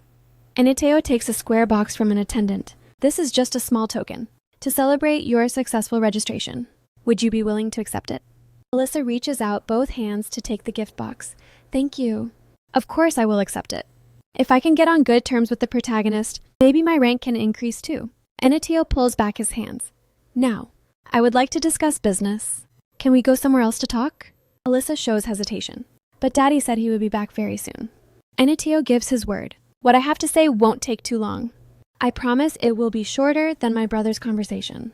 Alyssa realizes. So from the very beginning, his goal was to talk to me. What on earth does he want to say? Enitio takes Alyssa's hand. The young lady might feel uncomfortable, so please maintain some distance. The black-haired attendant bows. By your command, Your Highness. Enitio stops in front of a giant bookshelf. This should be far enough. First, I want to ask the question you never answered. Have you finished considering it? Regarding the matter of entering the academy. Alyssa freezes in place. Wait, wasn't that just an excuse I made up? On the fly to deal with Daddy? Enitio lowers his gaze. It seems you haven't seriously considered it at all. Alyssa hangs her head. I'm sorry. Enitio reaches out to stroke the books. You don't need to apologize, though. It is also my fault for not taking the initiative to contact you. Originally, I had prepared many arguments. The benefits of entering the academy, and the support the imperial family would provide. My brother right now is likely saying the same things to Duke Draven. But after seeing you today, I feel I can be more candid. I hope you will come to the academy. Alyssa, why is it that every time I see you, I have this feeling? This conversation seems to have happened before. I know you have a secret that cannot be shared. Alyssa's pupils contract violently. What is he saying? Duke Draven lies in a pool of blood. This secret is enough to change destiny. I once thought it was a prejudice against the Draven family, but that is not the case. Your existence is more special than blood ties. Furthermore, that secret is related to me. Alyssa grips her bag strap tightly. I was too careless. Because no one discovered what I was doing, I let my guard down. I've actually been caught right here. Enitio explains, there is no need to worry. I have no intention of forcing you to reveal your secret. On the contrary, I will protect it. So, do you want to make a deal with me? Alyssa asks, a deal? A deal? Enitio steps forward. The condition is simple. Enter the academy. In return, I will keep your secret and provide you with everything you need. Alyssa resists inwardly. Why is he so obsessed with the academy? Enitio asks, how long do you plan to stay in the capital? Alyssa answers, I haven't decided yet. Enitio nods. Then at least you won't be leaving tomorrow. I already know your purpose for coming to the library. I'll lend you this book. Think it over carefully during your stay in the capital, and then give me your answer. Lexio squats down and picks up Alyssa. Alyssa, is everything okay? Alyssa nods in response. Mm-hmm. Lexio sighs. The conversation took longer than expected. Sorry to have kept you waiting. Alyssa says understandingly, it's okay, Daddy. So, what did you and His Highness talk about? Lexio answers, it was just some trivial matters. He mentioned the monsters, and about you entering the academy. I refused, of course. After all, you can only enroll at age 10. There's no need to decide anything now. Do you want to go to the academy, baby? Alyssa remains silent. Lexio notices the item in his daughter's arms. Alyssa, what is that book you're holding? Alyssa explains, this is a gift from His Highness. Lexio is taken aback. His Highness actually gave you a gift? Introduction to Spiritology. It seems it's to celebrate you. Registering as a spiritist. Lexio carries Alyssa through the long corridor. We're here. This is the archives. Alyssa lets out a gasp of wonder. Wow. If Daddy knew, I came here with the protagonist first. He would definitely be sulky. I'll just pretend this is the first time. Alyssa says, Daddy, I'm going to pick out a book. Lexio is puzzled. What kind of book do you want to read? Alyssa explains. Alyssa wants a book about bunnies. Alyssa calls out to Shell in a low voice. Shell, if you tell me where the books are, I'll give that book to you. Shell speaks confidently. Leave it to me. Alyssa sits at the table and flips through the books. So this is the Introduction to Spiritology. Alyssa flips to the middle. She stares at a note tucked inside the book. It contains a densely packed list of books. What is this? Why is there a piece of paper here? The carriage speeds through the streets. The wheels roll over the stone road, making heavy thudding sounds. The driver pulls the reins tight, the horse's hooves echoing urgently. Alyssa falls into a long silence. Lexio asks worriedly, Alyssa, what are you thinking about? Are you feeling unwell? Alyssa explains, I just feel a little tired today. Lexio is somewhat concerned. No wonder you didn't finish your favorite dessert. It seems you really are exhausted. Lexio tucks the blanket around Alyssa. Alyssa, even though it's still early, you should rest early today. If you need Daddy, have the spirit come find me at any time. Alyssa gives a soft response. Lexio gently closes the door. Shell shouts, time to get up. Little baby. Shell holds a heavy candlestick and looks at Alyssa with a smile. Alyssa falls into deep thought. Explanation and wild horse. Do these numbers represent paragraphs? Introduction to Spiritology. Page 246, paragraph 4, Traces of the Dragon. Page 123, paragraph 8, The Great Heroes. Page 752, paragraph 9, Understanding Mythology. Page 304, paragraph 3, According to Legend. The transcendent dragon, Ylfire, was able to control all spirits at will. I remember now. The founder of the Draven family was said to be a transcendent dragon. That name was Ylfire, an ancient existence standing above all living things. The game and the original work never mentioned any of this. Alyssa calls out to Shell. Shell! Shell weaves through the bookshelves. I'm here, little baby. Alyssa speaks. Find all the books I mentioned. Shell spreads her arms, embracing the thick, ancient volumes, slowly pulling them out from the bookshelf. Alyssa flips through them quickly. Wait! These are all stories about the Draven family. They even mention the rampage. Although the content itself isn't very useful, no matter what, that male protagonist, he truly knew why I went to the archives. Alyssa falls into deep thought. How on earth did you know? Shell asks, know what? Alyssa speaks, knowing you would appear in the fourth circle, and even knowing your purpose for coming here. He has already sensed the tragic fate of the Dravens. He discovered everything. Shell asks, so is that a bad thing? Is it wrong for the prince to know? Didn't His Highness help the little baby today? On the note given by the person blessed by God, and he even wrote down the books the little baby was looking for. Helping each other is a good thing. It's written in the little baby's books too, that people should support one another. Alyssa falls into thought. Then a smile appears on her face. Thank you. Shell asks, little baby, do you feel better now? Alyssa speaks, I'm fine now. Shell happily flies through the air, holding the candlestick. Alyssa looks at her happily. That's right. Don't overthink it. In a sense, it seems I've gained a companion. A certificate with golden patterns is laid out among the flowers. This is the official Spiritist registration certificate. I put a lot of thought into it when it was redesigned 30 years ago. Lexio looks at Arid. Actually, I could have visited your estate. I feel bad for making you personally travel to the tower. My apologies. Arid quickly speaks. This is what Alyssa wanted. There is no need to apologize. Lexio scolds. You shouldn't stare at your grandfather like that. You must respect your elders.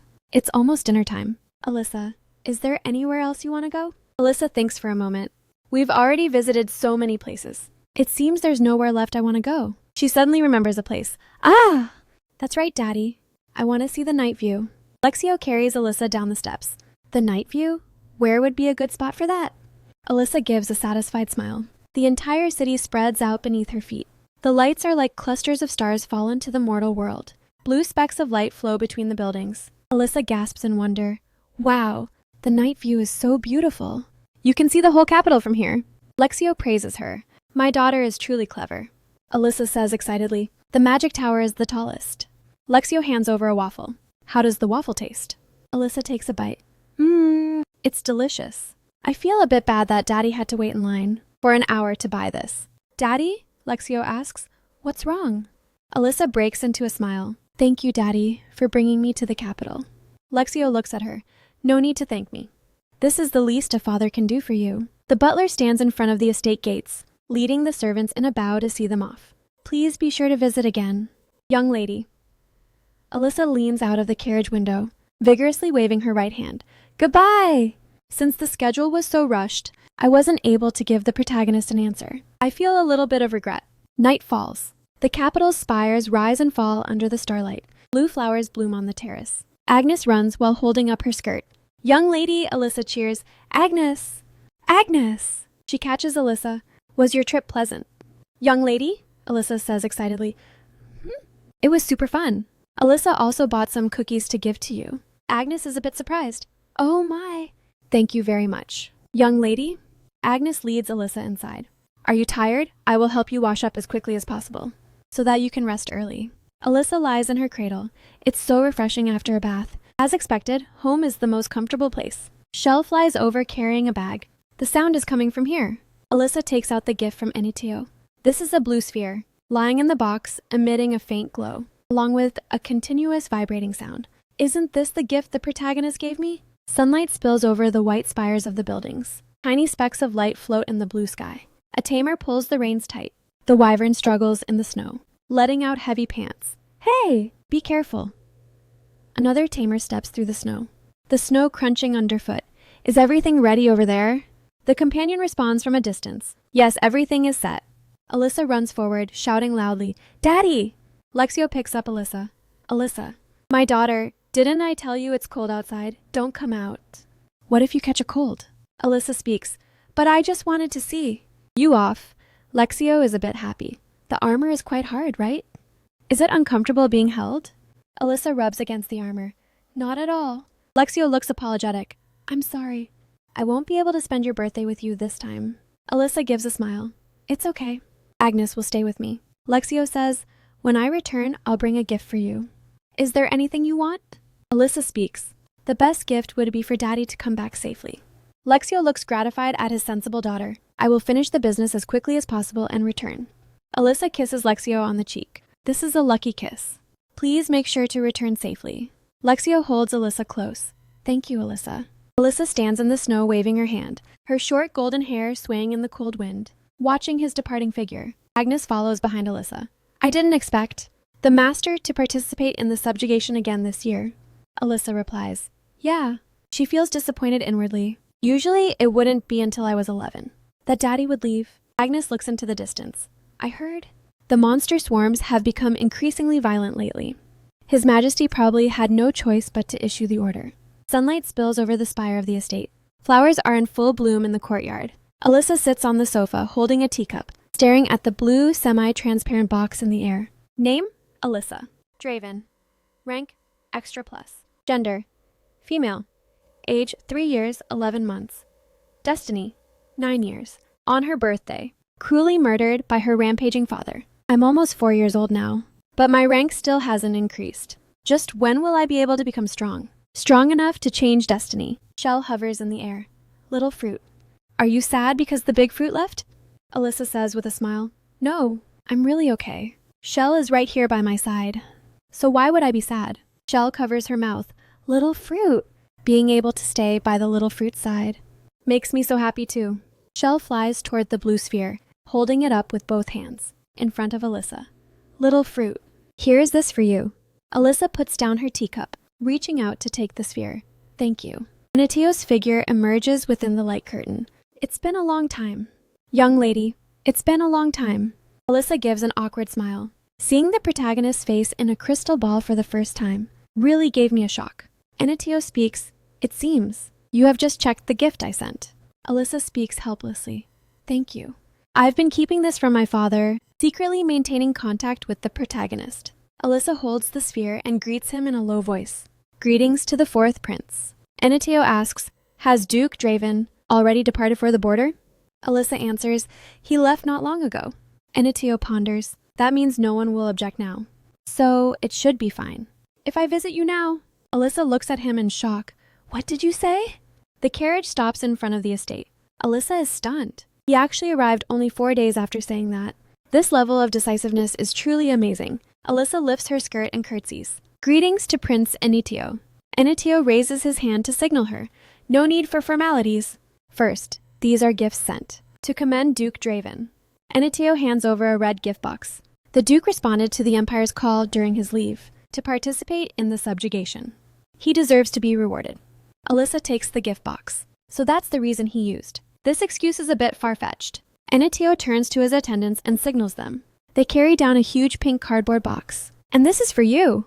Young lady? Alyssa is surprised. For me? Enitio explains, your birthday is coming up soon, right? Alyssa bows slightly. Thank you, Your Highness. The teacup is filled with tea. A few petals float on the surface of the water. Agnes folds her hands in front of her, her brown hair neatly tied. This is Edelas tea. I hope it suits your taste. Enitio picks up the teacup and smells it. The aroma is nice. Agnes retreats to the door. Of course. This is a very expensive tea, specially prepared for you. Agnes bows. Please call me whenever you need anything. Alyssa asks, may I ask why you visited today? Enitio answers, as I said before I left, this is a rare opportunity while your father is away. Alyssa asks, so? You visited while my father is absent, because you have something to say to me? Enitio speaks, that's hard to answer directly. There are many reasons for the visit, all intertwined. If I have to state one first, it's probably because it's been so long since we met. I wanted to see your face with my own eyes. Alyssa freezes. Was he always the type to say such cheesy things? I can't tell what this means. Could he want to see this cute face of mine? Alyssa immediately rejects her own thought. It's definitely not like that. Enitio looks at Alyssa. This surely relates to that unique ability. The ability to see destiny. Even being able to foresee the future through others' eyes. My ability doesn't seem to work through the crystal ball, so I had to come here in person to confirm. Enitio asks, have you read the materials I sent? Alyssa answers, yes. They were very helpful. Enitio asks, then, what are your plans for your next move? Alyssa calculates in her mind. Neither he nor I have confessed our secrets to each other. He possesses a unique ability, but I must confirm whether he truly knows. My destiny, Your Highness already knows. That I've been collecting information on the Dravens, right? Enitio nods slightly. I know. Just as Alyssa is about to speak, a strong blue light explodes before her eyes, projecting a giant semi-transparent box overhead. Time system. The moment of choice event has been activated. Alyssa freezes in place. This message again? The blue panel in front of her flickers constantly. Conditions for activating the moment of choice have not yet been met. Options will be determined according to the player's actions. Alyssa clenches her right fist. What on earth does this mean? The gears of fate are forced to a halt at this moment. Alyssa gazes at Enitio. Your Highness, just as you expected. I am aware of my own destiny. I collected information in order to escape that ending. The information you gave me was useful, but it's not enough for me to make a decision. Your Highness, in your eyes, what do I look like right now? If you have any words that could help me, please tell me. Enitio ponders. Perhaps now is the time to change the subject. Young lady, have you ever wondered why I insisted on you entering the academy? Alyssa answers, no. Enitio takes a step forward. That is because I also know your destiny. That is why I could provide the specific materials that you needed. Alyssa freezes in place. Alyssa bows her head. He really did know everything. Enitio explains, forming a contract with a spirit at age 2. An unprecedented genius summoner. Losing a genius like you would be a loss for the country. So I decided to help you. I thought of an unconventional method. Alyssa looks up, her eyes filled with doubt. Enitio explains, the academy usually only recruits students aged 10 or older. But if we grant an unprecedented spirit, summoner privilege, allowing you to enroll before age 9, perhaps we can avoid that outcome of you running away from home. Perhaps in this way you can evade your destiny. Alyssa asks, why didn't you tell me sooner? Enitio explains, I needed to confirm your will. Even if the imperial family grants such a privilege, it is not easy. The Academy's rules have never been broken since its founding. Even if geniuses have left their names in history, none have ever been granted an exception. Therefore, early enrollment requires immense effort. Alyssa is puzzled. Why even so? Are you willing to go to such lengths for me? Alyssa suddenly recoils. Could it be? Please don't tell me. Alyssa reaches out to cover her lips, her body trembling slightly in the shadows. Because everything remains stagnant. That is your destiny. Enitio speaks. To put it bluntly, that is roughly what it means. The young lady's destiny has not changed at all. This was not an unexpected declaration. Alyssa thinks. Usually when a rank evolves, destiny is updated accordingly. But I haven't evolved. That is only natural. Alyssa tightly grips her skirt with both hands, her knuckles turning white from the effort. All of this was to be expected. Alyssa is trembling. Enitio leans in close. Are you crying? Young lady? Alyssa forces a smile, tears hanging from the corners of her eyes. I'm fine. Enitio is a bit flustered. I suppose this way of comforting isn't working. To me, the young lady is a special person, because you are just like your father. This is the only possibility I see. I promise. I will do everything in my power to help you escape your established destiny. Alyssa looks at him. This clumsy way of comforting is reminiscent of the distant past. Alyssa gives a smile. Thank you. To me, you are also someone I am grateful for and someone special.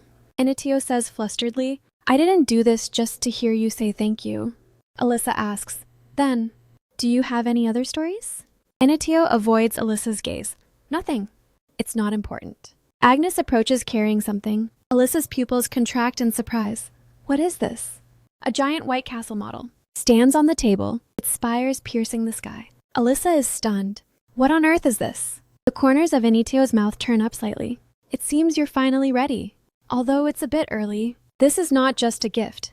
It's also your birthday present. I specifically told them to make it with care, because the young lady likes sweets. Alyssa looks at the gift excitedly. Thank you very much. When is your birthday? I want to celebrate your birthday too. Enitio stares at her blankly. Agnes approaches from behind. The fourth prince's birthday is May 12th, every year on His Highness's birthday. A small banquet is held here at this villa.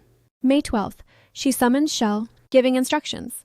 Shell flaps her wings, lifting a giant golden fork. On the black square at the top of the castle, she forcefully carves the numbers, 5 to 12. Alyssa shows a brilliant smile. This way, I will absolutely never forget it. Before it's marked on the calendar, right? I will give you a gift for your birthday this year too. Enitio shows a smile. As you wish. Enitio speaks, since it's in the same month as your father. I'll prepare an extra gift while I'm at it.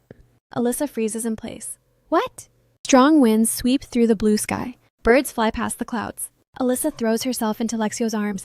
Daddy! Lexio holds Alyssa tightly. It's been a long time. Alyssa, you've grown so much taller. Are you hurt or sick anywhere? Alyssa reaches out her hand, straightening Lexio's hair. No. Daddy, are you hurt? And Daddy, I have a question. Lexio places Alyssa's hand against his own face. It's okay, go ahead and ask me. Alyssa asks, your birthday is in May, right? A spring afternoon. Sunlight fills the manor. The white castle is surrounded by pink flowers. Alyssa covers her face. Of course, Daddy has a birthday too. I should have thought of it sooner. I'm really sorry. A trace of panic appears on Lexio. No. Alyssa, as long as you are by my side, it is enough. Alyssa wipes her teary eyes. Don't comfort me. I couldn't even say happy birthday. I'm such a terrible daughter. This exaggerated performance has its own purpose. Alyssa asks, Agnes, you've stayed in this mansion for a long time, right? Agnes answers, yes. Ever since I was a child. Alyssa asks, then before. How did you all celebrate Daddy's birthday? Agnes remains silent for a moment. The Duke has not held a birthday banquet in the past 20 years. Alyssa is shocked. What? Alyssa lowers her eyes. Then I won't hold birthday banquets anymore either. Lexio panics. What are you saying? Alyssa. Just like Daddy. I will never hold a banquet again. Lexio quickly comforts her. I was wrong. I will hold them from now on. So please don't be upset, okay? Alyssa looks at him happily. Really? Lexio nods solemnly. Of course. Alyssa looks at Shell. Since I have to make up for all those birthdays that weren't celebrated. Shell lifts a gift with great effort. Lexio stares blankly at Alyssa. She smiles. Daddy, a belated happy birthday. I'm sorry. I never thought about celebrating for you before. Lexio squats down and looks at Alyssa. My daughter always gives me the most unexpected gifts. Thank you so much. Alyssa. The two smile at each other. Lexio accepts this blessing that is 20 years late. Sunlight passes through the tall wooden lattice windows, falling onto the pure white lily petals indoors. Alyssa looks down to read the letter in her hand. Hey! Alyssa, I've been very busy lately. It has been a while since the last time I wrote to you. As I mentioned before, I am entering the academy this year. So, Alyssa, before enrollment, I would like to invite you to my house. Jennifer will be there too, as well as His Highness the Prince. We plan to get together before school starts. There is also a festival in April. It would be great if you could come along. I will be waiting for you. You must come. Alyssa is somewhat happy. Pooh. Your spelling has indeed improved a lot. Thinking back carefully, ever since that incident, I haven't seen them since then. After that, father strictly prohibited them from stepping into the Duke's territory again. Even so, we still keep in touch through letters. If things develop at this pace, by the time we graduate from the academy, we will probably become a novice hero party. Just like in the original story. Once we enter the academy, it will be hard to meet again. I'll try to convince Daddy. Long swords clash in the air, making a crisp metallic clanging sound. Sparks fly under the blue sky. Lexio wipes the sweat from his forehead. Alyssa runs toward the training ground, shouting loudly, Daddy! Lexio is taken aback. Alyssa, what are you doing here? Alyssa trots forward. I came because I wanted to see Daddy. Lexio asks with a smile, My daughter, why are you suddenly being so sweet-talked? Alyssa takes a letter out of her bag. Herman and Jennifer said they want to see me before enrollment. Lexio picks up the letter. Alyssa adds, I also want to visit the Claire territory while I'm at it. Lexio refuses. The Claire territory is a week's journey from here. You are still too young. That would be too exhausting for you. Alyssa lowers her eyes. He's still worried about the accident from 4 years ago. She looks up at Lexio. Daddy? What happened 4 years ago was just an accident. Herman and Jennifer have been reflecting on it too. Lexio looks a bit displeased. Alyssa puffs out her chest. Besides, I'm already 6 years old. I've even signed a contract with Shell. There's absolutely nothing to worry about. Lexio is somewhat frustrated. I know, but I still can't set my mind at ease. However, Lexio squats down and looks at Alyssa. I trust you. You can write back and tell them you will go to the Claire territory. Alyssa says happily, Great! Thank you, Daddy. Lexio's tone suddenly shifts. But I will be going with you. Alyssa is a bit surprised. Haven't you been very busy lately, Daddy? Lexio says, For my daughter. I can still spare this much time. Alyssa asks, Then can we go there by Wyvern? Lexio's Wyvern is the fastest means of transportation in the Empire. It only takes a day and a half to travel to and from the capital. That is the fastest speed in the Empire. Lexio says with a smile, Wyverns are fierce by nature. It's still too difficult for you now. We'll hire a wind mage and go by carriage. Alyssa asks, Daddy, even with Shell's help, can't I ride a wyvern? Lexio pauses his movements. He extends his index finger and gently flicks Alyssa's forehead. What a bold little one. Even with a spirit's help, it's a no. What kind of father would put his beloved daughter in danger? Just to save a few days? Alyssa covers her forehead, regret showing in her eyes. Lexio picks up Alyssa. However, shall we go see the wyverns? It's been a while. Alyssa's eyes instantly light up. Okay, that sounds good. Lexio carries Alyssa deep into the stables. Inside the massive wooden building, a wyvern is folding its wings, resting in the shadows. Alyssa reaches out her hand to touch the wyvern. Hello. Sarcum. The wyvern snorts a puff of hot air from its nostrils, its massive head swaying slightly. Alyssa withdraws her hand and gazes into those vertical pupils. I really want to fly with you. But it seems now isn't the time yet. But one day, there will be a chance. Let's fly together then. Sunlight passes through the gap in the curtains, spilling onto the soft bed. Alyssa suddenly sits up, her arms raised high, taking a long, deep stretch. Ah, I slept so well. Shell hugs a giant blue water sphere. Little fruit. Answer the call quickly. It's been a long time. Young lady. Eniteo's figure appears on the surface of the sphere. Alyssa greets him.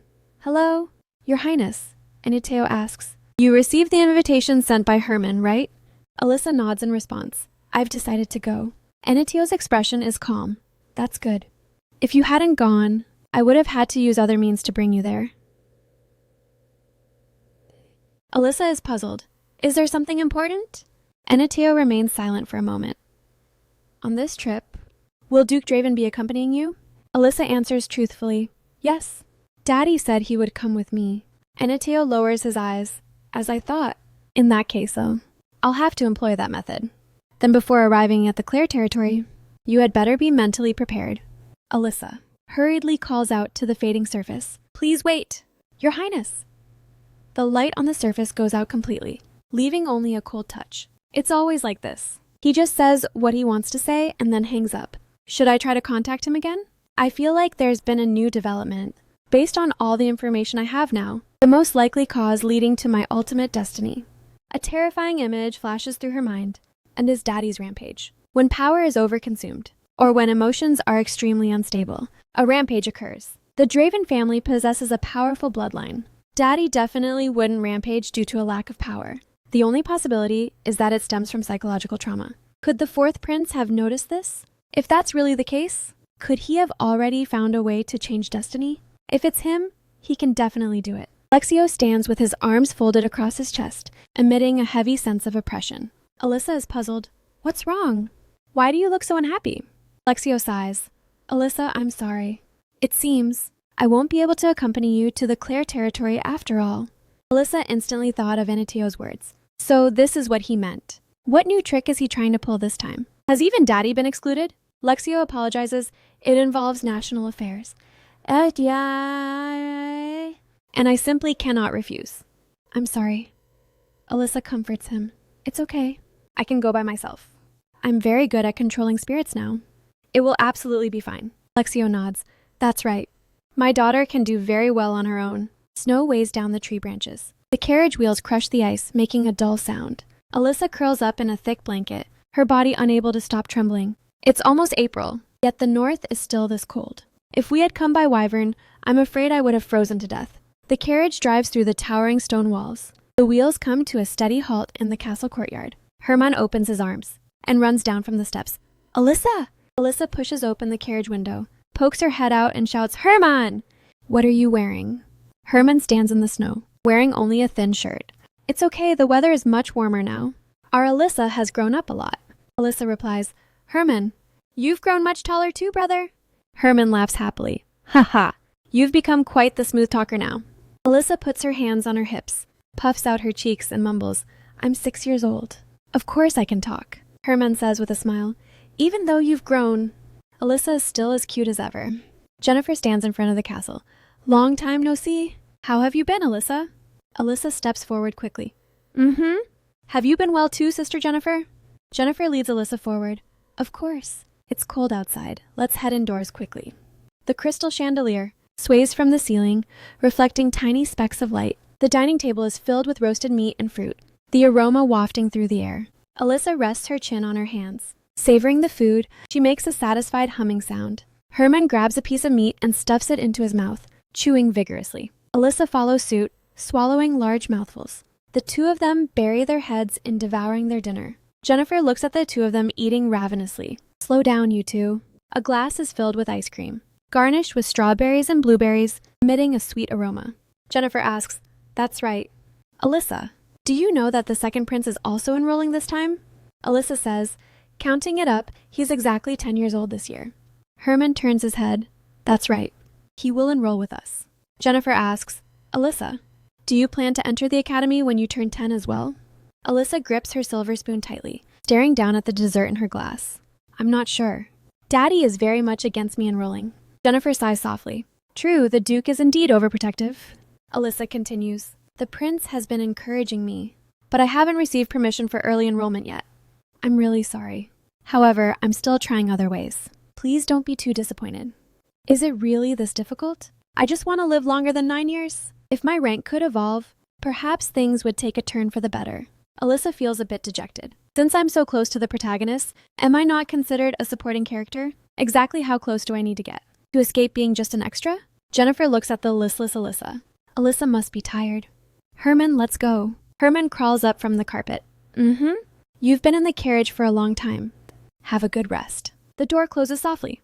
Alyssa crawls into bed, pulling up the floral thin quilt to cover half her face. It's okay. There's still time. I must survive. Sunlight streams through the French windows, illuminating the dancing dust. Outside the window, remnants of snow hang on withered branches. Agnes helps Alyssa get dressed. His Highness said he would arrive today. I will decorate the room with extra care. Alyssa responds softly. Okay. Thank you. Agnes takes a step back. You're all dressed up, but... Young lady. The door is suddenly pushed open. Herman waves his arms, with Jennifer following closely behind. Good morning, Alyssa. Alyssa walks quickly toward the door. Good morning, everyone. Herman looks down at Alyssa, the corners of his mouth curving upward. The prince is expected to arrive this afternoon. Before then, what should we do? Jennifer stands to the side and reminds him. Didn't you say you were going to take Alyssa to see the livestock pens? Do you remember? Herman slaps his forehead. Ah, right. I almost forgot I said I'd take you to see the bears. Right? Alyssa stops abruptly in her tracks, her back stiffening. Bears? Really? She gives a forced laugh, a thin layer of sweat appearing on her forehead. Oh, okay then. Jennifer points toward the wooden fence. Look at that reindeer. The antlers are really huge. Herman puts one hand on his hip. Wow, they really are big. There's also an ice fox over there. Alyssa gasps in wonder. Wow, the fur is actually blue. But where are the bears? Herman points towards the isolation area in the distance. The bears are kept separately over there. Let's go. Let's head over and take a look. He takes Alyssa's hand. Quickly, follow me. Don't be scared. Herman stops in front of the iron bars, opening his arms wide to show her. Look! Alyssa draws in. A sharp breath, her body freezing in place. A brown bear slams against the iron cage, opening its bloody maw filled with sharp teeth, letting out a thunderous roar. Herman stands across from the iron bars, waves his hand to greet Billy. You missed me a lot, didn't you? Alyssa is a little scared. It looks like he doesn't miss you at all. Jennifer softly teases Herman. It really doesn't look like he misses you. Don't worry. Even though he's big, he runs faster than a bear. Alyssa looks up and asks Herman, is it really okay? Jennifer raises her right hand, green light condensing in her palm. Although he isn't as good as the fourth prince who entered the academy at 10, entering at 11 is also very impressive. Don't worry. I am here too. Herman flicks his finger, tossing a snack into the air. Billy, catch! The giant bear stands upright, opening its thick paws to catch the flying snack, a low growl coming from its throat. Herman raises his arm again.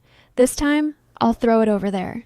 The giant bear's gaze closely follows the movement of the snack. Herman brushes the dust off his hands, puts one hand on his hip, and looks at Alyssa. How was that? Alyssa claps. So cool. Herman picks up the cloth bag. When Alyssa grows up a bit more, let's try it together. Alyssa waves her hands repeatedly. With a forced laugh, she says, that won't be necessary. The castle spires pierce the sky, sunlight dancing on the white stone walls. Marquis Claire steps forward quickly to greet him. Enitio asks, is everything ready? Marquis Claire responds in a low voice, yes. Everything has been arranged in the room where you are staying, according to your requests. Herman suddenly rushes forward, gripping the other's shoulders tightly with both hands, shouting loudly, Your Highness! It's been a long time. Enitio lets himself be handled by the other. It really has been a long time since I've heard someone speak so casually. Herman releases his hands and points behind him. Everyone is waiting on the terrace. Jennifer lifts her skirt and curtsies. It's been a long time. Your Highness. Enitio looks at the two people walking toward him. Miss Winseek. Miss Draven. It really has been a long time. Please, sit, Herman says excitedly. To be able to enter the academy with your Highness. I'm really excited. Enitio asks, is that so? Jennifer speaks up. The Magic Association is all talking about the child entering at age 10, the first one in 14 years. Enitio explains, I only received the favor of the imperial family. But you are entering at age 11. Aren't you the youngest in the Winseek family? Since the previous head? By the way, is the young lady fully prepared? Alyssa is startled. She is at a loss as she suddenly becomes the center of the conversation. Enitio stares at the teacup on the table. If possible, let's meet alone after dinner. Herman asks, can I go too? Enitio doesn't even look up. No, only Miss Draven alone. This was prearranged, right? Young lady. Alyssa lowers her head. She responds softly, yes. Herman takes a bite of a macaron. Is it still about the academy? Your Highness? Enitio lowers his eyelids. Something like that. Jennifer's tone carries a hint of inquiry. It sounds like Alyssa's enrollment might have another motive. Enitio speaks indifferently. Who knows? Alyssa feels Jennifer's probing gaze. If they keep talking, Jennifer might notice something. Alyssa looks at Enitio across from her. Your Highness, do you want to see the bear? He's really cute. Jennifer nods in agreement. That's right. Your Highness hasn't seen him yet, has he? Aniteo rests his chin on one hand, thinking. It seems the beast tamer put in a lot of effort. He'll even perform acrobatics for snacks. Herman reveals a smile. Our Billy is super cute, isn't he? Herman speaks up. This year's spring festival will be held in the village of Leers. Jennifer asks, really? That sounds like a lot of fun. Alyssa ponders. A festival. Our territory has never held an event like that. Herman leans in close, whispering Alyssa's name. Alyssa suddenly hunches her shoulders, her hands tightly clutching her red scarf, letting out a short cry of surprise. Herman whispers, tell me quietly later, what you and His Highness talked about. Jennifer says helplessly, idiot. I heard everything.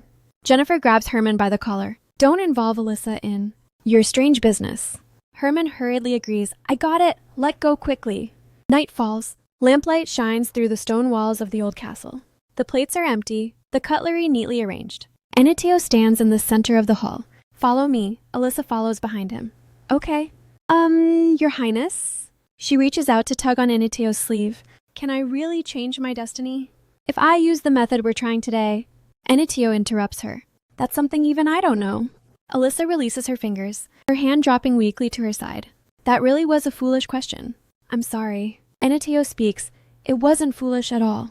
This is about your destiny. You certainly have the right to ask, although it's impossible to be certain right now. As long as we keep looking for ways, we will surely change your destiny. Come in. Alyssa enters the room, looking around at everything. As you command, Your Highness. Aniteo leans down and takes an item out of a drawer. The metal latch makes a clicking sound. Do you know what this is? Herman quickly agrees. I got it. Let go. That is a large wooden stick. No, it is a piece of dice stone. Aniteo shakes the dice stone and answers, correct. This is the answer. Dice stones have many uses. Low-grade ones are used for medicine. Mid-grade ones are used to create magic tools. High-grade ones are used to forge divine artifacts. This is common knowledge, but it actually possesses a little-known power. In the fairy tale of the hero of Melton, the hero leaned against a stone tablet and made a wish. The black stone on the tablet emitted light. The hero felt power surging into his body, and finally won the victory. That stone was a top-tier dice stone. Alyssa freezes in place, letting out a soft sigh of confusion. Aniteo speaks, according to my research, high-level dice stones can even enhance a person's abilities. Alyssa stares at that stone. If that is true, Aniteo affirms, that's right, this time by using this dice stone. We are going to enhance your abilities. The rank of a dice stone is determined by its color. Pearl. Gray, rainbow. The highest rank is white. Alyssa asks, is that information really reliable? Aniteo answers, while the range of the effect is not yet clear, it is certain that the ability will be enhanced. We will use this dice stone to enhance the young lady's ability and see if her destiny will change. Alyssa nods her head forcefully in response. Okay. Aniteo reaches out to press down on the dice stone. There is a procedure before the ritual begins. First, hold this dice stone firmly. While we get ready, please sit over there first, young lady. Alyssa holds the dice stone with both hands, trotting along behind him. Your Highness, you said the dice stone can enhance abilities. Aniteo gives a positive reply. That's right. Alyssa follows up. Then, did your Highness also enhance your own ability? Aniteo lowers his eyelids, falling into a long silence. Alyssa looks at the dice stone. Although I don't know why this effect hasn't spread, besides His Highness, there must be others who know. If that's the case, doesn't everyone want to use it? Aniteo looks down and rummages through a cloth bag. That is a good question. First of all, I have never enhanced my abilities. Alyssa is puzzled. Why not? Aniteo takes a staff out of the bag. There are many reasons. To list a few simple ones. First, dice stones are extremely difficult to obtain. Withered trees cross in the snow. Dice stones have many ranks. The highest rank is extremely rare. Snow covers the entrance to a mine. Even in the largest production area, only 2 or 3 pieces are produced each year. Secondly, you cannot predict which ability it will enhance, and the amount of increase is usually far lower than expected. Alyssa asks, how small is it? Aniteo speaks, at first it's like adding a few drops of water to a cup. Alyssa is somewhat confused. Can such a small change really change destiny? Aniteo reaches out and taps her shoulder. There is one more stage. I will explain it after the enhancement ritual is over. Thirdly, dice stones can be used to craft divine artifacts and relics. Agnes lets out a gasp of wonder. The benefits brought by divine artifacts are much greater than this. Moreover, others can use them too. The practicality is higher. There are a few more things to note. But for now, let's measure your affinity. You've done it once during registration. You should know how to do it, right? Alyssa gives a response. Yes. Alyssa tightly grips a long white rod with her right hand. White light bursts from the tip of the rod. Her affinity has increased significantly since registration. Anitio instructs, now we begin the ability enhancement. First, close your eyes. Alyssa obediently closes her eyes, feeling the flow of energy within her body. Anitio guides her in a low voice, mobilize your energy. Imagine the dice stone as a part of your body. Alyssa feels it earnestly. This is amazing, even with her eyes closed, she can clearly perceive Shell's location. Anitio's voice echoes in the room. Since you have already shared your energy with the stone, start yearning now. Yearn from the bottom of your heart to become stronger. Alyssa prays internally. I want to become strong.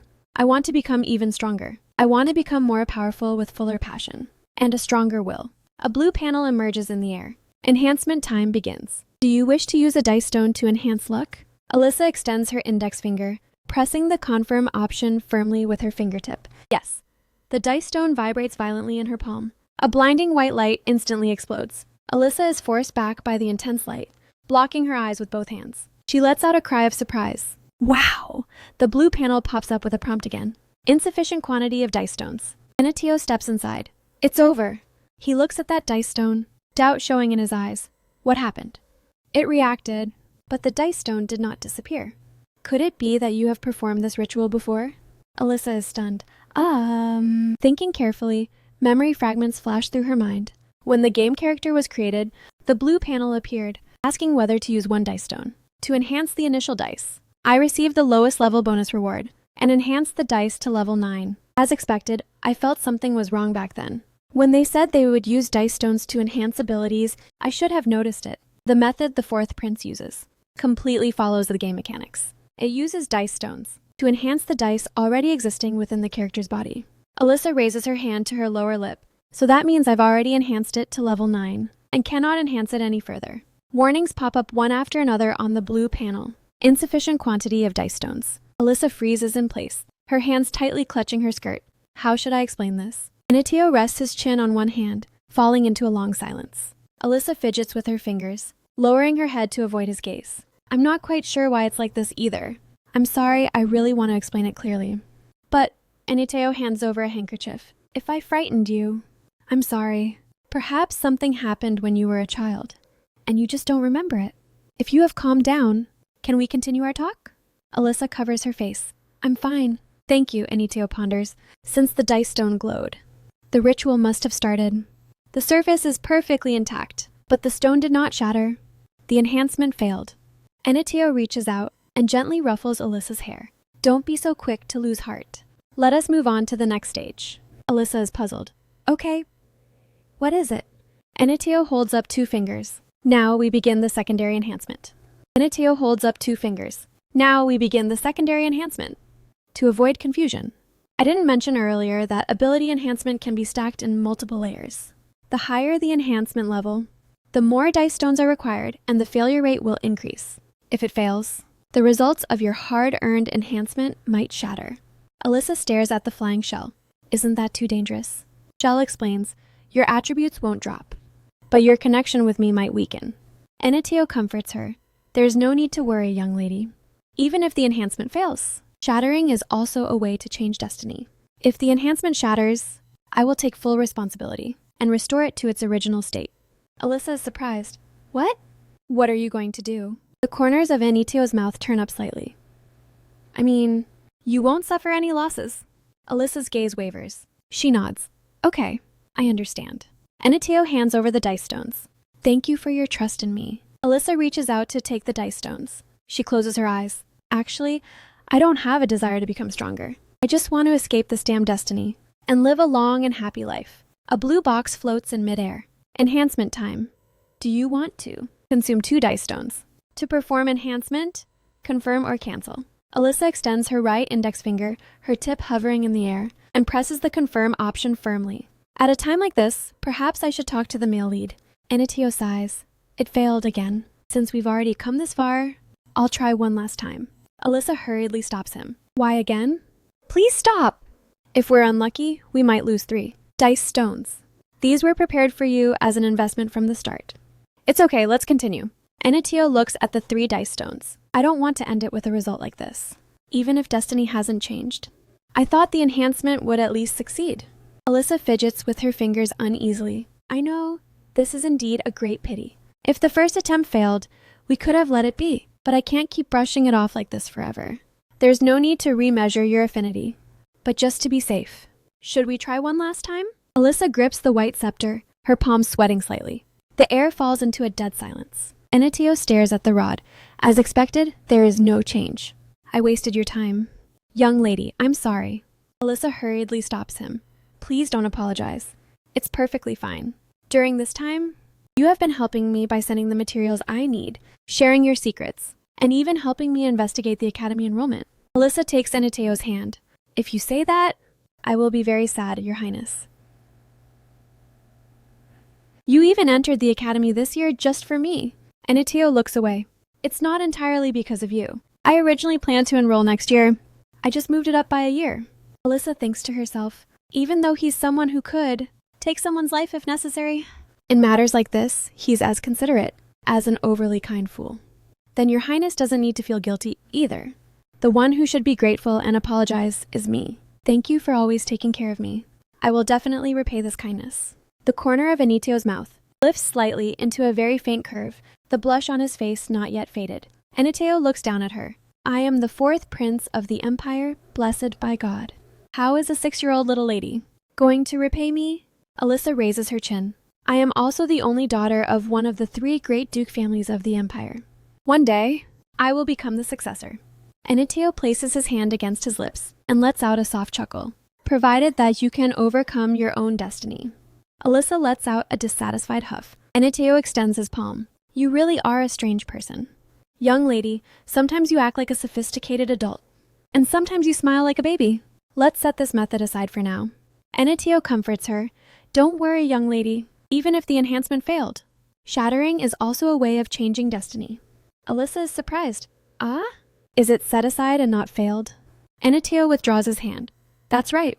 Speaking of which, during your birthday banquet, wasn't there a dice stone sent to your house? I will visit Draven again as soon as possible. Have it ready by then. Alyssa freezes. I thought I could escape everything by running home, but it turns out he still caught me.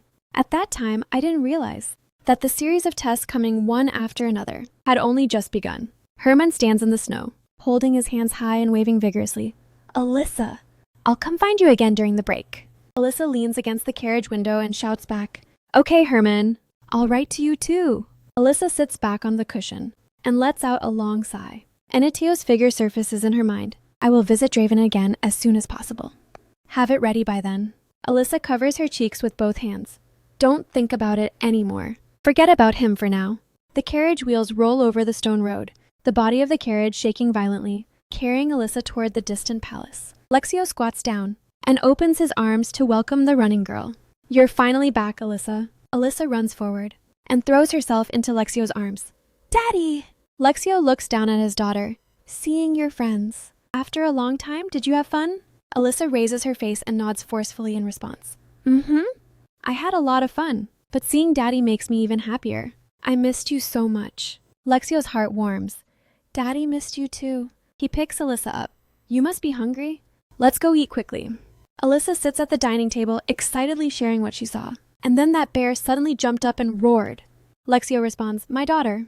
You must have been terrified at that moment. Alyssa continues. Herman even fed the bear. It was really thrilling. Lexio gazes at his daughter. I'm glad you were able to have fun. Alyssa's words come to a sudden halt. Also, after we returned, the prince came to visit. Interesting stories about seeing the bear, cheerful conversation, and a warm mealtime. I can tell Daddy all of these things. Only that one thing I cannot say a single word about. On my 9th birthday, I will die at the hands of Daddy when he loses control. That is my destiny. My greatest worry is, if I told him the truth, would Daddy believe me? Even before that, if he discovers that I am not the real Alyssa, what should I do? Alyssa's hand, holding the fork, trembles. That's right. We even had our fortunes told at the festival. Lexio asks curiously, is that so? What was the result? Alyssa speaks up, it said I should eat more sweets and brush my teeth well. I have already been brushing very carefully. Lexio laughs at the joke. What kind of divination is that? Alyssa fumbles through her bag. I put the divination ribbon in my bag. See, it says on here to brush your teeth well. Lexio is startled. Wait a minute. There are 2 ribbons here. What is this one? It says here, you will meet a member of the opposite sex who is interested in you. Lexio's face darkens. Why didn't you mention this divination? Alyssa's gaze wavers guiltily. Well, it's because whether or not any boys like me, it doesn't matter at all. She declares loudly, Daddy is my favorite. Lexio laughs out loud. My daughter, how can you always say such beautiful things? Alyssa, instead of getting married, why don't you live with Daddy forever? After all, in this neighborhood, there are only villains who covet the Draven name. Draven has given birth to a rare daughter. They are plotting by any means necessary. It would be better to just keep living with Daddy like this, and you can inherit the family business later. Alyssa gives a forced laugh, calling for help in her heart. Shell, save me! Alyssa holds a large bunch of blue flowers. Daddy, look! This is a gift Jennifer gave to me. These are blue root flowers that only grow in the north. They are very precious. Lexio nods. I remember now. I did see them when I went to the north before. Alyssa continues to describe, and also, I saw many of them on the spring flower street at the festival. That was the first time I saw so many blue flowers in full bloom. The fragrance was wonderful. The flower fields were really beautiful. Lexio ponders. It seems you really like those flower fields. In that case, it's time for the territory to make some changes. Alyssa is puzzled. Eh? What are you going to change? Lexio stands up. The timing of the story my daughter told me is perfect. Daddy has some matters to handle. I'll be going now. Alyssa asks, what kind of matters? Lexio looks at her with a smile. I'll tell you later. A few days later, the courtyard of the estate is bustling with voices. Visitors come in an endless stream. Alyssa leans over the edge of the terrace, looking down at the moving crowd below. What is Daddy doing? Why are so many people here? Shell whispers in her ear, should I go down and take a look? Alyssa shakes her head. No, I want to go confirm it for myself. Alyssa walks quietly on the red carpet. She hides behind a pillar, poking half her head out, looking toward the closed golden doors. Is the meeting over? Lexio puts down the documents in his hand. My daughter, have you been waiting for me? Alyssa throws herself into Lexio's arms. Yes! I'm very curious about what happened. Lexio picks Alyssa up. We were discussing important matters of the territory. Alyssa is puzzled. For matters of the territory. Did so many people actually come? Lexio explains, because we plan to hold a festival in Draven. Alyssa is stunned. A festival? Lexio nods slightly. Yes, we are going to hold a spring festival. A festival that everyone can enjoy together. White clouds float slowly in the blue sky. Sunlight pours vertically onto the earth. The Draven estate stands in the distance, its white exterior walls shining in the light. The iron gates are tightly closed. Shell flies through the air, her long green hair swaying in the wind. She glides lightly through the indoor corridors, creating a faint current of air. Alyssa asks, Shell, did you go to see the festival preparations again? Shell nods. Yes. It's interesting to see humans so busy, and well... No, it's a secret. Alyssa is curious. What secret is it exactly? Tell me quickly. Shell remains mysterious. It's more fun if I don't say.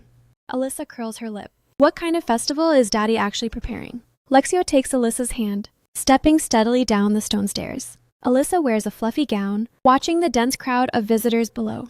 Although it's only the first year's trial run, it's not as crowded as the festival in Claire's territory. Alyssa points to the potted plants on the windowsill. Daddy, look! That's the Alyssa flower. There's another one there, Daddy. It seems like planting this flower has become very popular in the territory lately. Lexio says it will become even more popular in the future. Lexio picks up Alyssa with one arm and walks toward the edge of the terrace. Facing the subjects gathered below, he raises his right hand high. Now, I declare that the Draven Territory's first festival has officially begun. From now on, a grand festival will be held every May. The name of this festival is the Alyssa Spring Flower Festival. Alyssa's eyes widen in surprise. Alyssa? Alyssa! The crowd claps their hands continuously, the applause echoing between the buildings. Long live Miss Alyssa! The cheers almost drown out the sound of the wind. Lexio explains, in this region, we will sell all kinds of Alyssa flower seeds and bulbs. In that building, we will also sell perfume. I plan to open an Alyssa Avenue in Latin, displaying every Alyssa flower in the entire empire. We'll even sell Alyssa tea. Alyssa lets out a laugh. Daddy's plan is really extensive. It's truly impressive, but I'm very happy, Lexio says with a smile. All of this was prepared for you. Alyssa? She thinks happily, seeing Daddy's expression. When he explains the plan, I think this is enough. The sunset dyes the entire sky red. The edges of the clouds emit a pale purple light. Alyssa leans against Lexio's chest. Daddy? How many days will the festival last? Lexio gazes at the distant horizon. We have set it for 1 week, Alyssa says excitedly. Then I want to walk around for another day or two. The corners of Lexio's mouth turn up slightly. I'm glad my daughter likes it. Actually, there is something else I want you to see tomorrow. Alyssa asks, what do you want to show me? Lexio says with a smile, you can look forward to it. I think you definitely won't be disappointed. Sunlight shines on the Draven estate. The white stone walls are especially striking under the blue sky. Inside the courtyard, red flowers and green leaves intermingle.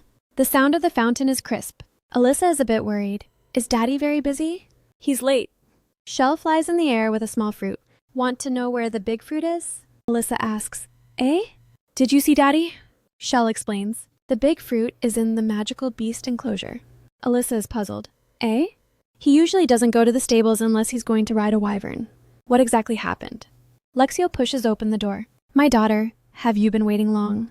Speak of the devil and he shall appear. Alyssa jumps down from her chair. Wow! Daddy, are you all ready? Lexio says. Of course. Let's get ready to head out. Alyssa asks, how is the festival going today? Are we going down first?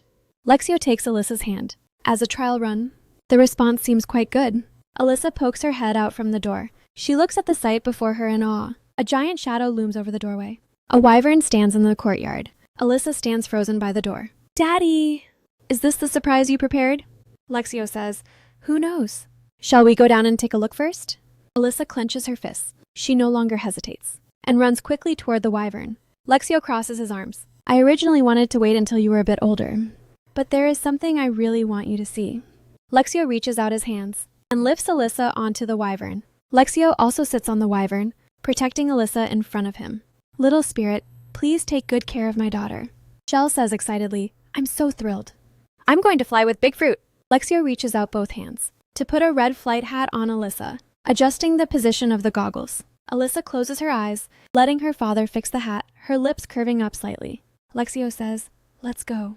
The wyvern Sakem lets out a low growl and spreads his giant gray wings. Lexio holds the reins steadily with both hands. Sakem gallops through the air, gliding past the castle spires. The airflow whistles past their ears. The entire city is visible at a glance. Lexio asks, do you feel dizzy or scared? Alyssa shakes her head. I feel fine. Lexio tightens his arms. Then we shall continue onward. Tell me immediately if you feel any discomfort. Alyssa responds loudly. Okay. Alyssa asks, when do you plan to show me that thing you mentioned? Lexio points deep into the clouds. It's right there. Look down. Alyssa gazes downward. A vast sea of flowers comes into view. Lexio asks proudly, how is it? It's pretty impressive, isn't it? This is a secret I kept hidden from you when you were smaller. It wouldn't have been fun if you knew beforehand. Shall we descend a bit more?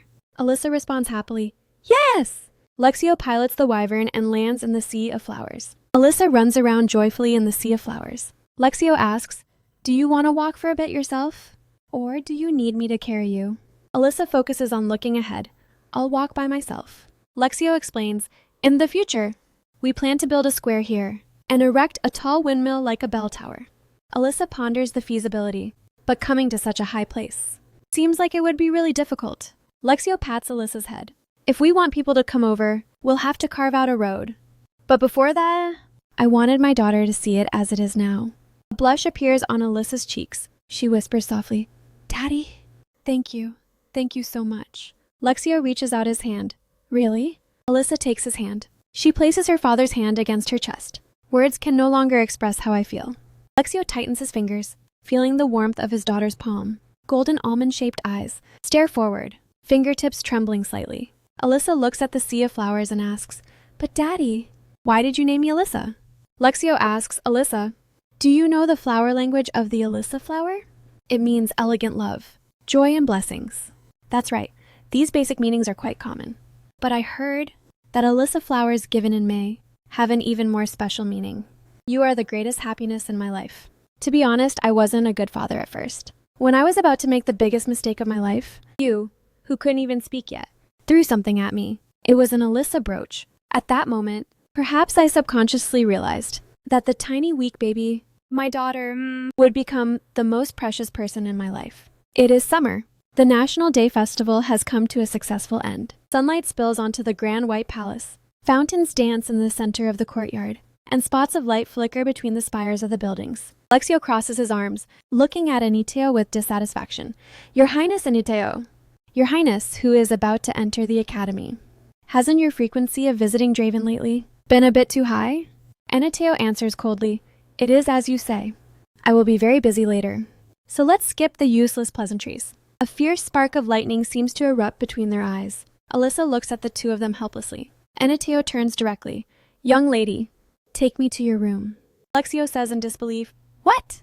Alyssa stands there in a rush. One of Aniteo's subordinates runs over. Your Grace, Duke of Draven. Regarding the next subjugation of magical beasts, I wish to discuss it with you. Aniteo says, Let's go. Young lady. Alyssa responds softly. Okay. Fury ignites in Lexio's eyes. He grips the subordinate's shoulder tightly. Talk about that later. Aniteo walks ahead, with Alyssa following closely behind. Lexio chases after them with large strides. Alyssa thinks helplessly, Daddy actually followed us. If Daddy finds out about the Crown Prince's matter, there will definitely be hell to pay. Aniteo glances sideways. Perhaps because I sat in the carriage for too long. My body is a bit stiff. Alyssa plays along. What? Then what should we do? Aniteo suggests before going to your room. How about we take a walk first? Just the two of us. Lexio clenches his fists, veins bulging slightly on his forehead. Aniteo looks closely at Alyssa. This is so awkward. Right now? A walk in this kind of situation? So, there is absolutely no need for you to participate in the subjugation battle the year after next. Lexio asks unpleasantly, Ladras, when did you become such a chatterbox? Ladras says helplessly, That is because, Your Grace. You aren't listening to me at all. Aniteo glances behind him. The Duke of Draven is more troublesome than expected. Alyssa walks beside him with her cheeks puffed out. Did you really not expect this? You should know better than anyone how much Daddy dotes on his daughter. Aniteo places his hand against his lower lip. Indeed. Although I tried every means to shake him off, though, it seems difficult to stall the Duke right now. In that case, how about continuing the conversation with Ladras? Lexio looks at Aniteo with full of anger. If your Highness could stay a bit further away from my daughter, I would have time to discuss that. Fierce sparks erupt between the two again. Aniteo turns his head. What do you think, little Duchess of Draven? Lexio is not to be outdone. What do you think? Alyssa? Alyssa smiles awkwardly. I knew it would turn out like this. She lowers her head. It seems my opinion is not needed for this matter. Whether to talk with Ladras is not for me to decide. Lexio strikes a victorious pose, looking closely at Aniteo. Aniteo turns his head slightly. Ladras. Bring that out. Ladras bows respectfully. As you command, Your Highness. Lexio stares at Ladras. Is it not for the prince? But for me, Daddy?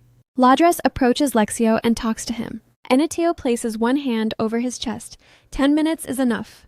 Your Grace, I guarantee this matter will also benefit your daughter. Alyssa is somewhat worried.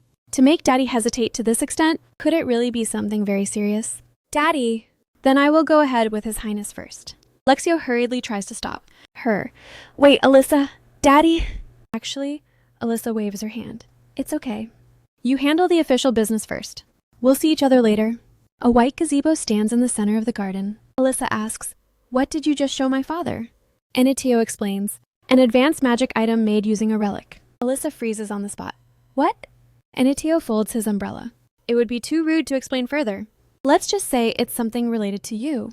Alyssa asks curiously. Stopping like this only makes me more curious. So, putting aside Daddy's matter, regarding the issue of ability enhancement, besides me, has anyone else in the Draven family received an ability enhancement?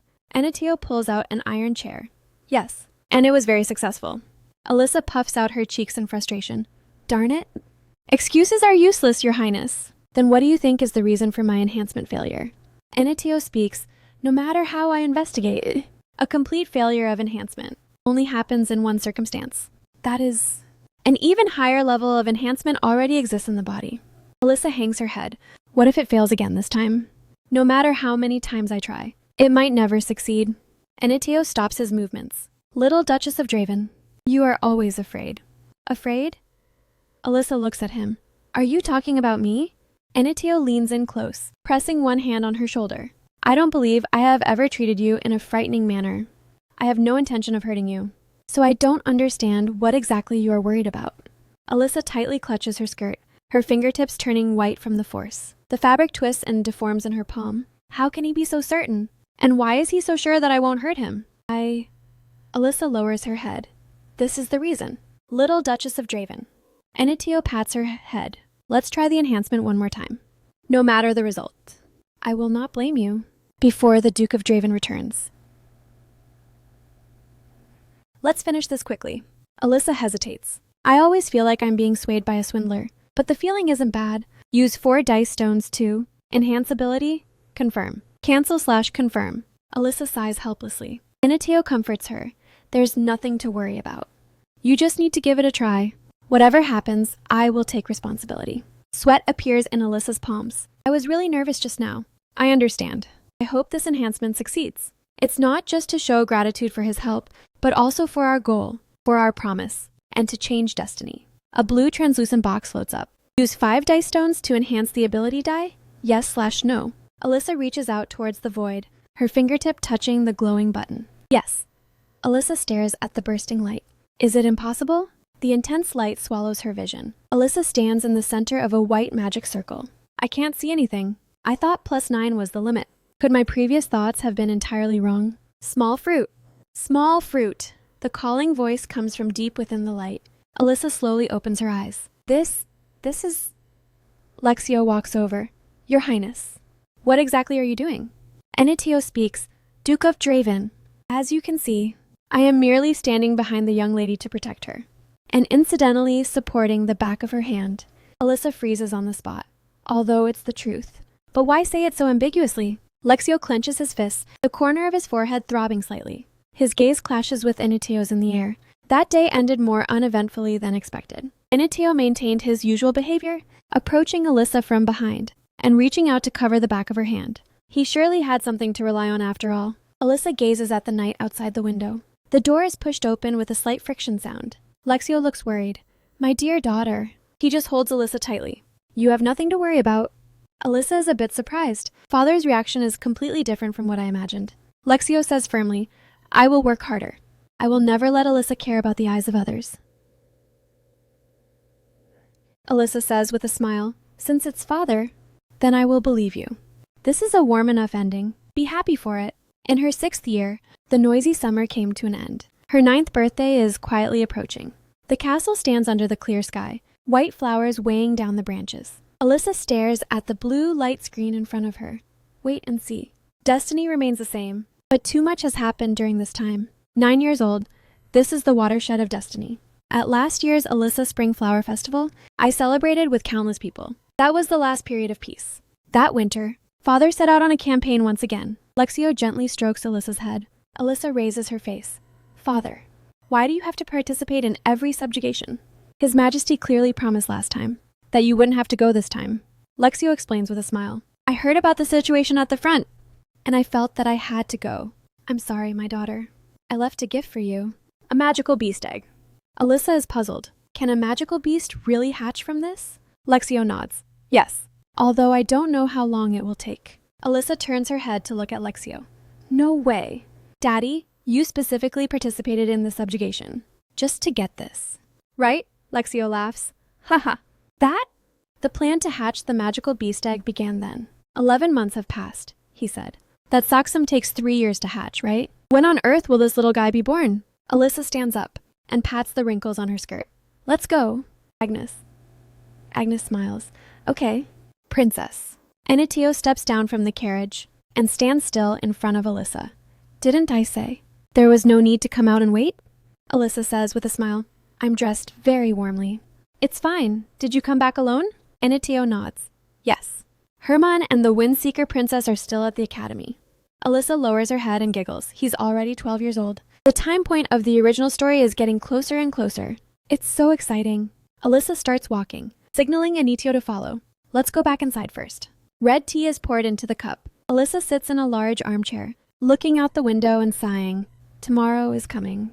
Anitio nods. It is indeed tomorrow. In one more day, it will be my 9th birthday. The moment that decides my destiny.